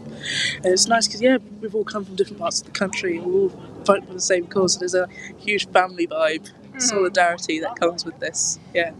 You're looking quite happy today about it, actually. Yeah. What's the most, or like one of the most important reasons to you for being out here, for exercising your democratic right to protest on the bridge? Yeah, I think because I care so much about what's going on in the world and the planet, and how the system is just really causing this earth to just heat up, and lots of people's quality of life is going down, and we're having to ration our resources and things like that. It's just this is really affecting a lot of people in countries that are not as fortunate as people who live here or the US, and my family comes from Jamaica, and that's quite a vulnerable country. So financially, and with agriculture and growing food, because my grandmother's grown up there her whole life, and she used to always grow from the ground and just eat very earthy food, and now and she's had to move a few times, and families and people have had to move through just the weather getting really bad, and landslides happening and flooding happening all the time, and these problems are only going to get worse. It just seems like the changes are happening. Some changes are happening, but nothing's happening fast enough, and it's such a short amount of time that we've got to really do anything about it. And it's I worry a lot about my future, because I was learning a lot about this stuff when I was in school. Me too. Yeah, and thinking I might never get to have kids when I'm older because of these issues. That affects me quite a lot, because I'm sure it does with everybody, and that's why we're all here. Yeah. It's emotional stuff, isn't it? I mean, and we're calling on the rebellion. Kind of what we're calling for is for fossil fuels to stop, but it's this, it's not just about carbon in the soil, is it? It's about all these justice issues that come into how we want to build a new society, and that so many people the countries that are. Sorry, I'm feeling quite emotional as well, actually. The countries that have caused all of the emissions, like you were saying just before we came on camera, are not going to be the ones that suffer first. So that we have to stand up for people who are in situations where they can't help the situation. They can't help what's happening to them. Speak. The women, I feel that definitely the people in Africa are the ones who are the victims of this fully from the very beginning, when colonialism started, and that's how society has become the way it is now. And I guess that's why it's a big reason why people of colour in the black community specifically are quite afraid of coming to these things, because exile has always been civil disobedience, and we're gonna maybe get arrested, maybe we don't, and that's always been quite a sensitive topic. So it makes people weary of jumping on board, because it's already struggling with that on a day-to-day basis anyway. And for me, I'm here in representation of that, knowing that I can be here, and it is okay. We're coming here together, and just remembering that we are all in this together, no matter where we're from. And you're never going to feel discriminated here. You're never going to feel unsafe being who you are here, and that's why I'm here. I just want other people to show that other people can do it too. Great, I'm glad that's your experience, because that's what we always say, that we're welcoming, but it's great to hear that that's actually what you found coming into the movement. How long have you been with Extinction Rebellion, by the way, or 3.5 years now, I think. 3.5 years. Yeah. Okay, so that's about as old as the movement, I think, isn't it? Yeah, as soon as it started, I was always a part of the climate strikes, and whenever I could go to the actions, I would. I went to the big one in September 2019. That was really, really good. Yeah. On this bridge as well. Okay, so memories. There's loads of memories. Yeah. Being in Trafalgar yesterday, I was just so good. We were talking to loads of people who were there last time about what it was like. Yeah. It is good, but for me, I feel like almost, why are we here again? It's it's a repeat. And you think, 2 years ago, I was doing such and such here, and you think, but why am I still here? Why do we have to repeat this? We've had COP26, we've had so many terrible events around the world have happened as a result of climate change since 2 years ago. Yet we still have to be exercising our rights. The fires in the Amazon and like the fires in California, it's Australia, Greece. It's just like everywhere. how many places does it have to happen? Everywhere. These storms that just happen like winter in April, that's Exactly. just here. Pay attention and look around you. Things are changing every day. Yeah.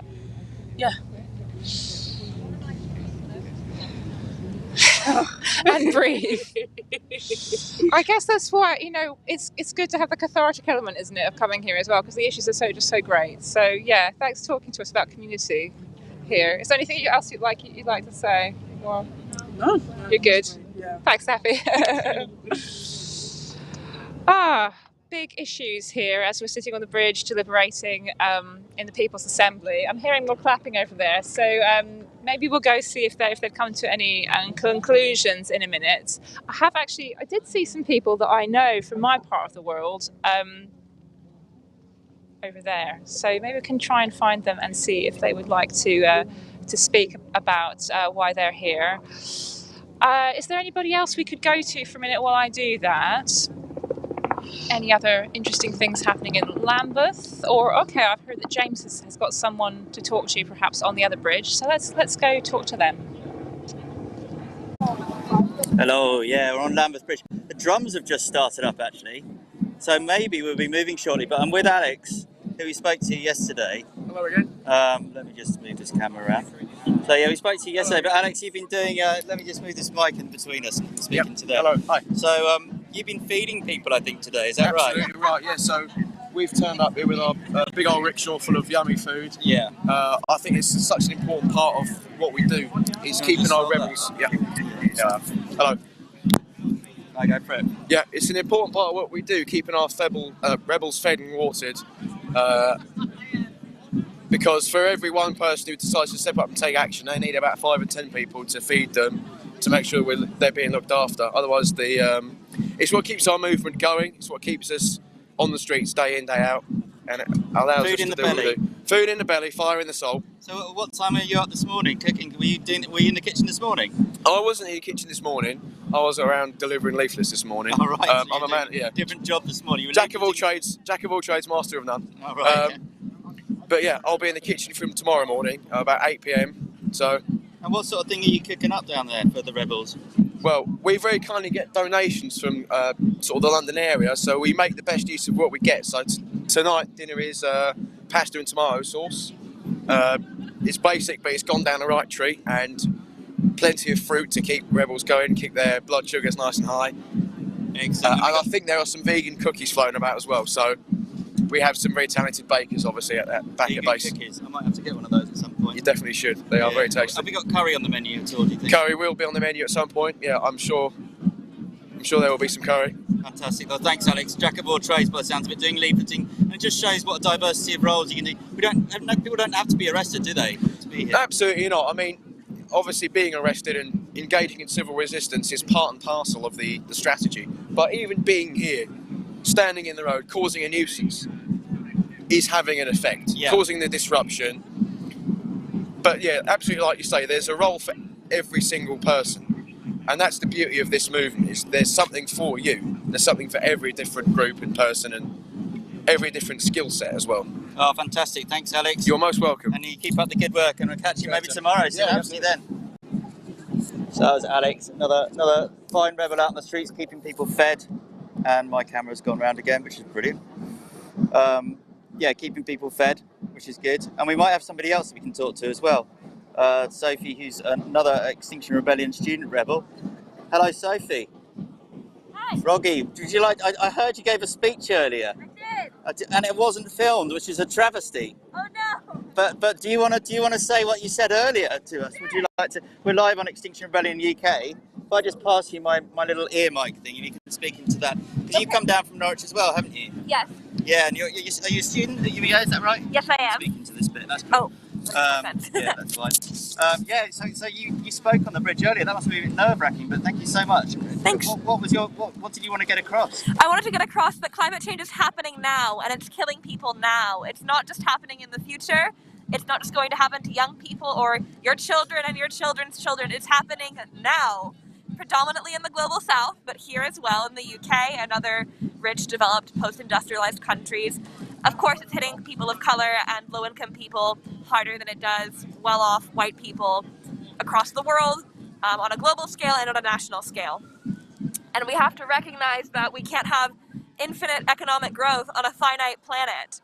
Capitalism is driving the climate crisis, and we have to recognize that. It is the legacy of colonialism. This is a past wrong that is being perpetuated presently, and is only going to be exacerbated in the future if we don't act now. Brilliant. Yeah, and I think that's really important, because we keep talking about the future and saving our children and children's children, but actually it is right now that it's happening, especially in the global south. And you know, our legacy of emissions, we need to perhaps do some reparations around that or something. Absolutely, and this was talked about at COP26. Yeah. It's just that it didn't really get very far because the nations demanding reparations and reparations for climate loss didn't really get much progress on getting the offending parties to agree to that. They're not getting enough airtime, do you think? They're being drowned out by the bigger nations, or? I mean, it is a milestone that climate losses even made the agenda at COP26. Yeah. It was the first time that it happened, but they still didn't actually get any formal agreements for reparations for climate loss, I believe. Okay, so it's something that we still need to work on. Yeah, yeah. Well, thank you so much, Sophie, for letting us know. Yeah, and real good reminder that about it's happening now, and that's why we're here on the streets. Yeah. Okay. Thanks for giving me a chance to speak. Oh. Open mic, anything you want. Oh, okay. We are not beyond politics or above politics. Climate change is intensely political. Politics is the question of who gets power, when they get power, how they get power, and why they get power. And climate change is a gross abuse of power. It is the result of a gross abuse of power. It is the power of corporations and the governments they bribe through lobbying and funding election campaigns to continue extractivist practices and killing people and displacing people and causing crop failure and drought and flooding and heat exhaustion. It is a question of power, and why are people across the global south and people, you know, here in the UK, we're out here on the streets trying to mobilize for power, but, you know, the reality is people with informal institutions are abusing that power to allow climate change to perpetuate. So this is intensely political, and we do need to recognize that it's not just humanity causing this, it is capitalism and the way we have organized our human societies. Oh, brilliant. Yeah, very, very well said, actually. So, and that's one of the reasons we had the People's Assembly, isn't it? Because we want citizens' assemblies to start deciding our future instead. So, yeah, brilliant. Yeah, thank you so much for your time, and yeah, happy rebelling, or at least rebelling for life, anyway. Yeah, good stuff. So that was Sophie from Extinction Rebellion, Norwich, and I think we're going over to Marley now, who may have found somebody else. Over to you, Marley. Well, I haven't found somebody else. It is just me, James. But brilliant stuff from Sophie there from Norwich, and it's all kicking off on Lambeth Bridge. That's fair to say. So it seems like people are back on their feet. The Samba band is ready to go. They're just getting started again. In front of me, there are a load of beautiful banners being stretched out. So I do think I should walk around and see if I can show you those, but we very much remain in control of this bridge. There's no denying it. The police presence is steadily growing, as you can see over my shoulder, but we have power in process, and we very much remain in control. So the message here on Lambeth Bridge today is to end fossil fuels now, as has been the message of this entire rebellion so far. We're into the second day here, and things are going brilliantly. We are causing major disruption, and as mentioned numerous times before, we don't want to be doing this, but this is it's a last chance saloon to end fossil fuels and to protect lives. So that's why we're here. It looks like we're soon to start moving on, but the reason we're specifically focusing on ending fossil fuels is because we've adopted an immediate demand in line with our 3 demands, which we which we often speak about. You heard James and Sophie a moment ago speaking about citizens' assemblies, which is one of our 3 demands, to implement representative citizens' assemblies where groups of individuals from a cross-section of society make decisions on climate policy based off of the science of the likes of the IPCC and the experts who know what they're talking about. So we would have people from all different marginalised groups, from all different backgrounds, meeting together similarly to how a jury service works to determine that policy. One of our other demands is to tell the truth for the media and corporations, to tell the truth on the severity of the situation, how bad things really are, which they're not doing, as you can see from the total lack of coverage of climate activists and indigenous peoples taking action all over the world. But that's unsurprising given that the majority of our media is owned by 4 major corrupt crooks who also have vested interest in, you guessed it, fossil fuels. And our other demand is to act now. And this is the one that ties in directly with our immediate demand. So when we say act now, what we're saying is that we demand action on climate change, and we demand that the government take drastic measures to ensure that we reach net zero carbon by 2025, which is very soon. And it wasn't that soon when we started talking about it, or it was less soon, but it seems very soon. But 2050 is a death sentence. By 2050, we could see 2 degrees of warming in global temperatures, and that means climate chaos and extreme heat waves for huge swathes of the earth, and obviously that leads to crop failure and mass migration and extreme drought and unpredictable weather patterns. So we need to end the fossil fuel economy. And so that's why we've adopted this immediate demand. That's why we're here at this rebellion to say our immediate demand as Extinction Rebellion is to end the fossil fuel economy. No new fossil fuel extraction, no new coal mines, no new oil wells, no drilling in the North Sea. Those politicians that want us to start fracking again can frack off, because we're not allowing it. We are not allowing fracking to start up again in this country either. We know that that was stopped because it was deemed unsafe. We know that they're now considering revisiting it in light of the so-called energy crisis. So they're calling this energy crisis something that it isn't. We've got about 8 years worth of resources in storage, which is more than enough for us to transition to a green economy. It takes us well beyond the 2025 demand. Meanwhile, while they're claiming that there's an energy crisis and they're driving up cost of living for the everyday person, people like me and my friends who grew up and live in Northampton, which is a really proud working class town, are now struggling to make ends meet because of the corruption and the greed of governments and fossil fuel companies. Meanwhile, these fossil fuel companies made record profits last year, and they even boasted about it.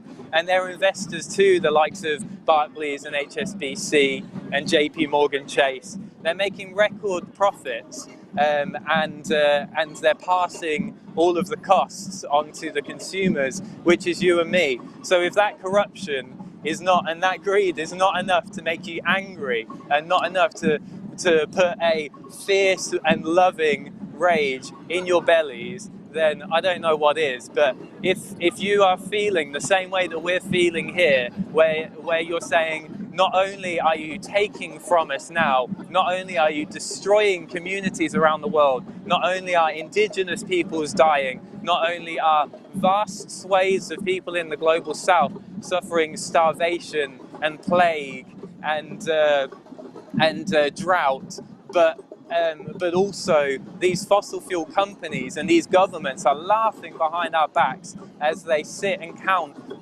the profits that they're making from this greed and this corruption and this total exploitation. So That's why we are here for this April rebellion. That's why we intend to be disruptive. That's why we intend to create a dilemma for the government and for the authorities. It looks like it's about to start moving. But it's really important that people understand that we're not just here for our own so-called virtue signalling. We're here to protect lives and to defend lives. I've been quite fortunate. Oh, we're moving. I've been quite fortunate in my life, despite growing up on a council estate as the youngest of 7 kids to a single disabled mother. I've been quite fortunate that I have been able to travel to some wonderful places on Earth, and I have been able to see some amazing things. But I've also seen huge devastation on the likes of Uganda. I've spent some time in Uganda and Rwanda and places like that. I've seen huge devastation. I've seen people struggling to survive. I've seen droughts, and I've seen famine, and I've seen disease. And I tell you what, it paints a pretty horrific picture for what's already happening and what's ahead for us. And that's the thing, it's really easy for us to be in London in this privileged environment and to think, oh yeah, but we're exempt from the climate crisis. But let me tell you this, nobody is exempt from climate chaos. We've seen floods across Europe over the last year. I've seen wildfires in Australia. I studied in Australia, and I've seen wildfires there that have absolutely ravished the landscape. And it's absolutely devastating to see my friends who I studied with marking themselves as safe on Facebook while wildfires rage and part their communities. It's absolutely devastating seeing my friends in Uganda posting about plagues of locusts, the size 10 times the size of the largest plague of locusts that they had experienced ever before in Uganda, which is equivalent to about 100 times the size of London, covered in locusts. And we're seeing this thing happen all over the world. It's not not even just, and I say just in not a belittling way, but it's not just in the global south that this is already happening. Yes, it's going to affect them disproportionately. Yes, it's absolutely devastating. Yes, we need to do everything that we can to the global south, but it's already here as well. It's on our doorsteps, and we cannot hide away from it any longer. So that's why we are taking peaceful, non-violent disruption, and that's why we're calling for an end to fossil fuels now. That's why we're acting. So I'm just going to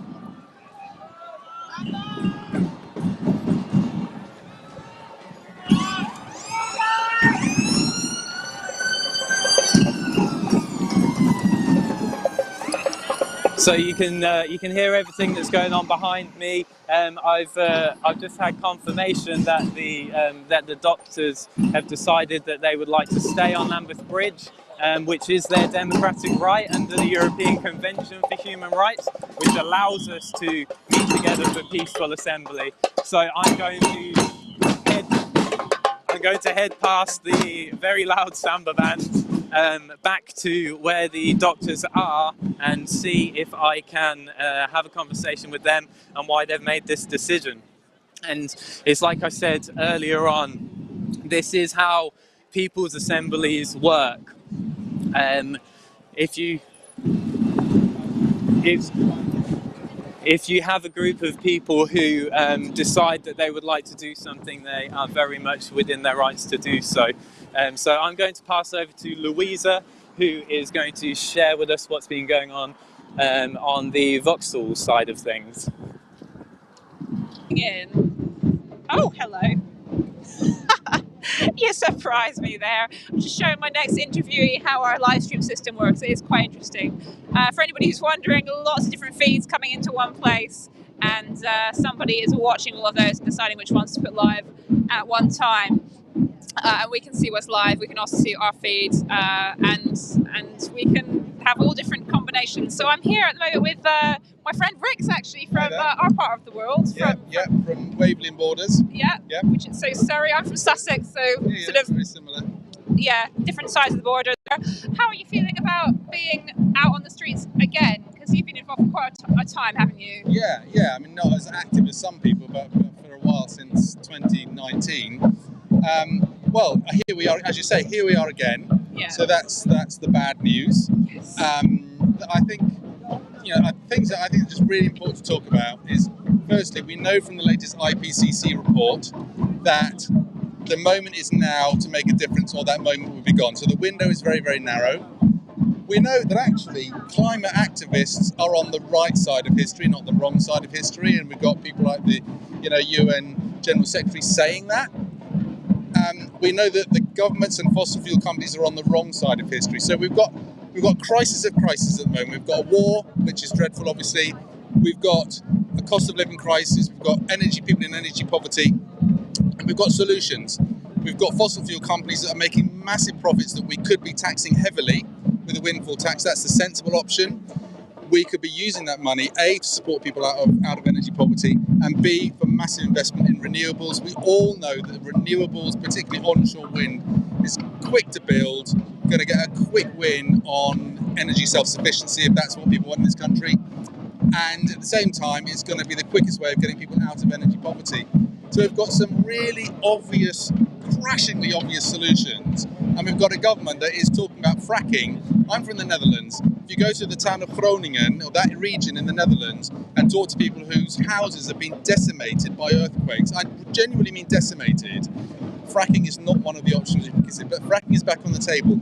North Sea oil exploration is going to increase in the short term, and short term means probably longer term. And again, we'll have increased profits for oil and gas companies, which isn't being taken out of them, out of the shareholders' pockets, back into benefits to society. So, yes, here we are again.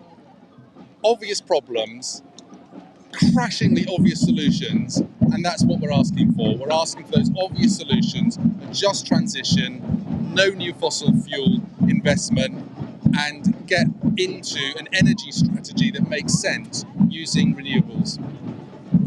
Why isn't it happening then? If it's so crashing, obviously, like you said, we're going to have to make the jump at some point, right? Now seems the obvious time. Why not? Yeah.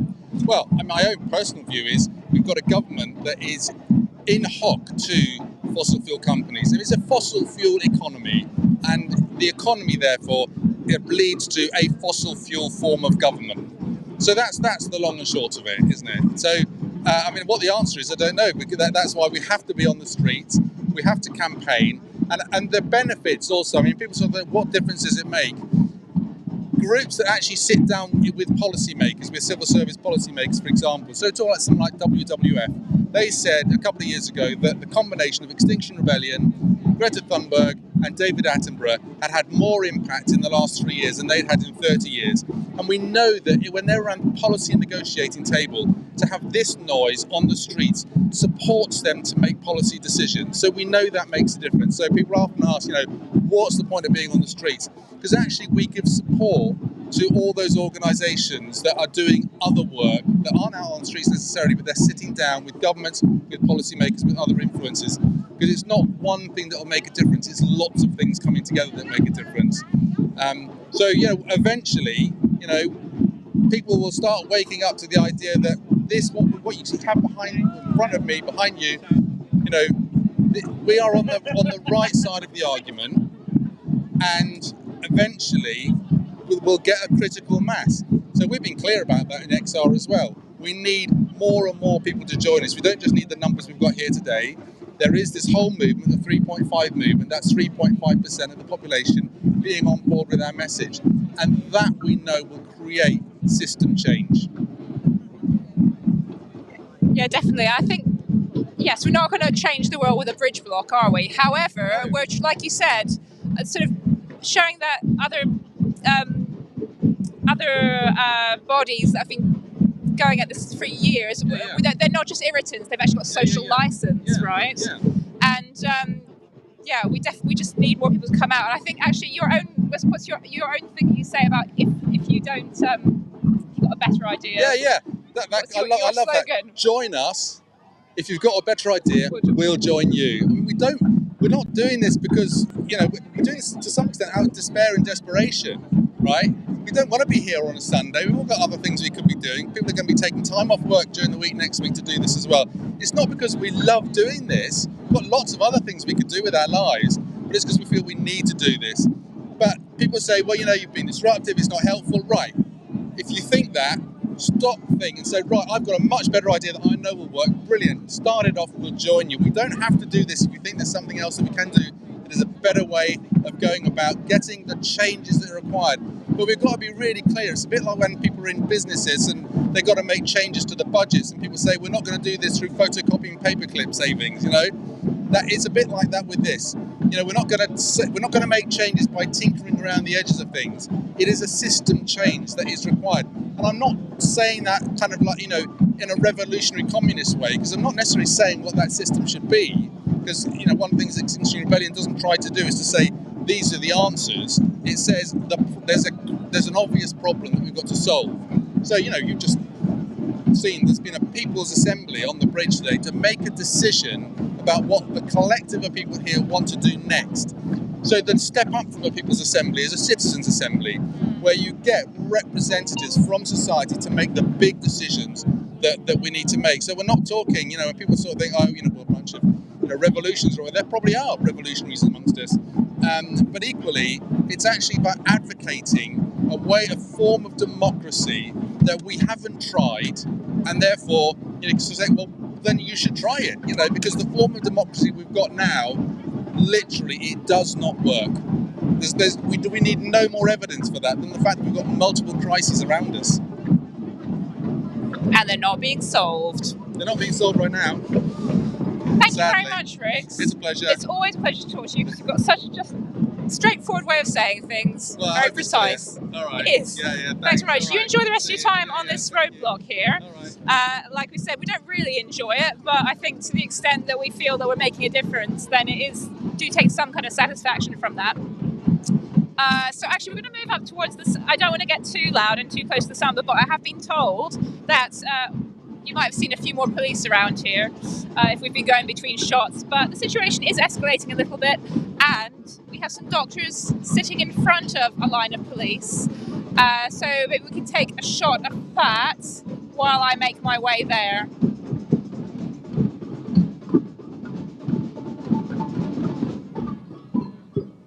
Now, I'm not sure whether this is on Lambeth Bridge or Vauxhall Bridge.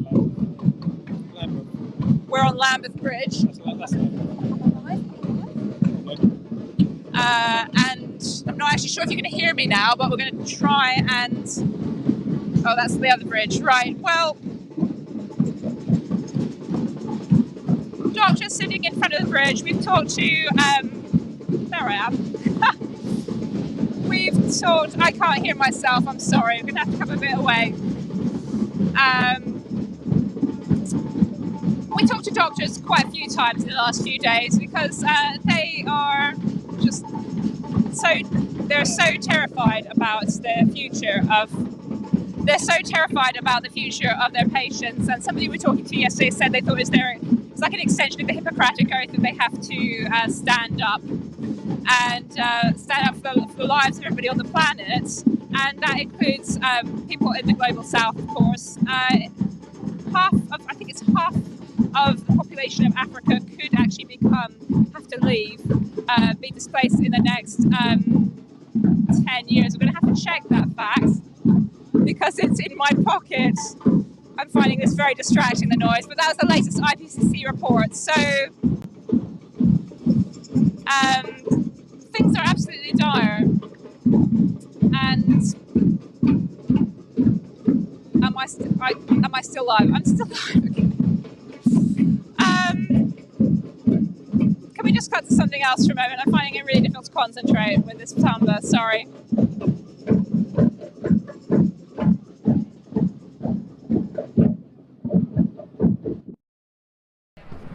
Alright, so I'm here with the XR Cymru lot, the non-Welsh speakers, that's XR Wales. So I heard you were at an action in South Wales near Swansea last month. What was that about?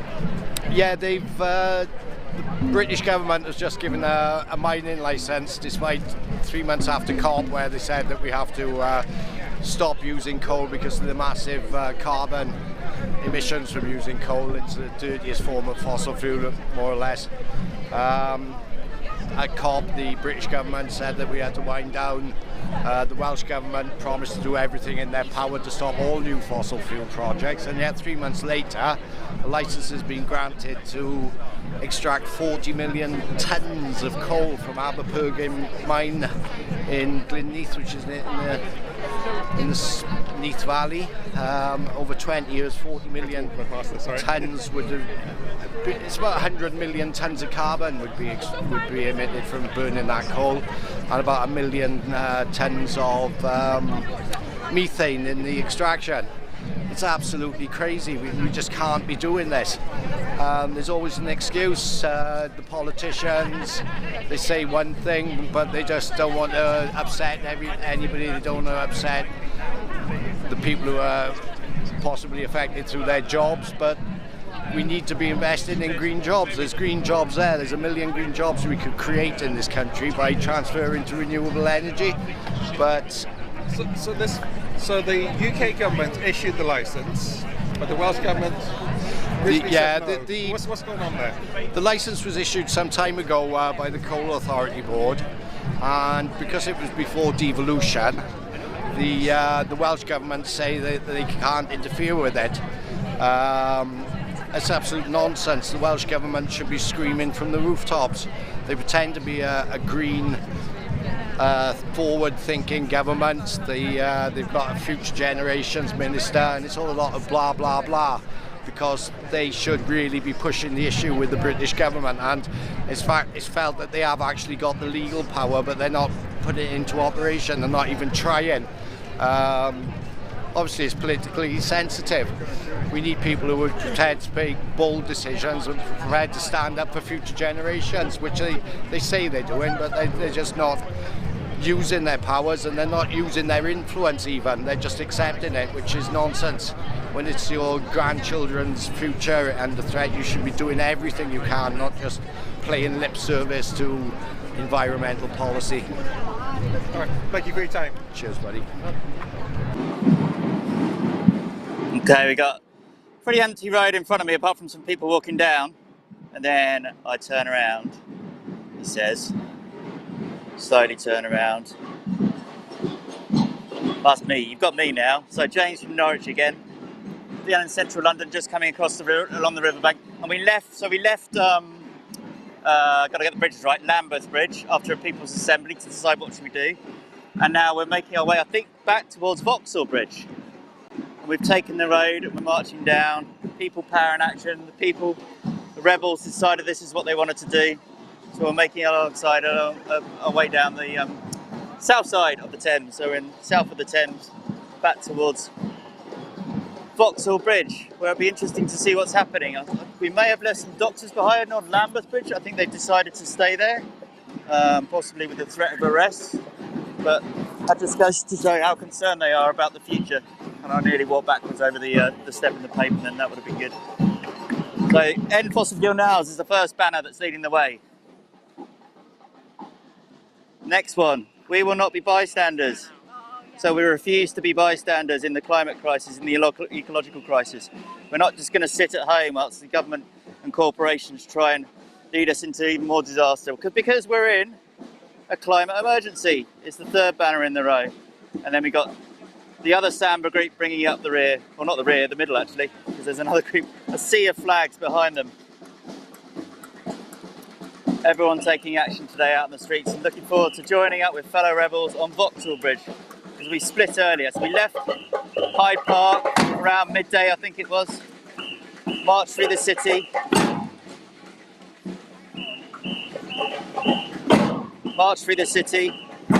taking Bear. It's a bit of a magical mystery tour. And now we're making our way, after being on the bridges for a while with the People's Assemblies, making our way to regroup. And then we'll see where we go after that. And why are we here? Well, you've heard lots of people talk about it today, but I think the words of Sophie really stuck with me when I spoke to her before. We talk a lot about the future and what's going to happen, but it's happening now. It's happening absolutely now. The ecological crisis, the climate crisis is affecting people in the global south particularly, but also we've got flooding in our own country in the UK. We've got wildfires in the US.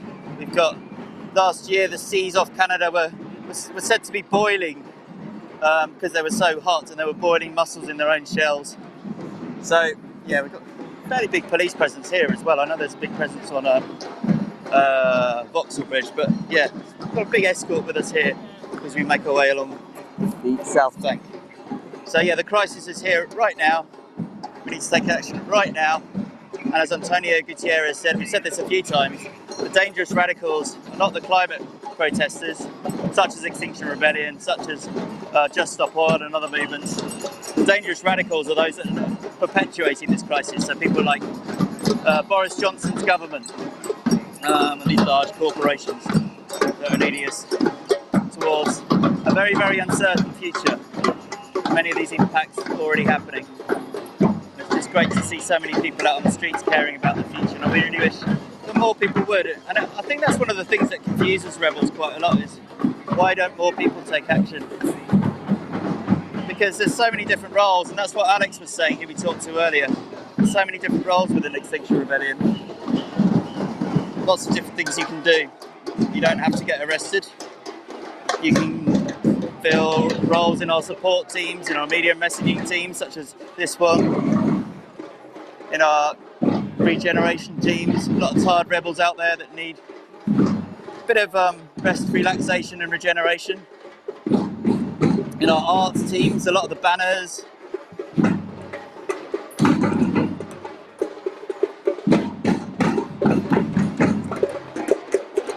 Yeah, we got arts teams with the banners. There's lots to do. But I think we're going to go over to Marley, who's we left behind on Lambeth Bridge with the doctors, to see how that's going on. So over to you, Marley. Let us know what's going on over there.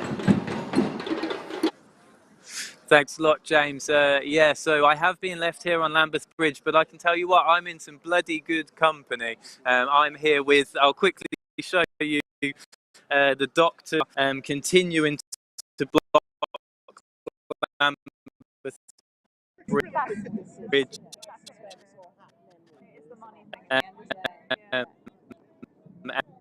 And they have a beautiful for help financing falls. I'm just going to go over to and ask him if we've taken this turn on Lambeth.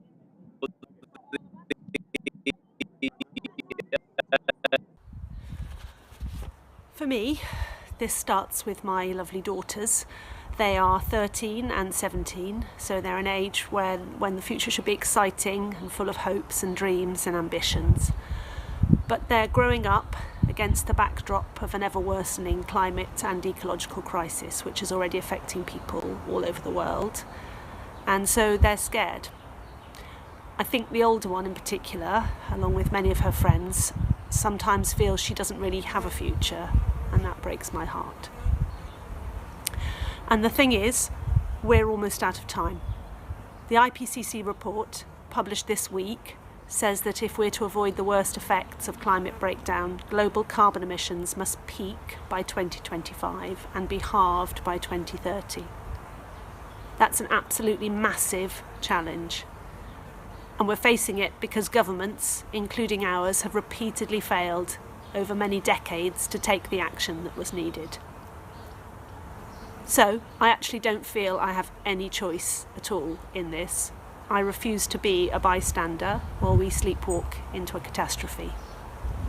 And I think we can only turn the tide if every one of us who is worried about this takes action. That's why I'll be joining Extinction Rebellion on the streets of London on April the 9th. I hope I might see some of you there.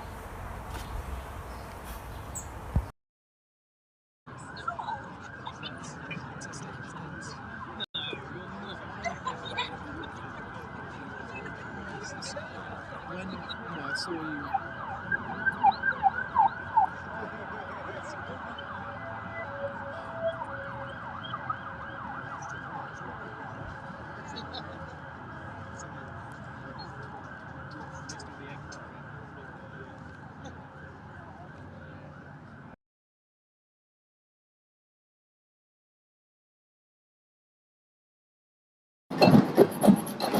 Hi folks, back with the March 1, I think this was, although I'm getting a bit confused between numbers.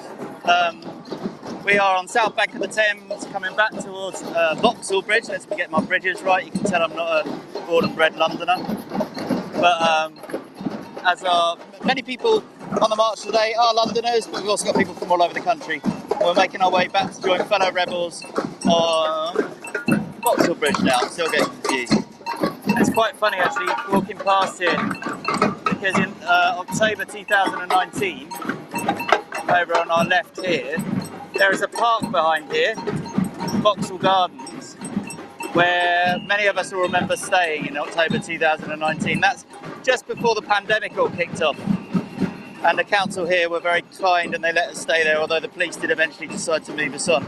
But we were there for several days back in 2019, and we're still having to do this now because the government aren't taking action. But I remember we had food tents, or the people with the tent set up, talks and trainings. It was a great extra here, great little village community that come together. Yeah, happy days back in 2019, but hard days with the police moving on us along a lot. And we're back on the streets again today, moving down. We're nearly back at Vauxhall Bridge now. We've got the end of fossil fuels now flag at the front. So we'll be linking up with the rebels there, give them some support, and then we'll see what happens for the rest of the day. Hey folks, how's it going? Everyone okay? XR live stream. How's everyone feeling? Yeah? High spirits? We're here for the right reasons? We have a little bit of an extinction call. Extinction! Extinction! Extinction! Does anyone want to say while they're here on the XR live stream? Anyone want a quick interview? No obligation. No.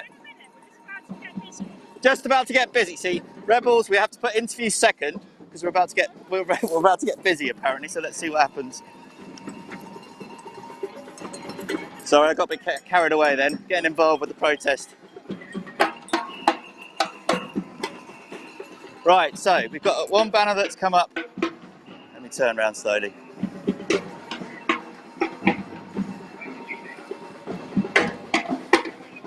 A lot of police around at this junction. So, one banner has blocked the traffic on this direction by the looks of it.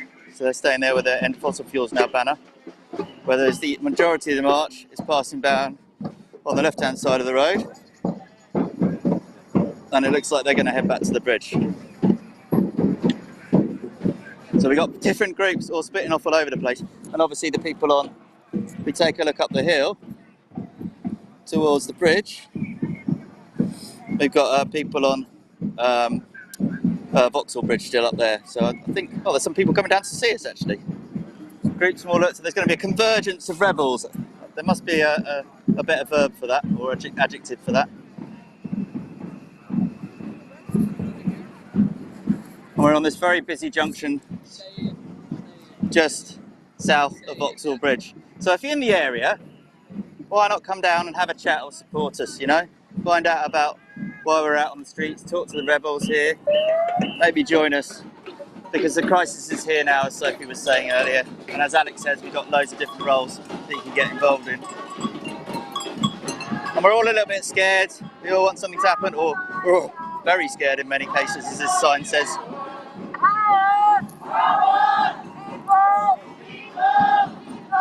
Just going quiet so you can listen to the Power to the People song.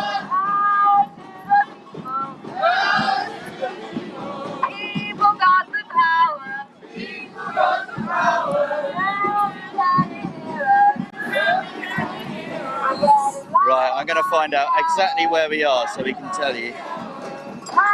As I said, not a London local, but I know we are very close to Vauxhall Tube Station. Let me find out exactly, let me find a local and ask where we actually are. Excuse me, sir, do you know exactly where we are? What junction? Vauxhall Bridge, south side of Vauxhall. South side of Vauxhall Bridge, that's brilliant, thank you very much. So we are exactly where, luckily I thought we were, which is south side of Vauxhall Bridge. So if you want to come down and join us, you're more than welcome. Find out what we're doing here. Lots of rebels. It appears the Samba have formed a circle over here. So they look like they're entrenched for a little bit.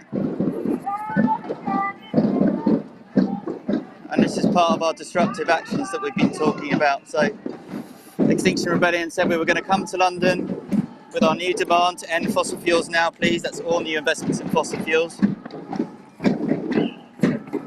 And we said to put pressure on the government, we're going to take disruptive action, non-violent disruptive action in the capital. Because you have to come to the capital to be heard. So we're taking action, blocking roads around the city. And as many interviewees and presenters have said, it's not something that we particularly want to be doing, but it does have an effect, and will hopefully make the government take action. Although I don't have a lot of confidence, I don't know about anyone else, I don't have a lot of confidence in the government at the moment with anything. So we have said before, if you can't make it down, that's absolutely fine. But please like, comment and share on this live stream to get the news out there. Talk to your friends, your family, your colleagues. Explain why we're doing what we're doing. This is for very good reasons. We can put enough pressure on the government, they'll be forced to take action. And that has happened in the past with movements like the Indian independence movement, so we got Gandhi, the anti-apartheid movement in South Africa, the civil rights movement in the US with Martin Luther King, of course the suffragettes, campaigning for votes for women and equal rights. And those things wouldn't have come about unless people have put their liberty on the line, their freedoms on the line, to actually taking direct action.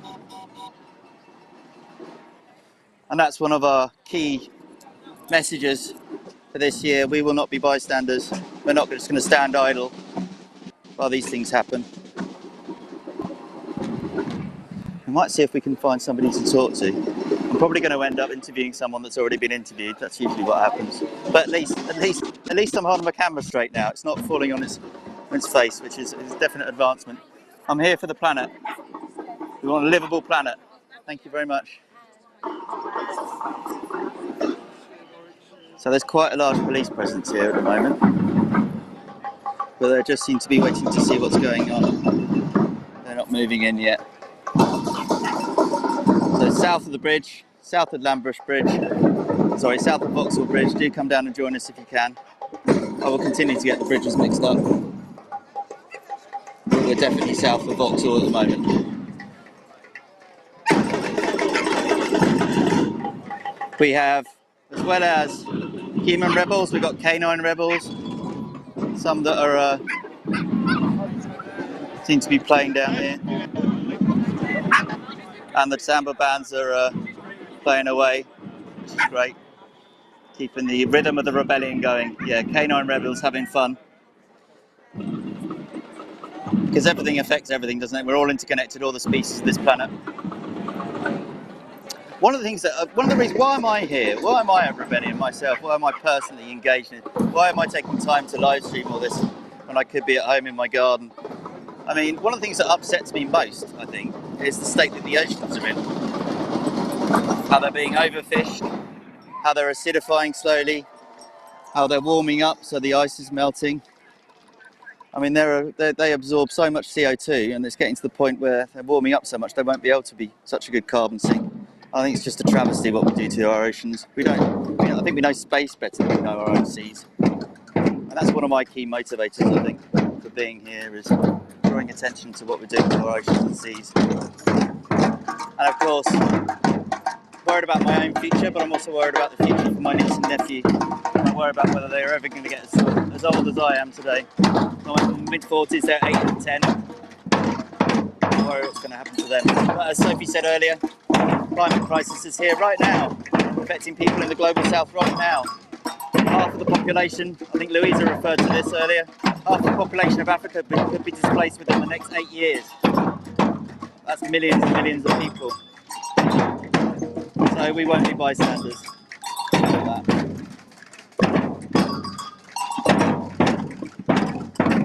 nice. So in the samba band you have lots of different instruments. You've got the big bass drums, the surdo drums, the tambos, and the agogos, the little agogos that ring over the top of everything. Samba really has grown over the last few years. I mean, it's always been a presence in XR, but they really do keep us going when things get hard. Bringing passion and rhythm and music to the rebellion.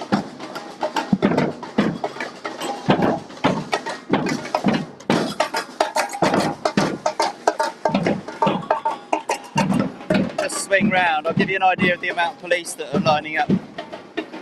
So we've got a group over here that just keep an eye on that junction. Then we swing round, another group there, and then there seems to be a large group now forming up just up the hill. Yeah, so I think the rebels have probably moved, well they have moved off Vauxhall Bridge now, so everyone's down on the south side, although it may still be blocked at the north side of the bridge. But quite a lot of police just up the hill as well. Just give you a view of that.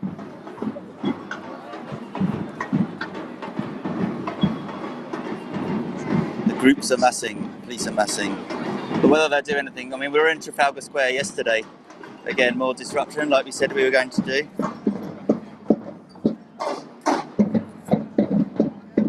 And whilst they moved in to give us warnings, I don't believe there were many arrests, if any arrests in Trafalgar Square.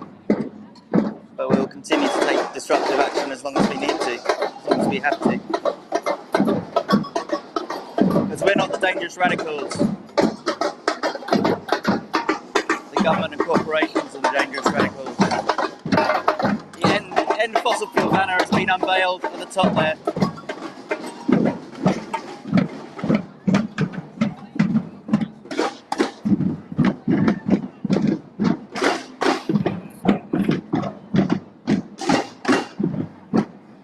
There we go, end fossil fuels now. I've seen a lot of those banners, I quite like the colourful ones. So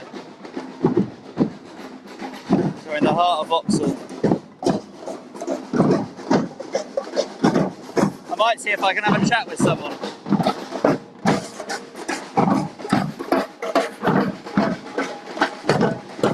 Would you like to say anything to the camera, to the live stream? You alright today? Alright, Dennis. I think people are getting quite tired. Hi, how's it going? You guys all right? Would you like to say anything for the XR live stream? You happy about why you're here? I'm here. Yeah, would you like to say anything, sir? I can do. Yeah, let's have a chat. Can you hear me? Yeah, if you speak into that, into that bit there. Just let us know why you're here. Yeah. Well, I'm here because I'm desperately worried about the situation of climate change.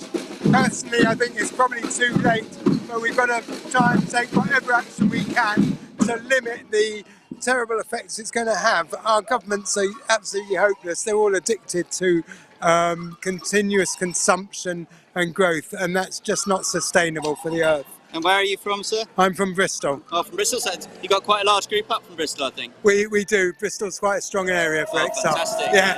And everyone's full of a bit of rage about the inaction on the government, but also because I've got a placard that says that at COP26, Boris said that it's 1 minute to midnight. He says all the right things, but he doesn't do anything. It's just platitudes.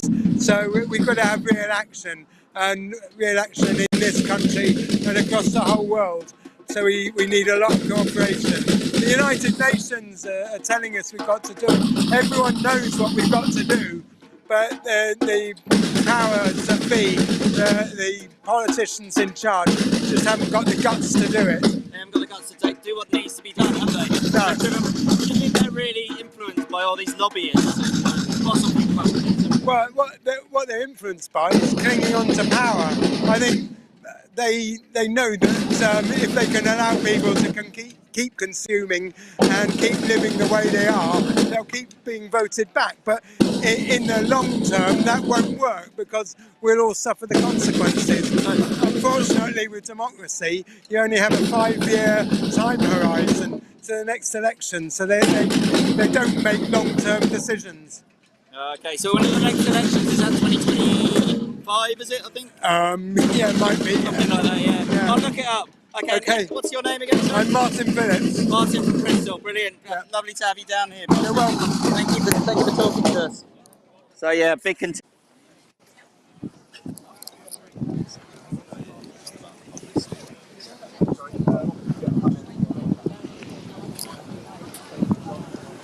So here we are on Lambeth Bridge, where it appears that a huge number of police officers are moving in towards the exiled doctors who are occupying this space. How will you getting arrested make any difference to climate change? We've got one heckler and many supporters here. So yeah, the doctors I've just been interviewing them and chatting with those individuals, and they've basically been saying that they've got no alternative other than to do this. The situation is dire. Their jobs are being made harder and harder by the decisions of politicians to continue to fund fossil fuels. One of the healthcare workers earlier made a speech in which they said that they're a cancer surgeon and that they're dealing with a massively increased number of young people with cancer, particularly lung cancer, as a result of the air pollution in London. And the only advice she can give to their parents is to move out of London, to go somewhere with cleaner air. But we can't all move where the air is cleaner. All that we can do is make the air cleaner where we are. So this is just the type of thing that the doctors are telling us. That's just one example among many. I just spoke with Dr. Patrick, who's a GP who had previously been working in the global south, and he said that he came from sub-Saharan Africa, where he was working for a number of years, and the situation is so dire there, the climate that they are experiencing there is so dire that people are already dying, and the significant drought and famine, malnutrition and disease is rife as a result of the climate getting warmer, and the unpredictable weather events that occur and extreme heat waves that occur as a result of that. So he said that he had to come back to the UK to do this because there's no alternative.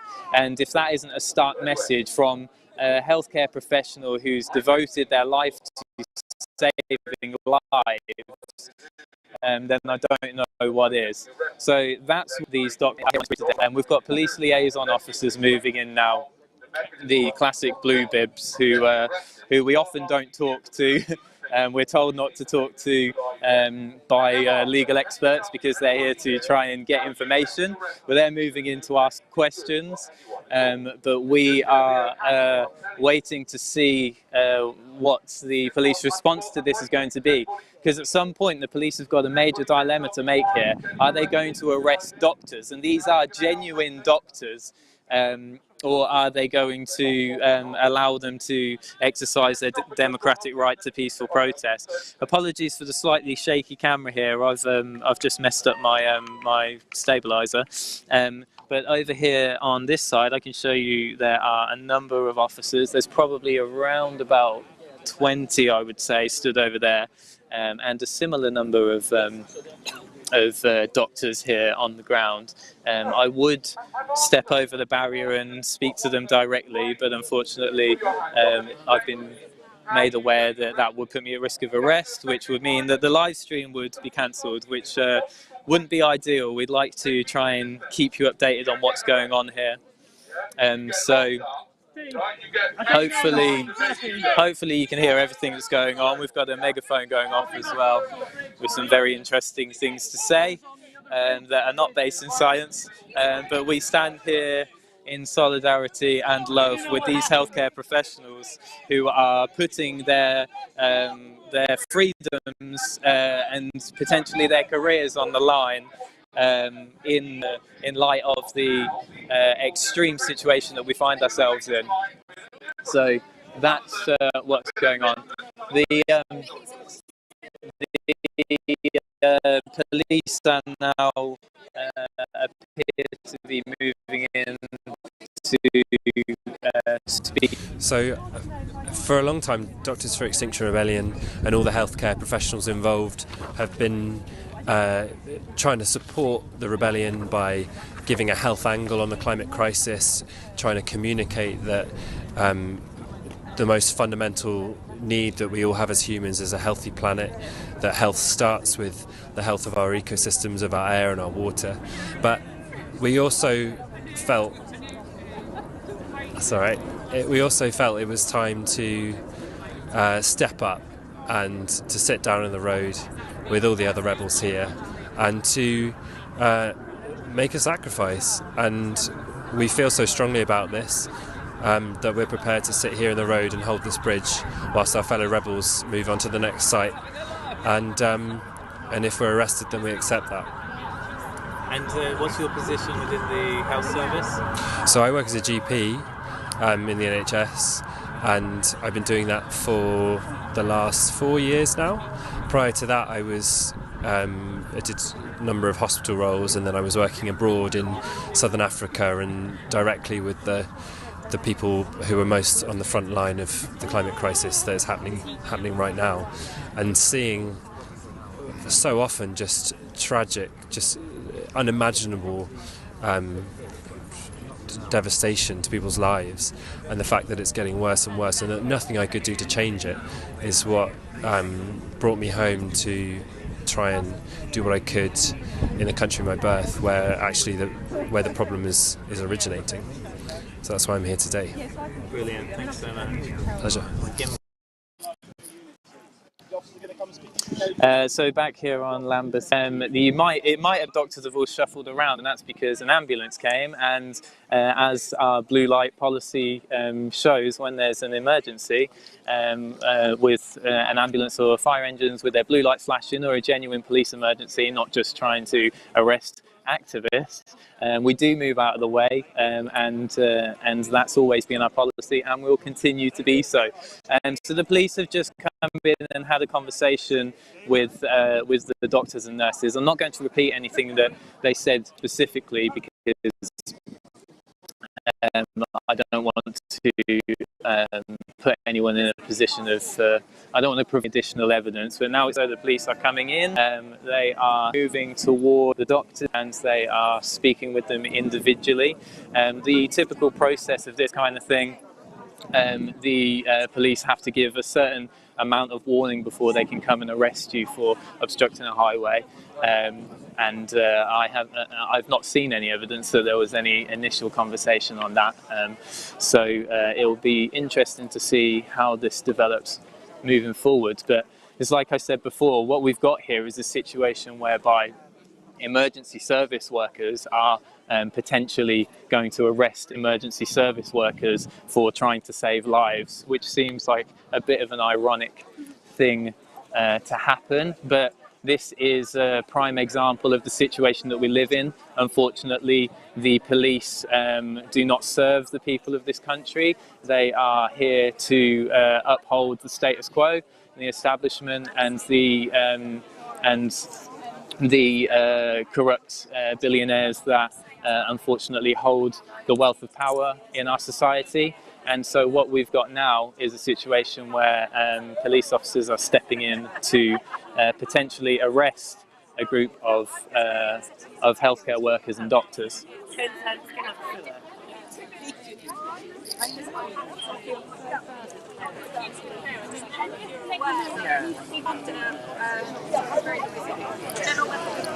So I can hear one doctor talking about the fact that they have a duty of care, that they take an oath when they're trained to become doctors, that they take on a responsibility to protect and defend lives, and that's what they intend to do, and that's why they have to act in a reasonable way on the severity of whatever the issue is that is causing a risk to life. And so that's why they deem sitting on a road here and causing a fuss and being disruptive as a reasonable thing to do in the face of a crisis that threatens that threatens humanity and a million species. So this is just the first load of police officers that have come in. There's actually a second bunch of them just down the bridge, which is interesting to see, because it seems as though there's really enough officers. They've certainly got at least one per doctor here at the moment, but depending on the level of non-compliance from the XR doctors, the police might require additional officers to remove them. So we'll see what happens with that. My gimbal has failed again, so I will just straighten it up. Sorry, I'm sending you all over the place there.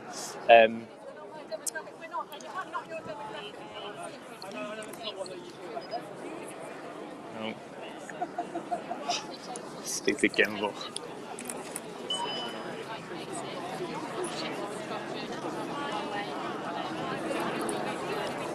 Okay, apologies for that gimbal situation.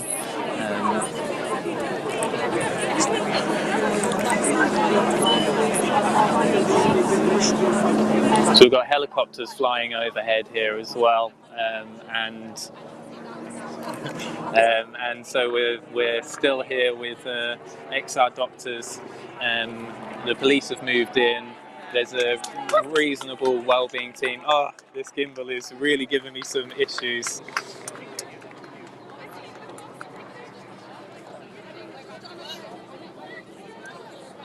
There we go.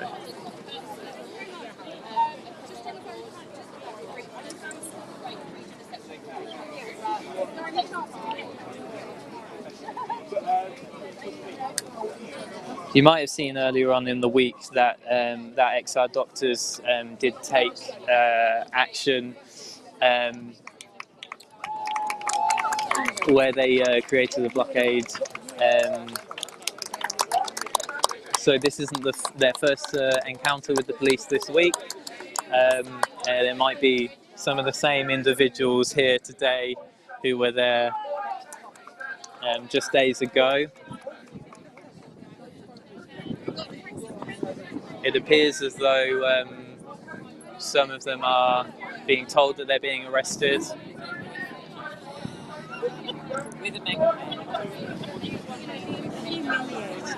It's like the Penzance megaphone man, this guy.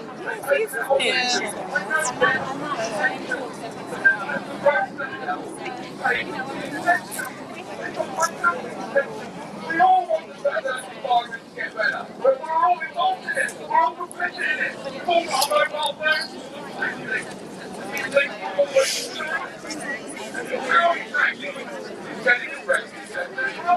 So for those who are just joining us, we're still here on Lambeth Bridge, where the group XR Doctors, who are doctors and healthcare professionals, they're qualified individuals, the best qualified individuals in the UK to be talking to us about the threat to life that the climate crisis is. It appears they're being arrested. We've got multiple police vans showing up.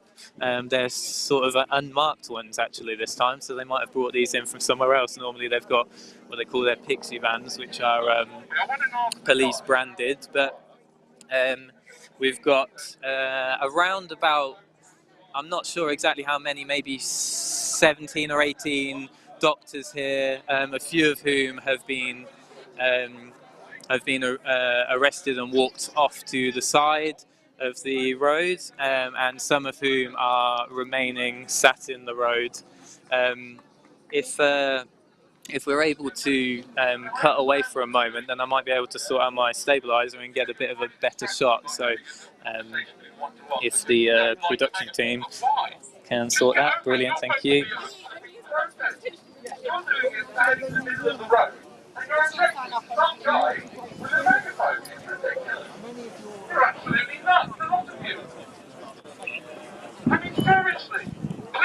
Brilliant. So as the officers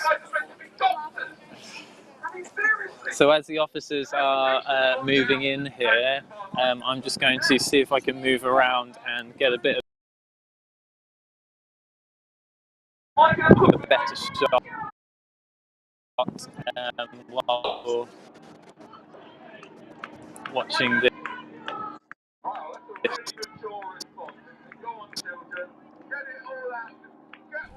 Hello, hi. So yeah, I'm Chris, I'm a GP. So I'm sitting here because we want to, basically we're in solidarity with the rest of XR.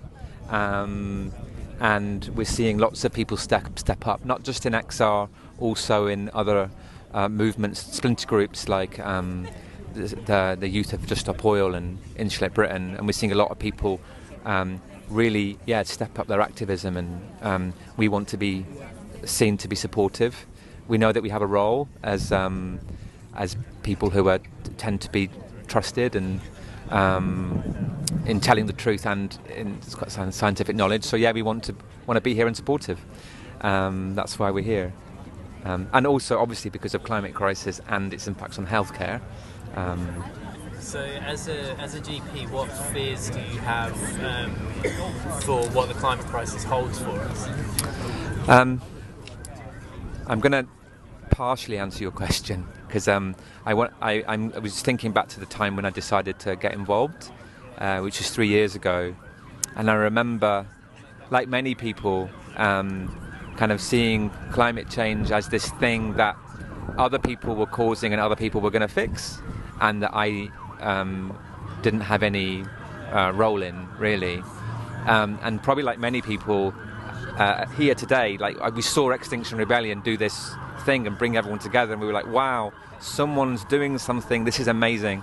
And then what we saw parts of the press tried to and all sorts of actors tried to say to the public, these are like to other them, these are people whose opinions don't matter, they and then all sorts of slander that they tried. And we wanted to say, no, it's not just people who are career protesters. Not that a lot of career protesters are actually really wonderful people who. So here we are at Lambeth Bridge. You can see a huge number of police officers here.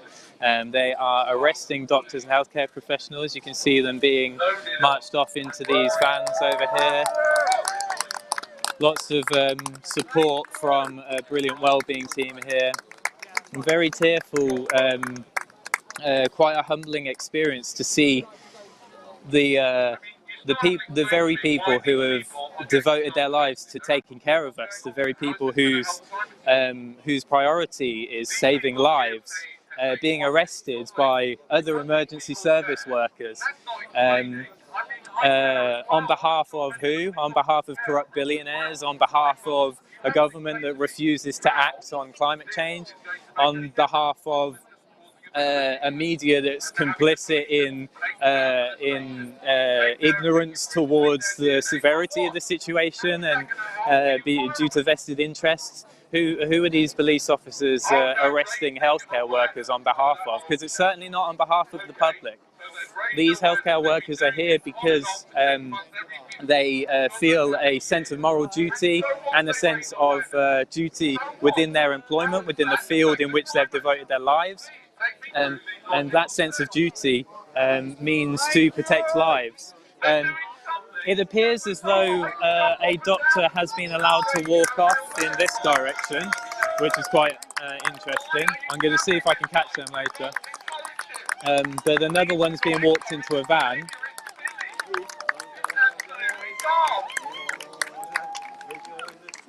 Some people breaking into song. We now have what appears to be one solitary doctor still sat in the road. Hopefully you can see that.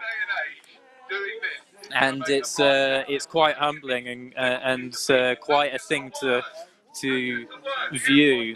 A solitary healthcare professional sat there in defence of lives, the lives of people who she may never know, and yet due to a sense of moral duty, she's here kneeling on Lambeth Bridge on her own at this point.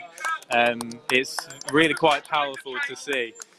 And meanwhile, you can see doctors being patted down before being loaded into vans in the distance. And there's some support here from some lovely XR singers who have joined us. But really it's quite a powerful thing to see this this doctor on her own. Her sign reads, "I am here for my patients. Healthy people need a healthy planet." So you can see, you might be able to see, she's got a small sign there, and it says, "I'm here for my patients. Healthy people need a healthy planet." The banner's now being removed from the road, I believe by rebels who've been given permission to take it away rather than the police having to deal with it. Yeah. Okay. So she's a nurse. I can now see on her tabard that the one remaining healthcare professional here is a nurse. I'm going to see if I can get a little bit closer without getting in trouble. There's a lot of people around, but we'll just see what we can capture here. So yeah, we've got one solitary nurse.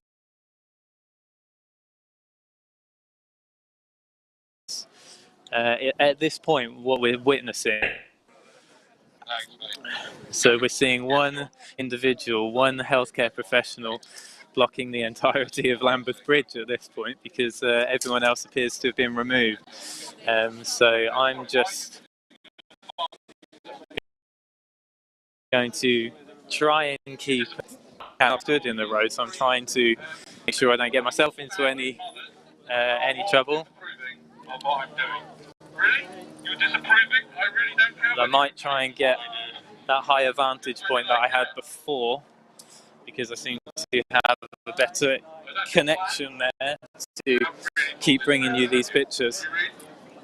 No one else is coming to save us, correct? Nobody is, but neither are you guys. So you can hear here we've got some supportive rebels here stood singing some XR, people going to rise like water, going to turn this system round. In the words of my great-granddaughter, climate justice now. And this seems to be a recurring theme throughout this rebellion, that a lot of people are here with signs talking about their grandchildren and their children. And it's also important for us to remember that people all over the world are already suffering. And one of the doctors who's been arrested here today was telling me just earlier in a clip that he has witnessed that very thing happening in Africa. That's what come back. So he came today to join XR and to continue to fight to save lives. So this final rebel doesn't appear as though they're going to be carried. They are walking. So this nurse is the last remaining rebel on Lambeth Bridge, and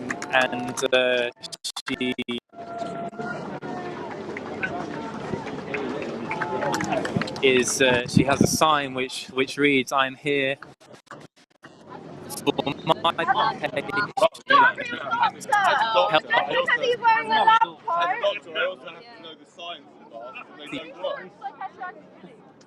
People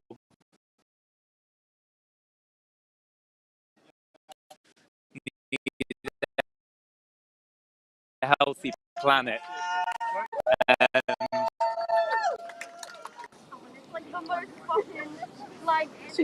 So here we are, this final nurse who held Lambeth Bridge right up until the last moment, being patted down. Lots of individuals have jumped, because this is the historic needs to be by the media, because what you're seeing here is a healthcare professional who devotes her life to protecting others and to saving lives, along with other workers who work within the emergency services, being arrested by the police for trying to save lives. It's really quite a humbling and emotional moment, actually, to to witness.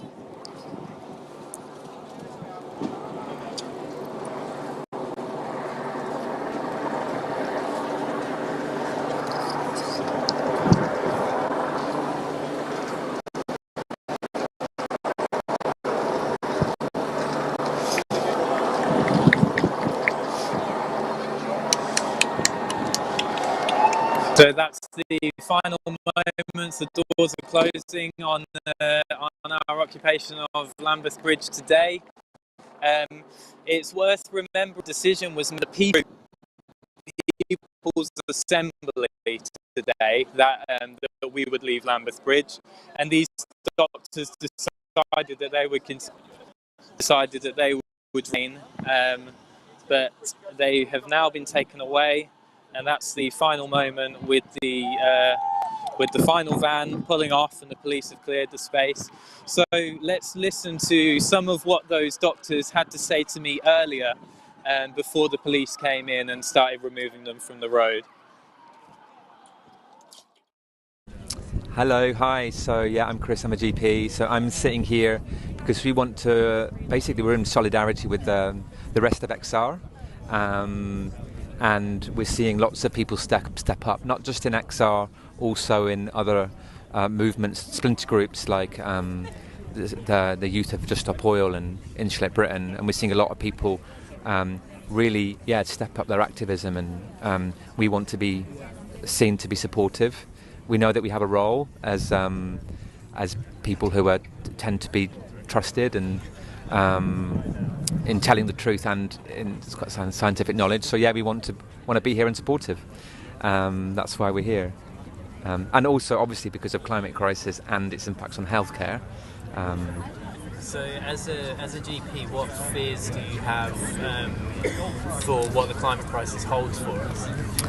I'm going to partially answer your question because I was thinking back to the time when I decided to get involved, which is 3 years ago, and I remember, like many people, kind of seeing climate change as this thing that other people were causing and other people were going to fix, and that I didn't have any role in, really. And probably like many people here today, like we saw Extinction Rebellion do this thing and bring everyone together, and we were like, wow, someone's doing something, this is amazing.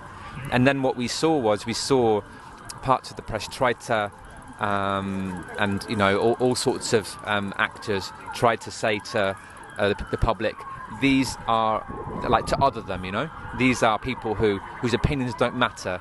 They and then all sorts of slander that they tried, and we wanted to say, no, it's not just people who are career protesters. Not that a lot of career protesters are actually really wonderful people who really care about the world and about life, but they were trying to put them in a box. And it's like, no, it's not just that. It's also health professionals, and then we saw, you know, lawyers come out, teachers come out, farmers come out, all sorts of different groups. When I started to see the media start to do that and start to try to play that card, I got really wound up. I'll be honest with you. It's like I saw an interview on Sky News. I've forgotten the name of the activist who's been interviewed, but he was looked at so scornfully by the interviewer, and I just wanted to jump into the TV set and kind of say, this is not how it is. And I guess a bit of that anger plus, you know, fear about the future and this fear of the hope dwindling of the XR movement. How would I feel if I didn't get involved and it dwindled? You know, what would happen then? Like, you've got to get involved. If you think XR and these movements are going to fix the problem and you don't get involved, if it dwindles, how are you going to feel about that? I couldn't, and in that moment I couldn't not. I'll be honest, I couldn't not do it. So what's your call out to other healthcare professionals? The movement is wonderful, it's incredible, and it's brave, but it's also fragile.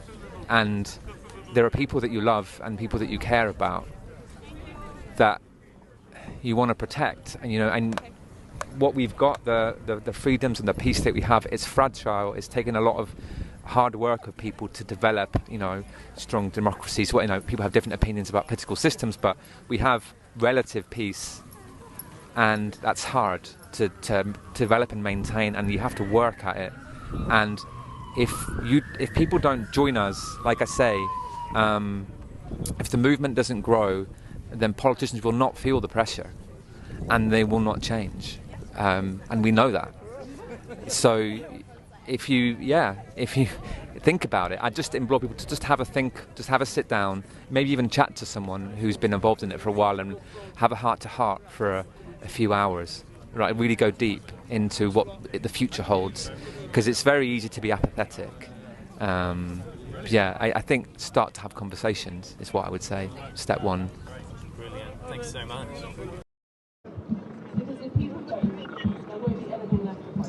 Well, it's back to the north junction now of Vauxhall Bridge. I believe that we've got rebels now over on the southern side as well, so it's the mirror image. Things, as far as I'm aware, are looking a little bit, wouldn't say calmer here, but we're not having arrests yet. We've just had the samba band playing for a very long time. People in this area can't fail to realise that we're here blocking a junction. The police presence is not huge. The roads have been blocked in all directions, quite a way away from where we are. So we've got some passers-by, there's some outreach going on, quite interesting outreach opportunities actually. We might be able to pan around and see that in a minute. We've got speeches from various angles here. People have been dancing a little bit with the samba and basically just bedding down. I think this is the second day of the April Rebellion 2022. We're asking the government, demanding the government, goodness me, we're a bit beyond asking now, aren't we, to remove subsidies for fossil fuels and not to take away any new fossil fuel development plans they have in the pipeline. We need to get real, take action on climate change. So we are here and we're going to stay here. I think this is the first of these actions, and I don't doubt that things will get more spicy, as we say, through the week. Extinction! Extinction! Extinction Rebellion. Maya is here to share a testimonial. Maya, it's really great.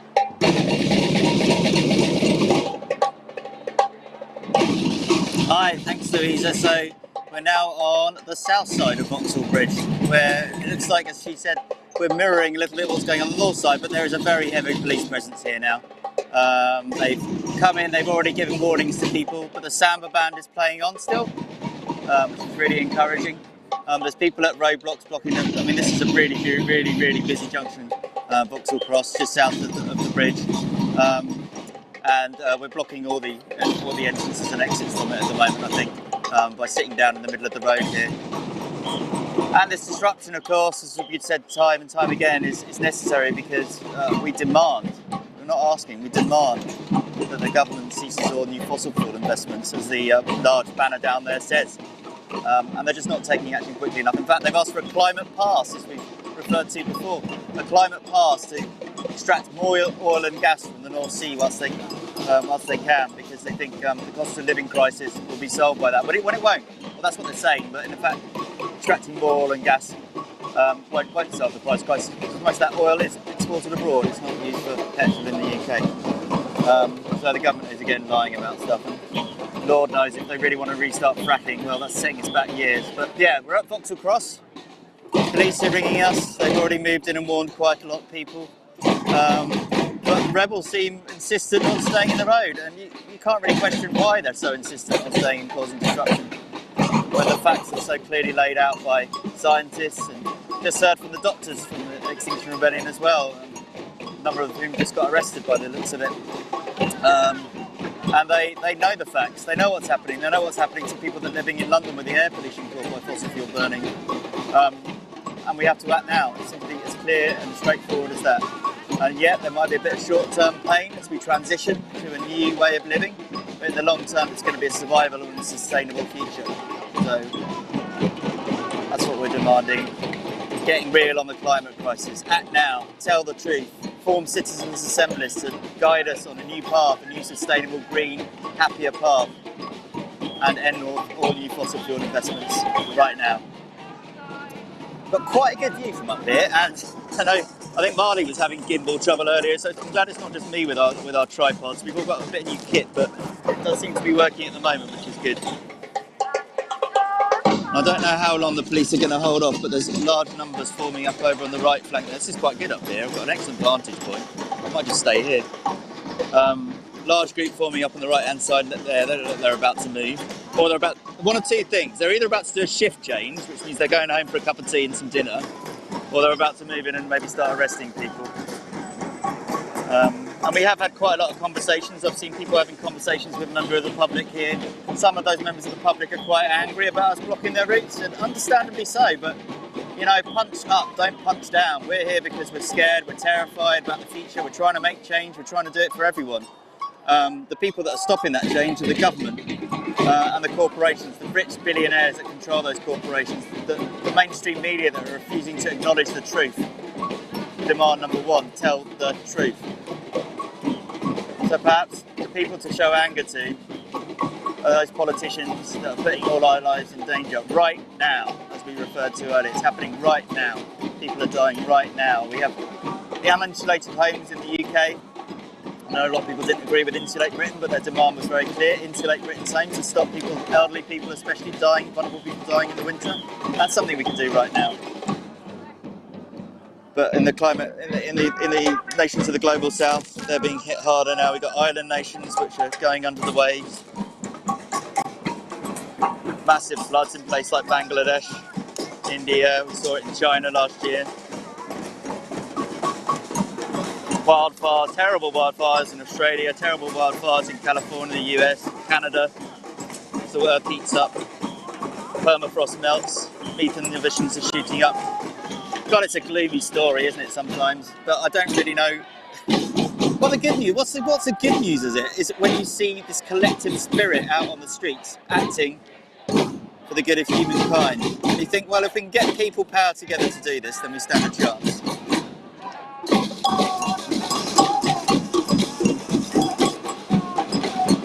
So I'm probably going to hand over to Louisa now. Let's get an update from her. I think she's still on the south side of the bridge. Over to you, Louisa.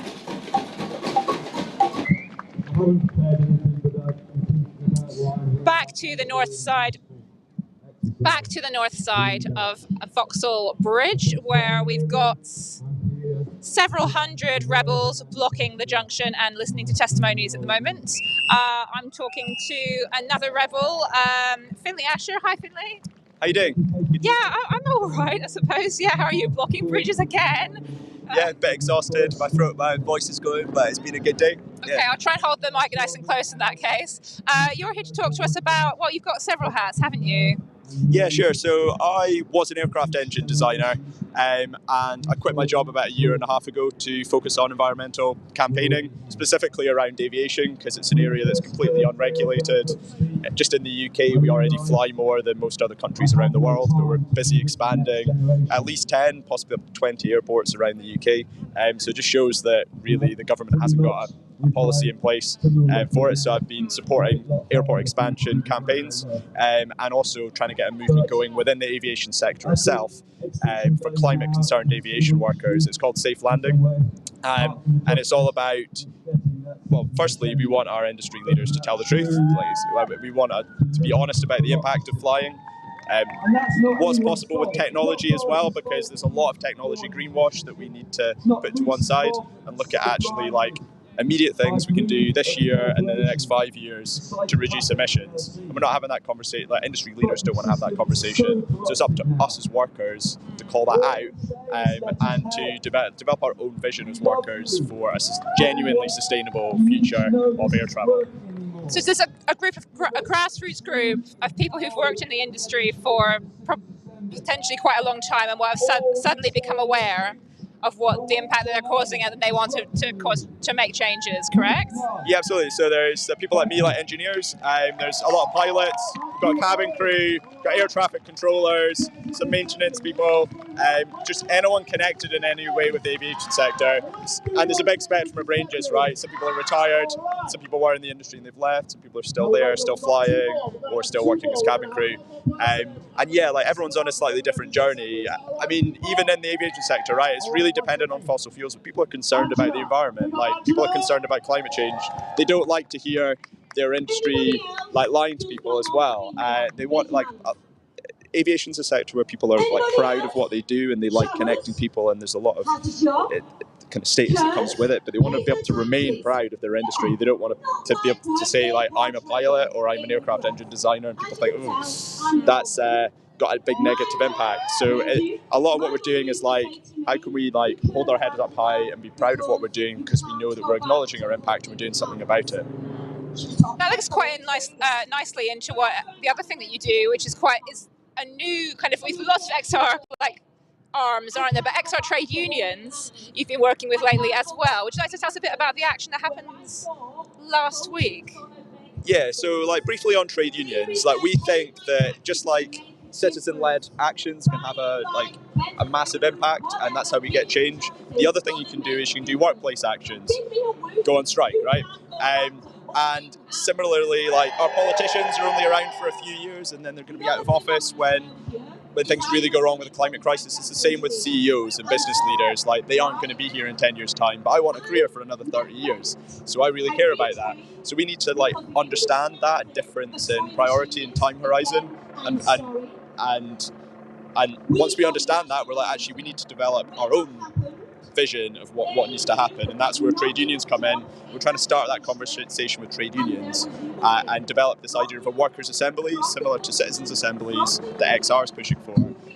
So recently there's been a group founded called XR Trade Unionists that's trying to encourage people in trade unions to join XR and people in XR to join trade unions. And I was involved with the launch event of that, and one of the first things we did was just to go down to an oil refinery in Folly. It's near Southampton. That produces 20% of the UK's jet fuel and diesel.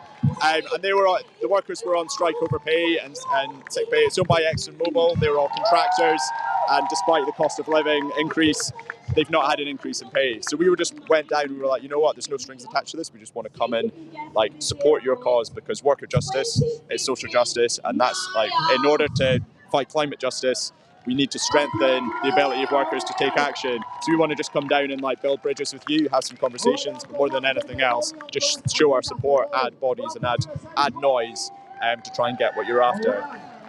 How successful did you find that? Because it's interesting, like earlier in the week there had been some Extinction Rebellion actions around that area against pipelines and things. So and then to have you come along and want to have that conversation, how did you find that timing and the response?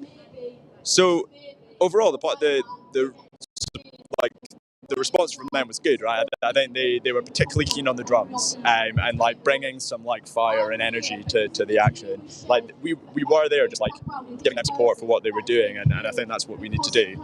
There is like the media will try and create this divide between environmentalists and working ordinary people, and our struggle is the same struggle, and it's about demonstrating that. So it is a bit like when you go along and you try and if you're just going to try and push climate issue and right, we need to get off fossil fuels, it's not the best place to start. The best place to start is like, we've got this shared enemy, which is climate change, which is bosses that try and squeeze us for everything that we're worth.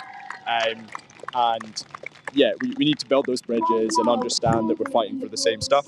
And when it comes to the inevitable transition away from fossil fuels, workers need to have agency, and they need to have a way of making sure that they're not left behind. They're not just chucked to the side of the road when we switch to a different type of energy. So it's all about really at the early stages of it, but I think the most important thing is like collaborating and just like, without necessarily discussing the climate crisis, discussing their struggles as well, and building relationships. Two-way dialogue, right? Yeah, absolutely. I think that's really what we're trying to do in XR in general, as well as have these outreach conversations. There's lots of people around here having outreach conversations. How successful they are, I'm not sure. But we're trying to bring people in, aren't we, rather than just being insular. Yeah. If you don't try, yeah, like and you never know, even if the conversation didn't go as well as you would hope, like it's still got that person thinking they'll go home and they will discuss it with someone else, and it's these issues being discussed, and that does snowball way further than you can possibly imagine as well. So yeah, I really enjoy having those conversations, but particularly with people that are like not on the same page to begin with, because they're the people that we do need to get on side, and it's quite fun. Yeah. Yeah. Finley, thanks very much for talking to us. Good luck with everything you're doing. It sounds very interesting. Thank you. Take care. Okay, so we're hearing lots of testimonies. You have heard a lot of applause in the background there. And we might go and hear some of those in a minute, I think, get the camera on those and just start hearing some of people's like outpourings of emotion, to be honest, because it is a really emotional journey that we're on, and especially when you haven't had a lot of sleep, you haven't had a lot of food because you're out on the streets, you know, those emotions can come out. And, you know, like, why not? We're in a climate emergency and we're being like fucked over by our government. So, you know, you've heard a lot from me and you will hear a lot more from me this week, but maybe, if I don't know what's going on the other bridge, but we might take a few minutes to just focus in on some of the main action here rather than a few more interviews. Social justice is climate justice. And yeah.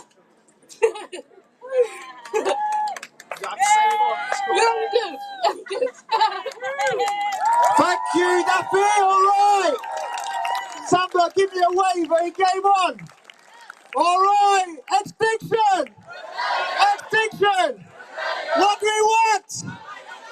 What do we want it? What do we want? What do we want it?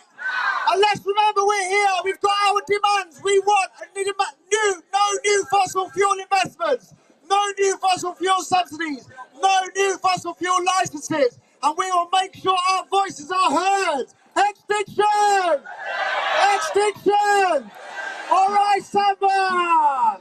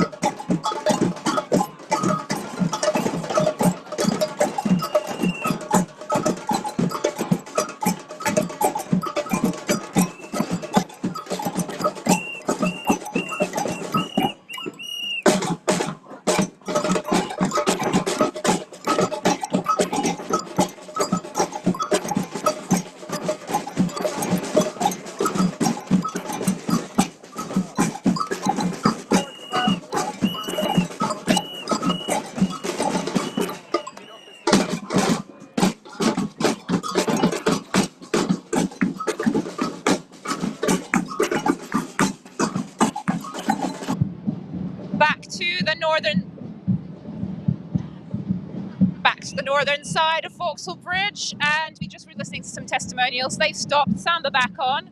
I think there's going to be a familiar pattern here for some hours, talking to some more rebels on the streets. And one interesting thing is there are, you know, despite it being a Sunday in a fairly non-busy area of town, there are quite a few people passing by. We've been having some conversations, and just with your pink umbrella, I could hardly fail to see you having some conversations with people. I was just wondering, like, oh, could you introduce yourself? Yes, I'm Tom from West Yorkshire. West Yorkshire, great. Okay, so you've come down a long way, yeah. And yeah, what's the response to people, from people so far, this rebellion? Yeah, well, it's sort of been interesting doing outreach and clocking how things have changed over the many rebellions now. I've lost track of how many we're on. And there's very little denial now coming back in terms of the discussions I'm having, you know, about the climate science. And it's like, yeah, we really get why you're here. The usual things about, you know, you could do it other ways, but nobody has the idea what that is. But also that people are receptive to the sense that we have to change the system here, you know. And I think you've seen me having a discussion with two guys here, and they were sharing, you know, their Somali background and the issues that they recognise going on in their country. But also that they're really pissed off that we're blocking a road and they just want to drive through. But then, you know, we actually found some common ground to be able to share, you know, what we see going on in our countries and how urgent that is, and just have a dialogue about it. And I think that's what I found quite different, is people are a little bit more willing to engage in that dialogue from the past when there's been quite a lot of shutting down. So yeah, that's a little insight. Yesterday, similarly, when we were in a much busier part of the city, people from so many different countries on Oxford Street particularly yesterday, and sharing their stories of climate injustices in their governmental regimes and about climate protest in their country. So really great to make those connections. How important do you feel it is that we have this kind of two-sided way of rebelling? You know, we have the occupations of the blockades, but then we're looking outwards as well. Like, do you see that that's working to help sort of break down barriers? Do you mean in terms of like drawing people into the movement, or at least having people on side in terms of what? Oh well, there's various levels, aren't there, of what happens once you've had that conversation, I suppose. But I kind of meant more that rather than just getting down and doing the civil disobedience, that we look outward and kind of explain why we're doing it too. Yeah, I know. My feeling is that, you know, the movement's evolved, the climate movement's evolved since XR came about in 2018, or came out on the streets first in 2018. And so XR now fits into a bigger ecosystem of movements. And there are other movements doing the harder edges of you know, what needs to happen right now. People like Just Stop Oil and Insulate Britain before them, and many others that are taking those high stakes. And this therefore feels a little bit more accessible, both to people to step in, and we saw that yesterday in the MVDA trainings, lots of new rebels coming in, but also the way we can interact with public as well. You know, that we're not going out and really pushing the edges yet, and I'm sure this will evolve. But that's felt great. That's felt like a good way in for the first couple of days here. And you're right, you know, this is a pretty quiet junction run now, and you know, we'll all have different feelings about that. And it's a Sunday evening, people are off home. But if we go out and do this, as we will do the next couple of days, and do outreach and really step out to where people are and give them the space for those conversations, I think it can be really powerful. Because we're always treading this line, aren't we, between making things joyful and celebratory of our community, but also like the hard-hitting facts of things that, you know, we have like 2 to 3 years, it was the last IPCC report says, to change like the way that we live, everything basically, to make sure we have a habitable earth. Maybe that speaks a little bit about your sign. Could you explain what your main motivations are for rebelling this time round, maybe as opposed to other times? Yeah, I mean, so I'm a climate educator, and I've been doing so much around the climate science recently, and as the latest reports have come out from the IPCC, I've come here, what I recognise in the last 2 days, I've come here with a lot of, I don't know, grief and frustration and feeling like a real lack of faith in humanity actually coming. And so that's, for me, it's really helpful to be with a mass of people. And so my sign, you know, I'm here for sanity, because we know the science, we know what needs to be done, we know we've got the solutions, and what I see around me is insanity constantly in the political sphere and in the daily sphere, because the stories we're told by big politics, by big business, you know, by these vested interests, are that we continue with business as usual, which is insane. So I am here for sanity. I'm here for, you know, looking at what is going on and making some decisions that are going to be really tough in the short term, but actually give us a chance of survival. Not just us as humanity, but us as life on Earth. So, you know, we have to find some sanity, and this is sanity, and it's absolutely insane as well. We shouldn't be having to be here. We shouldn't be having to sit in the road on a Sunday to get the government to do what the science is clearly telling us we have to, and everything else is all lined up ready. It's just we're living in an insane time. So, yeah. I think I could have put it better myself. Tom, thanks very much. Continue your climate education work, so important. Respect to you. Education and disobedience. And disobedience, exactly. Thanks. No worries. Right, let's have a little look here. Where are we up to? The energy's changing up again. I think we have to keep things moving. It's quite, and I can see there's a lot of police actually coming over the bridge. So I don't know exactly what that means, whether we've got people who've just joined us and I've missed that, or whether they've moved on and the police are now going to come back to their vans and leave us to it. I don't think so. In case you're joining us, this is Extinction Rebellion, or half of Extinction Rebellion today. We have another site as well. I believe it's still occupying a southern junction on Vauxhall Bridge, and you know, this is day 2 of our April 2022 rebellion. We've been rebelling now for about 3.5 years as a movement, and during that time, I think, you know, we have made some impact on the political scene. The Houses of Parliament declared a climate emergency not long after, I believe it was April 2019, when there was the big pink boat demonstration in the centre of London, 5 locations taken, including the Oxford Circus, where that boat was. Then we had October 2019, when there were lots of, like, the most arrests ever, almost 2,000 arrests of climate activists. And, you know, COVID came. We've kept rebelling in a socially distanced, what we believe to be a responsible way. We've had COP26 in November 2021. We're still the president. The UK still holds the presidency of the COP process, but you know, I was there and others were as well, and that process is not being adhered to now. Boris Johnson wants a climate pass because of what's going on in Ukraine. They're using this opportunity. The energy strategy came out just a few days ago, actually, and said that we're going to have a new lease of life for the oil and gas fields in the North Sea. So we're using this opportunity as a way to go backwards, and it's just really not acceptable. You can see that we're having some people arrested here. Arrests beginning to take place at the north of to the north of Vauxhall Bridge. I don't know if that's the first one of many, but police have definitely started to move in, trying to clear this junction. They have blocked it off quite far away from this junction in 4 directions, and they had quite some time ago actually moved in and started to do give some warnings. So I suppose now is when they'll be coming in and talking, or you can see the people who don't want to be arrested now probably moving off or joining other parts of the demonstration. We always document these processes with legal observers, and we have welfare people to make sure that rebels are taken care of.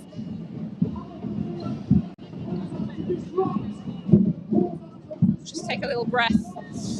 But, you know, we're here because it's the fate of humanity at stake. It's the fate of us here in Great Britain.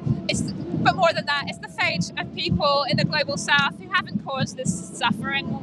We've been speaking to people today whose roots are in the global south world. We've been speaking to people who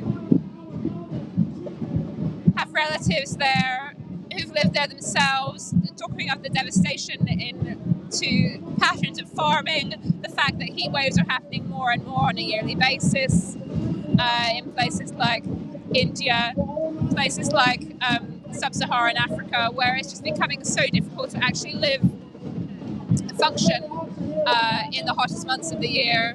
There are floods, there are famines, we are in just a pivotal moment here where Antonio Guterres, UN Secretary General, has said that death is going to mean, delay means death, and that climate change is going to cause an atlas of human suffering. And he's also said that we're not the climate radical, we're not these eco-terrorists that people sometimes say we are, which is absolutely ridiculous. We are exercising our democratic rights. I can see now that the police are trying to move in and stop people from talking at the microphone. I think it might be time for me to take a back seat actually, and for us to have a little scoot around. Should we do that? Should we just move around a little bit around this side just to see a bit more of what's going on, so you can follow me here? So we are here right now. We are Extinction Rebellion! And let's be clear. Here we go. So we have police moving around us. They're trying to stop people speaking into the microphone. I don't know if you can still hear me. But this demonstration is probably going to break out quite quickly unless some people want to be arrested. We've got people. This is where we call for humanity. We call for the humanity within you. Those that wear a uniform to recognise that this struggle is everyone's struggle.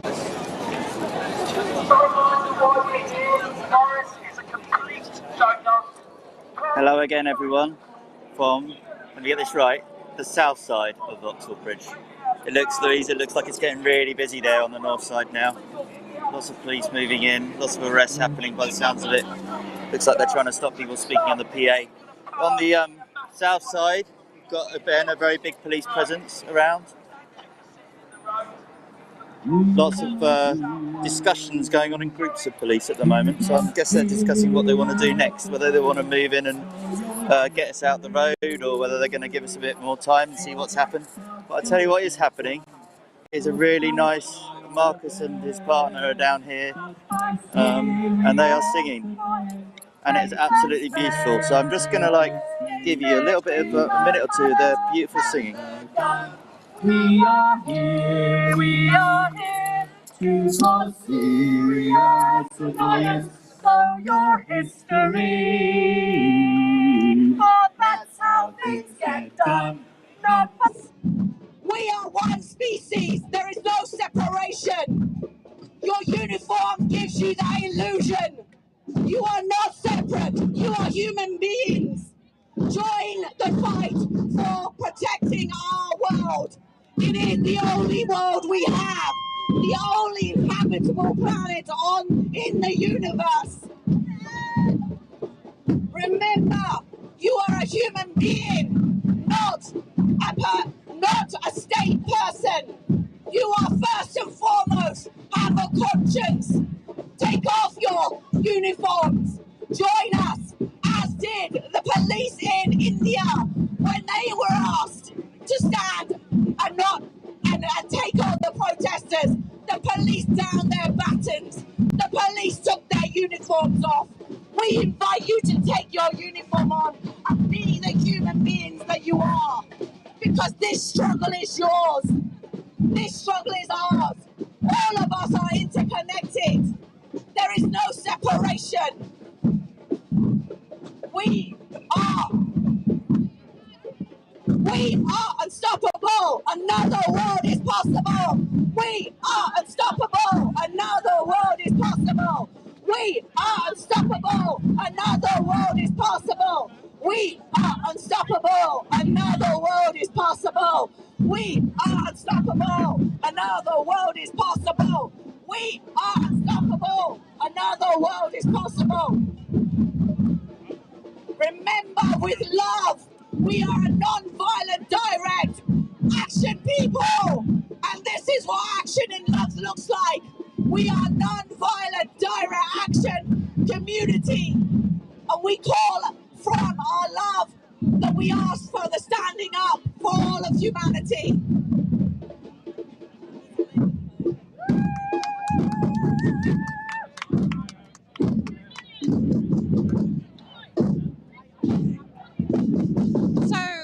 Things are getting rather tense here on the north side of Vauxhall Bridge. I haven't been seeing what's going on over the other side, so I don't know if we're the only ones left. But let's just take a tour through this area now. I think we possibly haven't seen enough of just kind of walking around today and getting the full picture of what's here and who's here. So maybe we can just do that. And so very, very noisy thing to do, a protest, and I feel like I can't really hear myself think. So if we just leave maybe the banners to do this for a little while.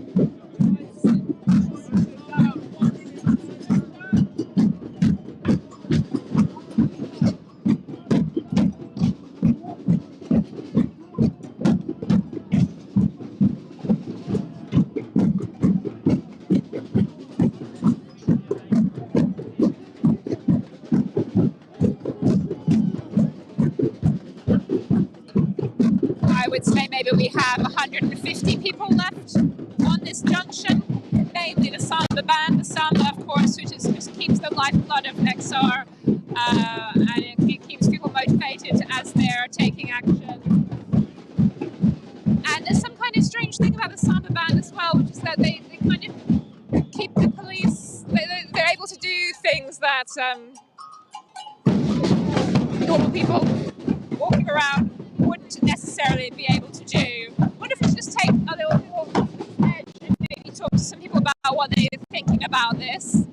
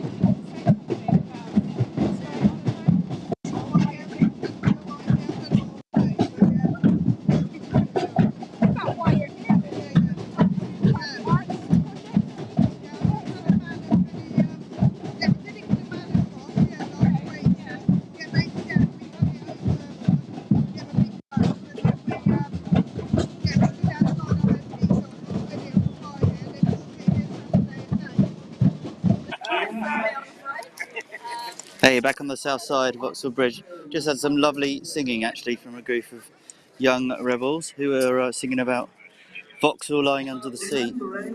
We're just hearing from a speaker who's talking about how sea level rises could threaten the very area that we're standing in. So we're in Vauxhall Cross at the moment. Let's see what he's got to say. The way of profit, the way of disconnection from each other, from nature, from our planet. We are causing devastation around us. And XR is about saying, stop. We need to stop looking that way, focusing on this idea that that is progress. And instead we want to look this way. So let's just take a moment to look this way and see where we are going. This way is where we are working together. This way is where we are seeing the humanity in each other, with love, with compassion. It's a way of justice for all. It's a way of people having enough and not too much.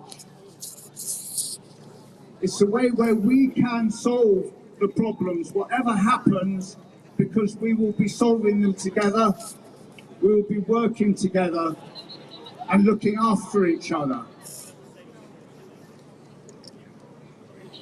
That way is the way of just looking after oneself. Big business looking after their shareholders. Us all scrabbling around to find our own little piece, rather than going, we're in this together, we're going to look after each other. And the fact that we're here, the fact that you're here today, saying, no, we don't want to look over there. We want to look this way, the way for our future, because this way is life. This way is hope. This way is being together and is surviving, somehow. So I invite you just to take a moment to feel the ground under your feet. Because there are worms under there somewhere. There are fungi, microflora and faunas going down meters, wherever we are, bacteria. And just say thank you to all the life that is underneath us. Take a moment just to say thank you.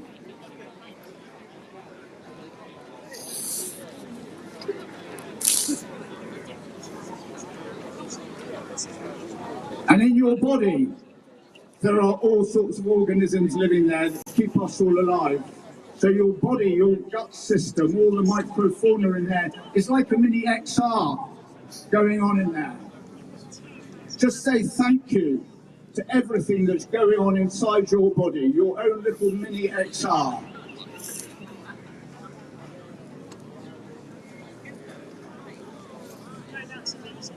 And then just look around outside your body at this bigger XR that we're sitting here.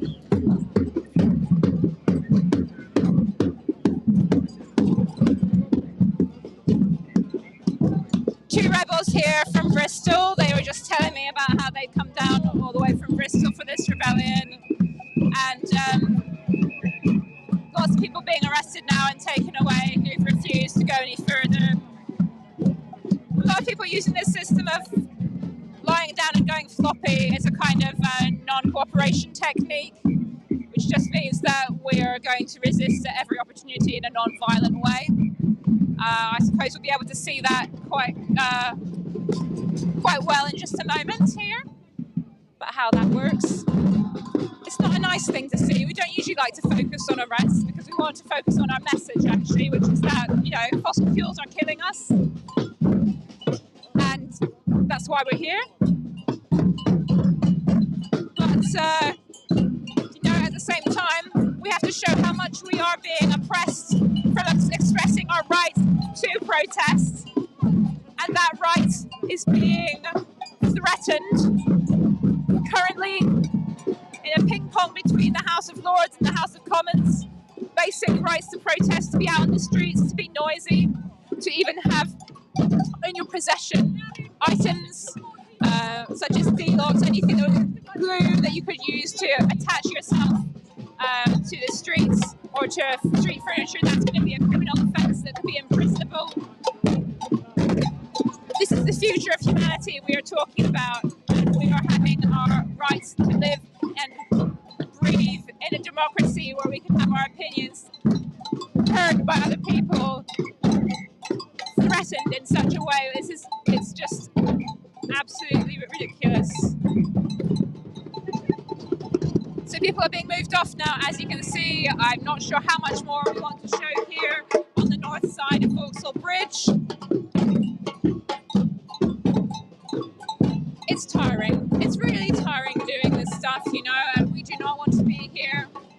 If you agree with what you're seeing on this live stream and you thought, you know, maybe it's a little bit too extreme, maybe I'm scared, maybe I'm tired of fighting the system, please think again.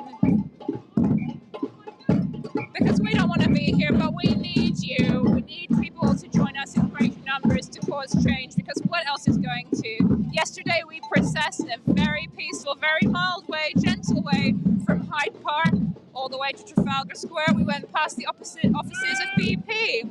And you know what? That office was absolutely surrounded by yellow jacket cops. They don't want us anywhere near, and where they put the police, that's where the power is. We have to stop fossil fuel companies from dictating the future of the planet. We want the government to stop all new fossil fuel investments, all new fossil fuel projects. There's 40 currently lined up to go. I just don't know what more to say. Everyone has said it throughout today, so many different opinions, so many viewpoints, but the facts are there. The facts are clear. We need to transition in so many ways. It's system change, and the only way that we are going to make that happen, because God knows the government has had decades to get their way out of this. 40 years, Exxon's own scientists knew about climate change, and they've obfuscated and they've redacted their way to 2022, and this is where we are. Otherwise, law-abiding citizens feeling they have no choice but to get into the road and block it, to stop other people living their lives, to wake people up. Please come out and join us from tomorrow, the 3rd of April, to the weekend. If you can't make it in the week, come on the weekend. Come on the next weekend. Come on the weekend after that. There's going to be actions. We don't know how big they're going to be, but that depends on you. Please join us. Come and talk to us. There's events you can go to on Zoom. There's events that you can come to in your local communities. Find out about how you can contribute with any skills that you have to keep the conversation moving. And that's the only thing that we can do. We've got to act together. Take a little bit of courage. Take some risk. If you come from a marginalised community that's historically been ill-treated by the authorities, by the police, there are other ways that you can get involved, that you can help us. We all need to do this together. It's such an enriching experience to be out here on the streets. I feel really privileged to bring you the scenes, the news that isn't covered by the mainstream media. I love to do this as a live streamer, but I hold a lot of pain in my heart as well, because everybody who's here just feels this so deeply that we're on the wrong course and we've got to change, and we're doing this out of love and care for one another and for the people who don't deserve this because their countries never caused those carbon emissions. We have a responsibility here in Great Britain, where the Industrial Revolution started in the 19th century, to show leadership, real climate leadership, not just what Boris Johnson says, that we're climate leaders, when in fact what he's saying about getting to jet zero with kerosene that burns more brighter than any other fuel out there, and with his saying that we're going to have new oil fields spring up so we can have homegrown energy. We need real climate action, we need real solutions now. They're out there, they exist, we just need the money from the government. We need taxes to come into play to help us do that as well. We need to stop the fossil fuel companies being in the pockets of our democratically elected leaders, and we need more people power, people's assemblies, citizens' assemblies, to have deliberative democracy more at the core of our communities and government at all levels.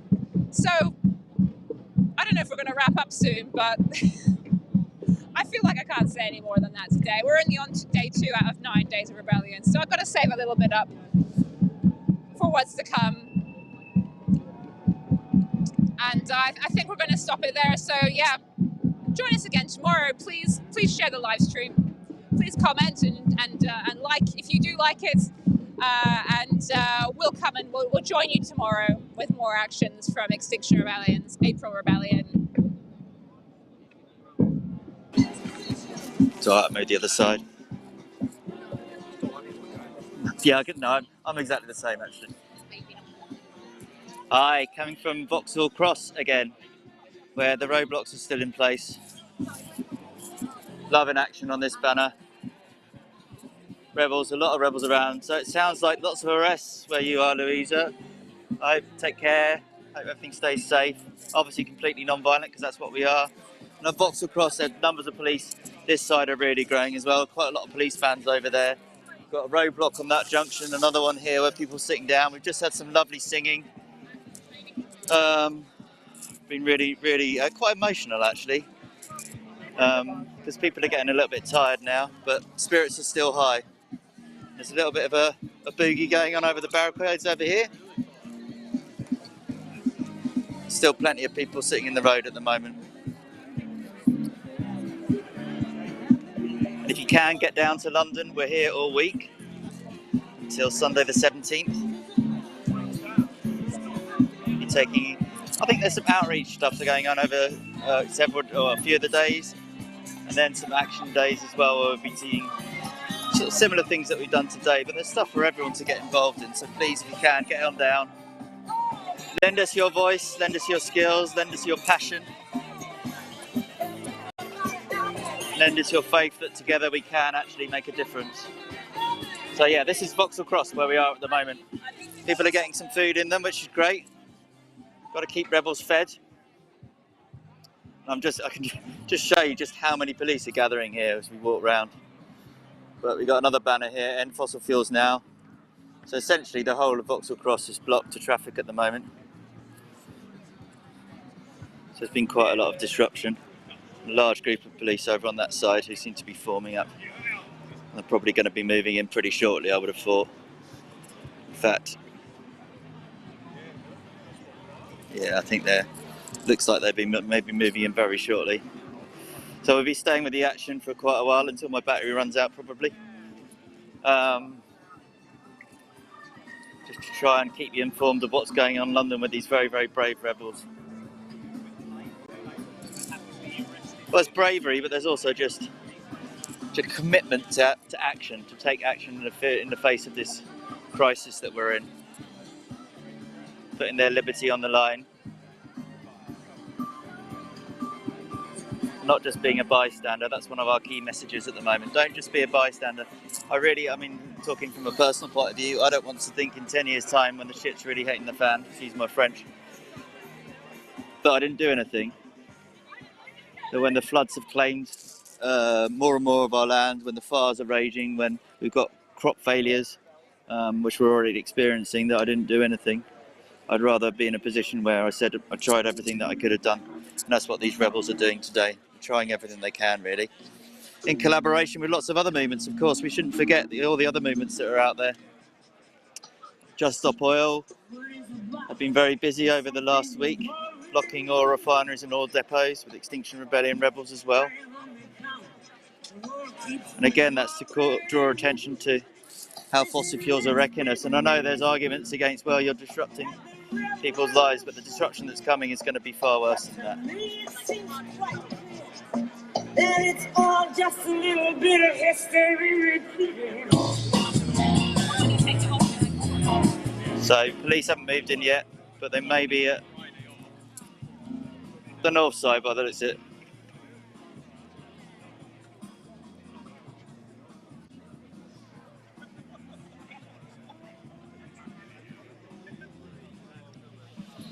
Yeah. Busy day for the police. Of course, they don't really want to be doing this either. I'm sure a lot of them realise just how urgent this crisis is and how action needs to be taken, but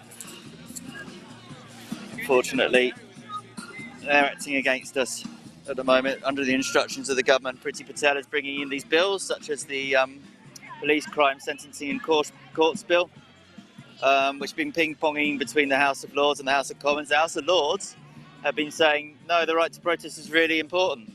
We should be allowing people to make their voices heard. Noisy protesters, well, protests are noisy, aren't they? By their very nature, they're going to be disruptive. And the House of Lords have been supporting that, throwing out these government clauses.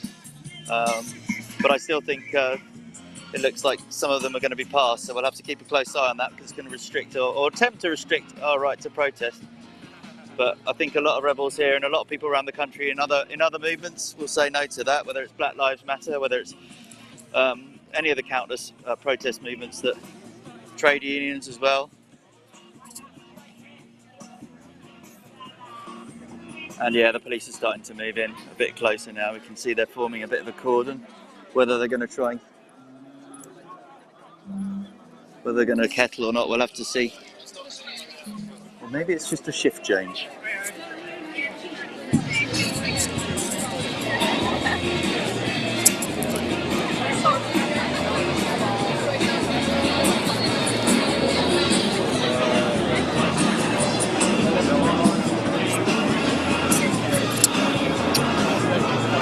Yeah, lots of police moving around, so we'll just stay a little bit longer and see what's happening. Give the rebels some bit of coverage.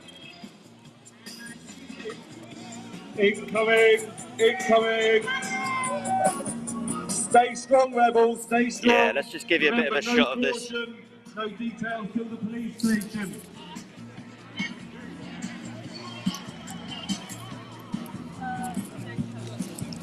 You got XR Youth in front of me. They came over the bridge earlier singing a great song. It was really nice to hear them as they came over, giving us some encouragement, and now they're sat in the road as well.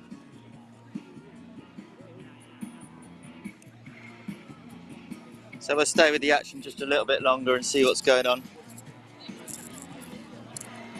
See where these police persons are going. Looks like they're forming a bit of a cordon. I'm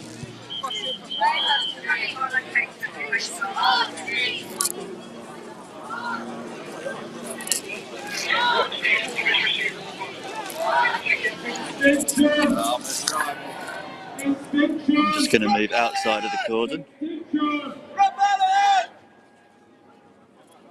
I'll just give you a bit of a view of what's going on.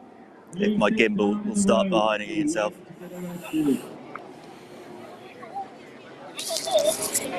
I probably haven't introduced myself for a little while, have I? So, just to let you know, I'm James. I'm from XR Norwich, covering the ground in London today with the other live stream team. We've got a brilliant live stream team who work really long hours trying to get the footage to you.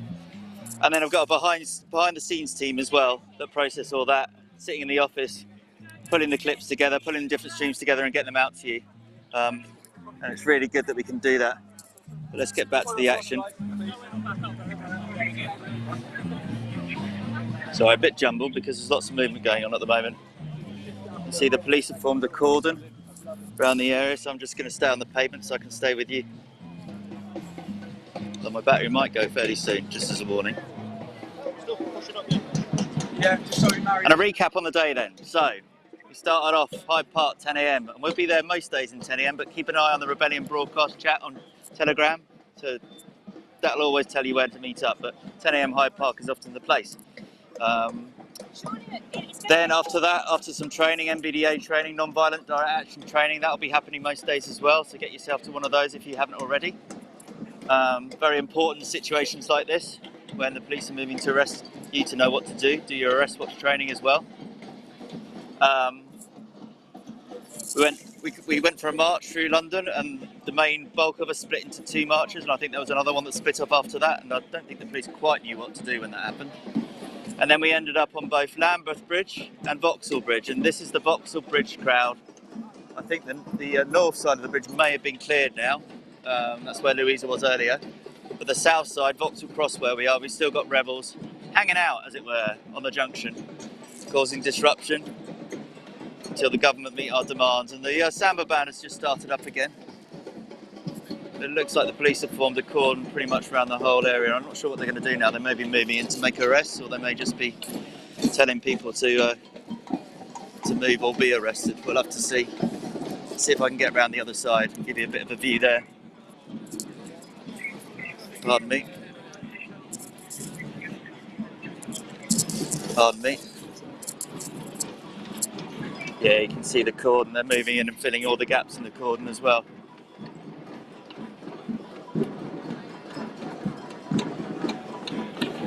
So just an alert, if you're inside the cordon, thoughts are with you.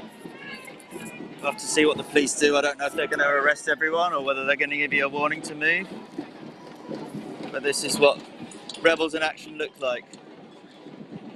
Commitment to our demands, to tell the truth, to act now, to form citizens' assemblies. That's the best way forward, and end all new investments in fossil fuels right now. Because we can't afford them.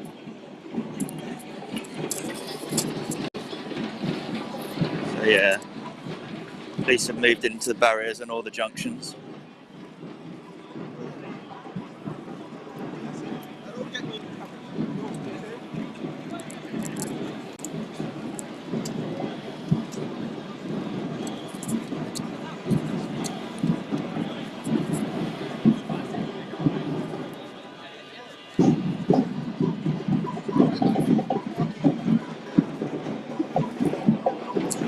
As I said earlier, we're here all week until Sunday the 17th. So please get down if you can. And if you can't, please like, comment, share this live stream and any others that you come across. Get the word out to your friends, your family, your colleagues of what we're doing and why we're doing it. We're not doing it because we like being disruptive. We're doing it because we don't want the world to be disrupted any more than it's... Well, there are certain changes that have been locked in now. But there's still chance, hopefully, to mitigate some of the effects of the climate crisis. That 1.5 degrees above pre-industrial levels that we've been setting our sights on is going to be broken because the government isn't taking swift enough action. And above that, things start to get really catastrophic with harvest failures, etc.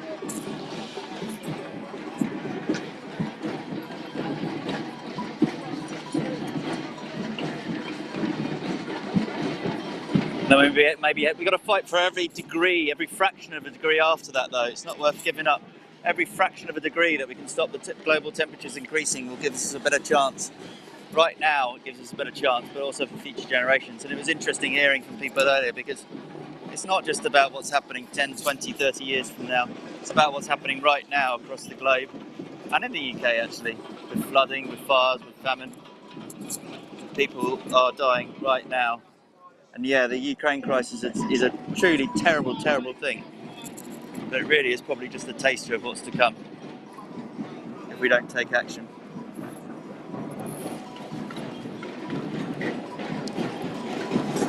Fairly big cordon of police persons, which I'm going to go the other side of, I think.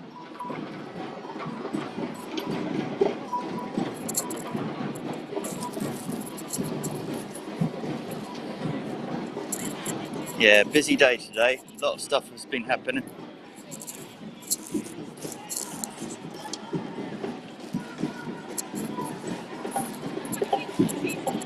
And I think tomorrow 10 AM Hyde Park the same. Get there if you can. Don't be a bystander. Don't leave yourself to think in 10 years time, I wish I'd done something. Please, please, please act if you can. And if you can't get out on the streets, you can support us from home with Digital Rebellion. And word of mouth conversations. I mean, I can talk to all you like, but actually talking to your friends and family yourself, alerting to them to what's going on will make more of a difference. So have those difficult conversations. And personal change can only take us so far. So great if you can be doing recycling, if you can be driving less, if you can be flying less, if you can be moving to a plant-based diet. That's brilliant. That all helps. But we actually need system change, and therefore we need government and big corporations to act on that. And you can see probably in the distance now there's a large column of police moving in. They're probably moving into the Samba van, I imagine. Yeah, they're straight into the Samba. It looks like they're going to kettle the Samba. I'm going to try and move over and get a little bit of a view. Thanks for your words earlier, it's very nice.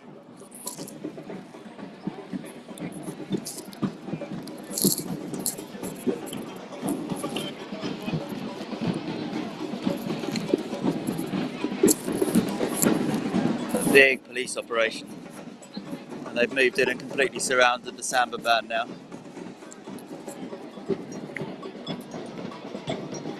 I'm alright here, I'm not disturbing you if I stand here. Thank you. Yeah, so the Samba band are in the middle there and they've just been surrounded by the police who are probably going to move in and either ask them to stop or arrest them.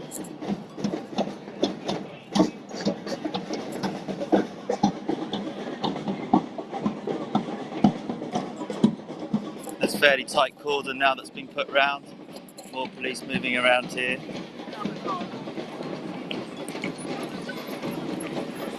A lot of police officers around in their very bright high-vis, looking very, very serious.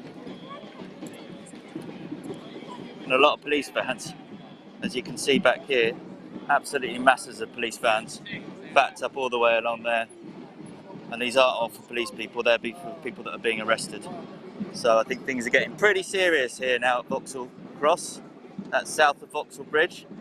They're putting multiple cordons round all the protesters, and I'll tell you what I'll do, while my battery's still going, I'll get a view from up top.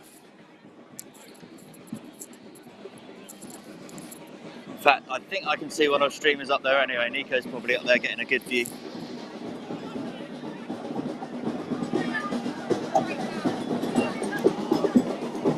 Yeah. Yeah, you can see from my companion's comrade's camera just how the police have completely put a cordon around the whole area. In fact, a double cordon in some places. And now they've moved into where the Samba are playing, where people are sitting on the ground and they're starting to make arrests by the looks of it. Or at least give out warnings. Yeah, they've arrested one of the bass drummers there who's just gone floppy. They've just gone floppy, they've dropped down to the ground, as per your NVDA training. That's a great view, Nico, from up there, thank you. So you've got non-violent protesters being arrested by the police for caring about the climate, for caring about their own future. There's a lot of young people there. I think the person being arrested now is a very young person, by the looks of it, one of our drummers. He's being carried off by 4 policemen now. No doubt been spending a night in the cells. But we've got legal observers there. We'll have police station support for these people. And that's one of the things behind the scenes. You've got I'm getting tongue twisted. You've got a whole host of support people. So these people may have, these brave rebels who are being arrested now will go to the cells. If they're not de-arrested straight away, they'll go to the cells, be processed, and may have to spend the night there. And often the police seem to like releasing them early in the morning, maybe 3 o'clock in the morning. They can hold them up for 24 hours, I think. But we always have police support people, or arrestee support people, I should say, not police support people. We'll make sure the rebels are all right when they come out. Very important if you don't know, do your arrestee watch, arrestee support MVDA training, so you know how to react if you are in an arrestable position. No comment, of course. Under what power are you arresting me? Get down and do the training if you haven't done it. I'll just walk around, see if I can see. So the end fossil fuel now banner is still standing, but in the middle I think they're being cleared. I can see another person being carted off there. In fact, I think that's one of our live stream team. So yeah, in the live stream team, but one of our live stream team may just have been arrested. I don't think he was on duty as a live streamer at the time, but all power to him for doing that. Let's just see if I can get a view.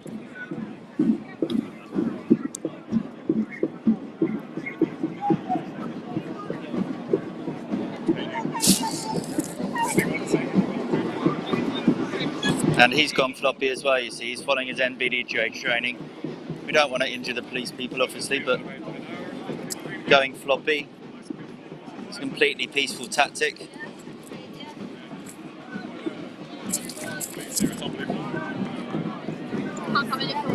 No, I'll stay outside. Yeah, I'll stay outside, thank you. See, he's being dragged there.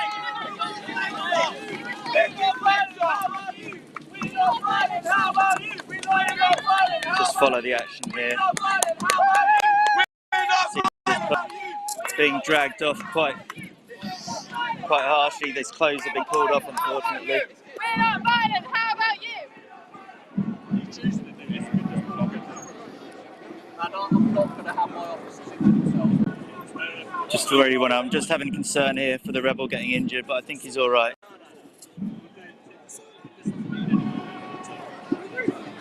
But maybe they should get more police people to actually carry him if he's not going to move of his own accord.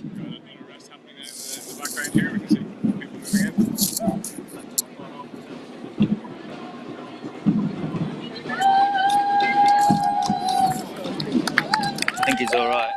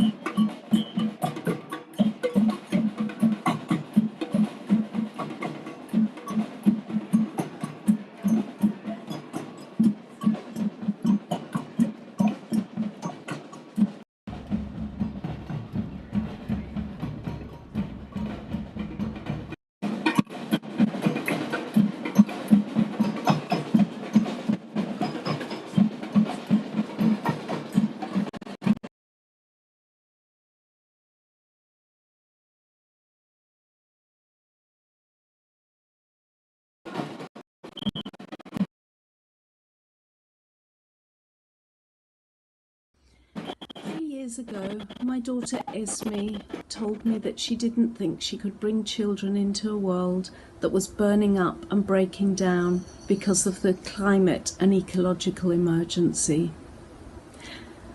And in that moment, something really shifted for me. I'd always loved nature and done my best to minimise my impact on the planet, but now I realised with a clarity that I'd never had before that I needed to step up. And so I joined Extinction Rebellion and took to the streets, and I've been doing it ever since. It's not always easy, and people have dismissed and ridiculed me. But standing alongside thousands of others and taking action is the only thing that brings me hope. As those in power continue to avoid taking the drastic steps that are needed right now to stop millions of people having untold suffering, I won't be a bystander. Who knows if I'll ever be a grandmother, but I want to look the children of the future in the eye and know that I did my utmost to leave them a life that's full of beauty and not fear of what's to come. David Attenborough has said, "The final chapter's ours to write. We know what we need to do. What happens next is up to us." Please join me on Saturday, April the 9th, in Hyde Park at 10 a.m. The time to act really is now. We have a government long on rhetoric and noise and words and targets, short on action.